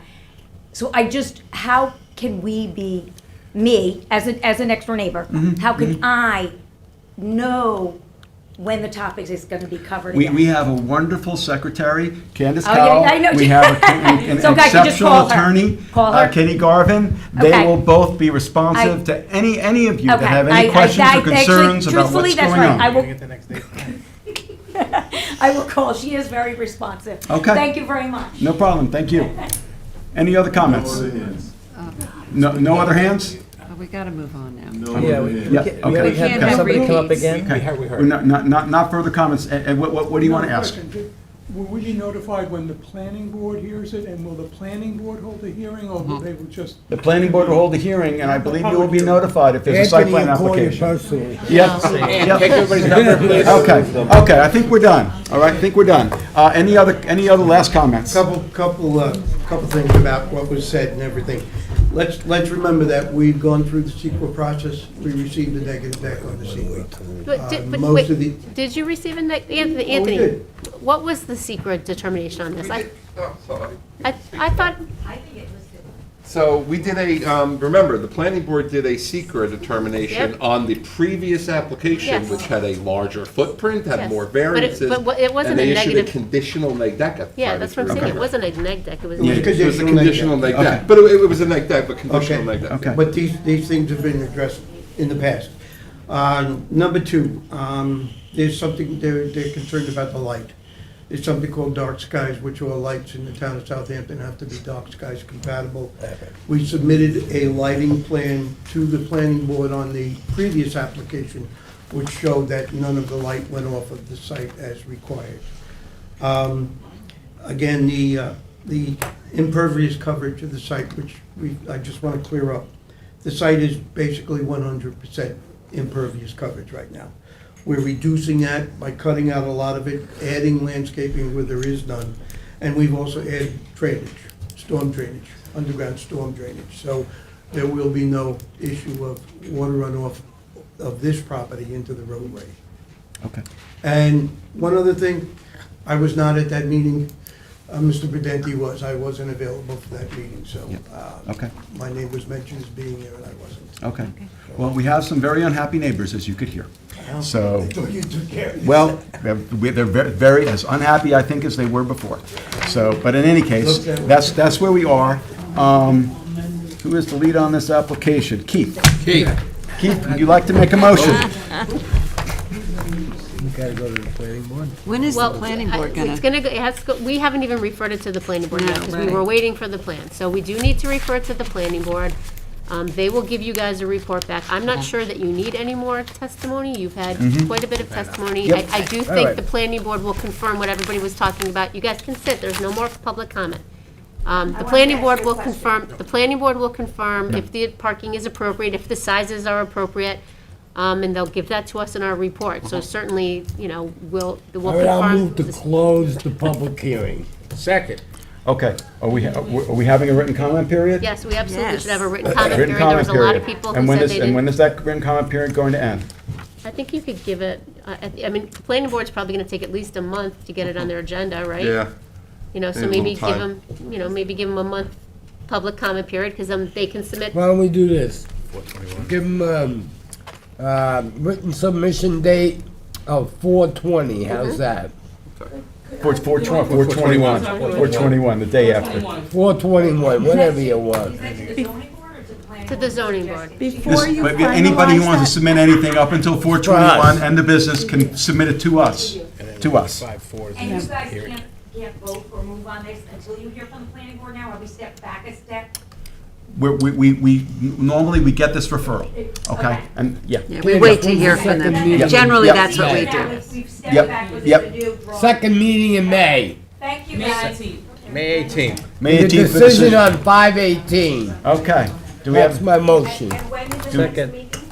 I think, The next meeting is May 18th. No, this board will be done with we're public we're meetings. done with the public hearing in terms of testimony, but you can submit in writing up until April 21st. Okay? Yep. All right. Do we have a second on the motion? Second. Okay. Mr. Tudhill. Aye. Mr. Macedonia. Aye. Mr. Daly. Aye. Ms. Kern. Aye. Ms. Burgess. Ms. Burgess. Aye. Aye. Chair votes aye. Thank you all for being here. thank you. We're not done. Let me get mine in. Okay. All right, let's wait until, Yeah. give him- all right. I know, Good but you luck. guys have to resolve it. Good luck. Thanks so much. Have fun. That's the rub. I mean that politely. Can we have to do No, I know more that. business if everybody could If you guys leave, could please? please leave the boardroom, because we have to do decisions now. All right, Thank you. move Good out, night. out. Good night. Good night. All right, I have a, all right, Al, please. You can speak outside, please. Have a good night. All right, I have a decision in the matter of the application of Megan Bishop and Sean Muthnick. This property is located on a non-conforming lot at 3 Oakfield Road, North Sea, Suffolk County Tax Map 900-60-1-15. Applicants request relief from a principal front yard setback and pyramid encroachment in order to construct a single-family dwelling with covered porch and screened-in porch with deck above. Applicants desire to replace the existing structure to address issues caused by previous fire and provide more habitable space for the family.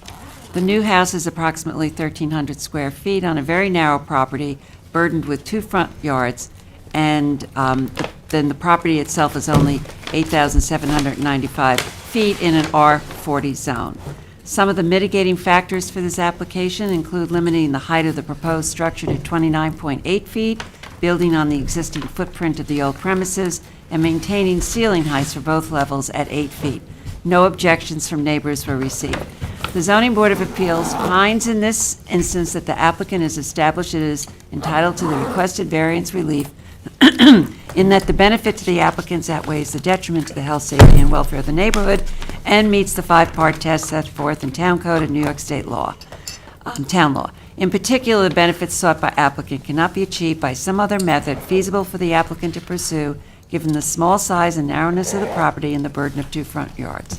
Therefore, this board grants relief from the following provision of the Town Code for a proposed single-family dwelling with covered porch and screened porch with deck above on a non-conforming lot. 1, Section 330-115C continuance for a principal front yard setback of 38 feet where 48.5 feet is existing, and 2, Section 330-84D pyramid height for a proposed encroachment in the amount of 3,652 cubic feet as shown on the site plan prepared by Mark Matthews, Architect, PC, dated 2/9/23, I may have that wrong, and based on information taken from a survey, hold on a second, let me just correct that last part.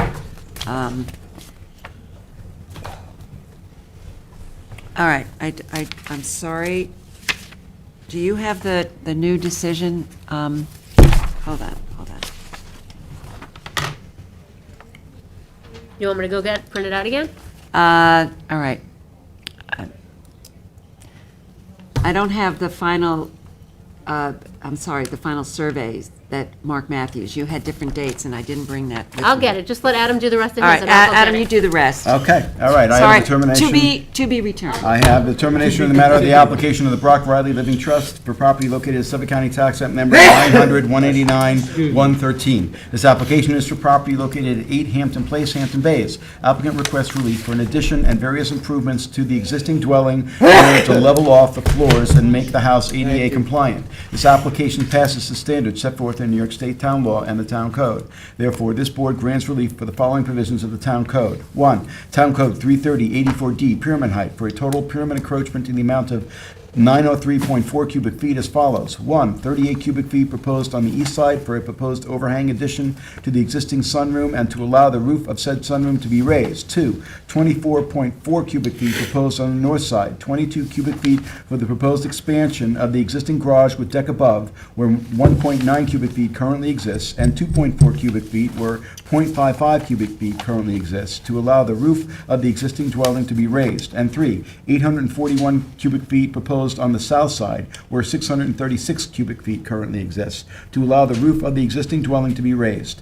2, Town Code 330-115C, continuance for a principal front yard setback of 11.6 feet, where 17.8 feet exists for a proposed covered deck. 3, Town Code 330-11, Residence Districts Table of Dimensional Regulations for a total lot coverage of 32.1%, where a maximum of 20% is permitted, and for a principal total side yard setback of 30.5 feet, where 35 feet is required for the proposed expansion of the existing garage with deck above.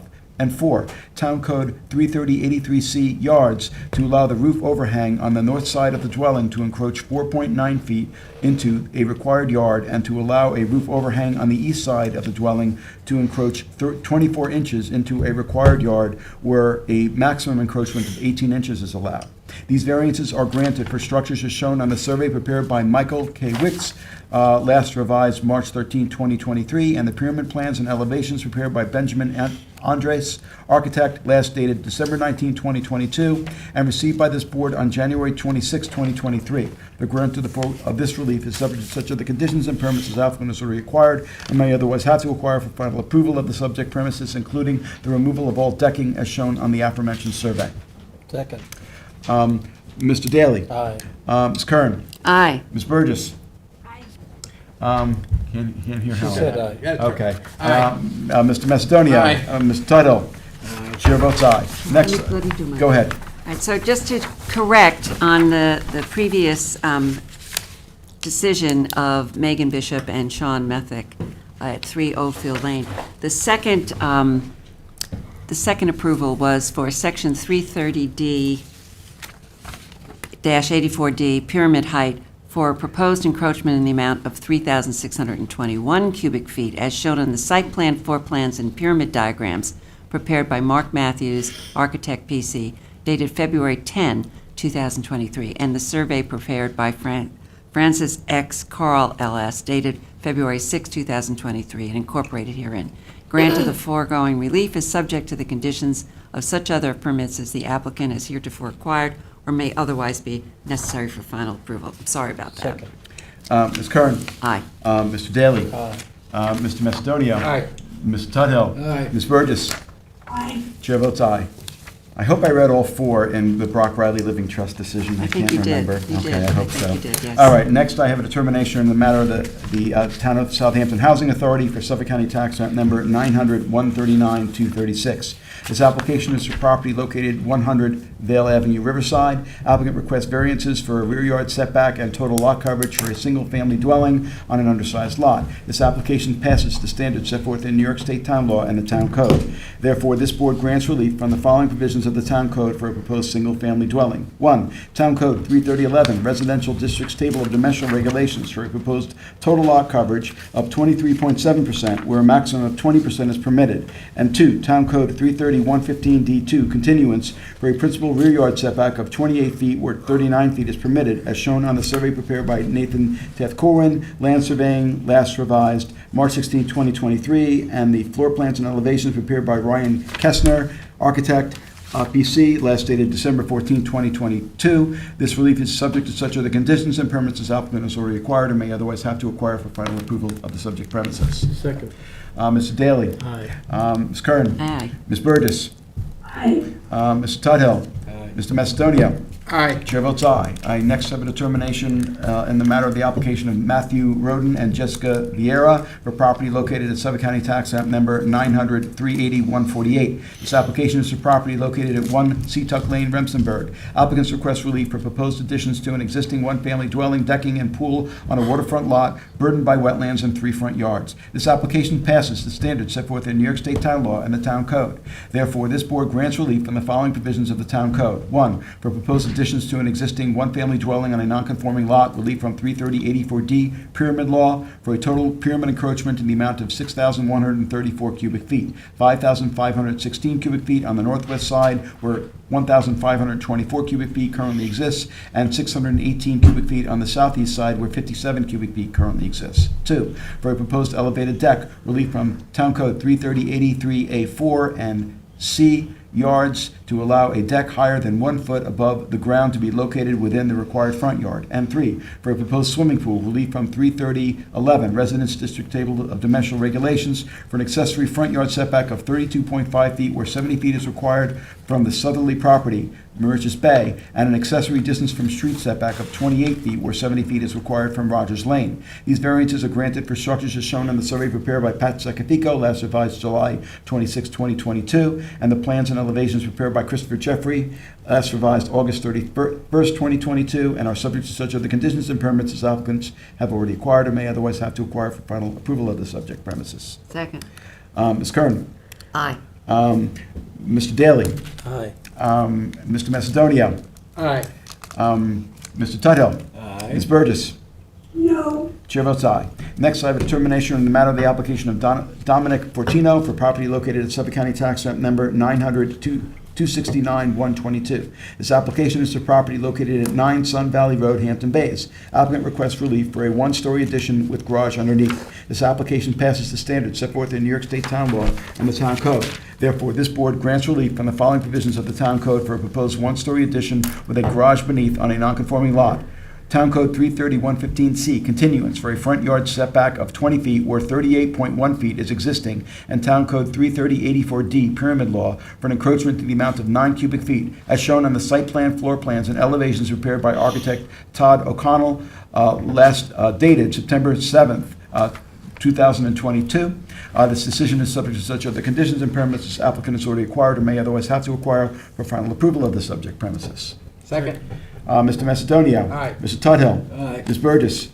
Aye. Ms. Kern. Aye. Mr. Daly. Aye. Chair votes aye. Next, I have a determination in the matter of the application of Sarah Birmingham. This is for property located at Suffolk County Tax Map Number 900-176-111. This application is for property located at 67 Inlet Road West, Shinnecock Hills. Applicant requests variances for a proposed detached garage on a narrow lot burdened by 2 front yards and wetlands. This application passes the standards set forth in New York State Town Law and the Town Code. Therefore, this board grants relief from the following provisions of the Town Code for a proposed detached garage. 1. Town Code 33011, Residence District's Table of Dimensional Regulations, for an accessory distance from street setback, front yard, boathouse road of 14.5 feet where 50 feet is required, and a lot coverage of 24.13% where 20% is permitted. Town Code 330-84D, pyramid height, for an encroachment to the amount of 32 cubic feet. And 3, Town Code 330-77D, maximum rear yard coverage to allow a rear yard coverage of 25.4% where 20% is permitted. All for structures as shown on the site plan prepared by architect Michelle Wagner, last revised December 26, 2022, and the floor plans and elevations prepared by Michelle Wagner, last revised May 24, 2022. This decision is subject to such other conditions and permits as applicant has already acquired or may otherwise have to acquire for final approval of the subject premises. Second. Mr. Daly. Aye. Ms. Kern. Aye. Ms. Burgess. Aye. Mr. Macedonio. Aye. Mr. Tudhill. Aye. Chair votes aye. Last one I have is a decision on the matter of the application of 111 Schwenks LLC for property located at Suffolk County Tax Map Number 900-100-182.1. This application is for property located at 111 Schwenks Road, Watermill. Applicant requests variances for a proposed one-story addition and to legalize an outdoor shower and AC unit built without the benefit of a building permit on a narrow, non-conforming lot burdened by 2 front yards. While this board does not condone construction done without a building permit, it notes that these structures existed when a previous variance was granted for the premises and will have no impact on the character of the neighborhood as the premises is and will remain heavily vegetated. This application passes the standards set forth in New York State Town Law and the Town Code. Therefore, this board grants relief from Town Code 33011, Residential District's Table of Dimensional Regulations. 1, for a required rear yard setback of 54.4 feet where 100 feet is required for a proposed one-story addition, and 2, for an accessory side yard setback of 2.6 feet where 30 feet is required to legalize an outdoor shower. This board also grants relief from Town Code 33076D, placement of accessory buildings, structures, and uses in residence districts for a side yard setback of 3.5 feet where 10 feet is required to legalize an existing AC unit. These variances are granted for structures as shown on the survey prepared by Jeffrey Hatterer, surveyor, last revised March 2nd, 2023, and the plans and elevations prepared by William Schultz, last revised April 2nd, 2022, and is conditioned upon, 1, the removal of the hedges from the right-of-way prior to the issuance of any certificates as shown on the aforementioned survey. 2, the continued maintenance of all screening as shown on the aforementioned survey by the applicant and all successors in interest. And 3, the submission of a revised survey recalculating the rear yard lot coverage percentage to include only the accessory buildings and structures prior to the issuance of any certificates. Second. Mr. Daly. Aye. Mr. Tudhill. Ms. Burgess. Aye. Ms. Kern. Aye. Mr. Macedonio. Aye. Chair votes aye. Do we have a motion to close? Motion. Do we have, yes. Wait, Candace, has a question. We did both? Yeah, I don't think you did. Okay. The second has out. Thank you. Let me do that right now. Thank I you. thought so too. Thank you. Town of Southampton Housing Authority, Suffolk County Tax, I checked it, but I didn't read it.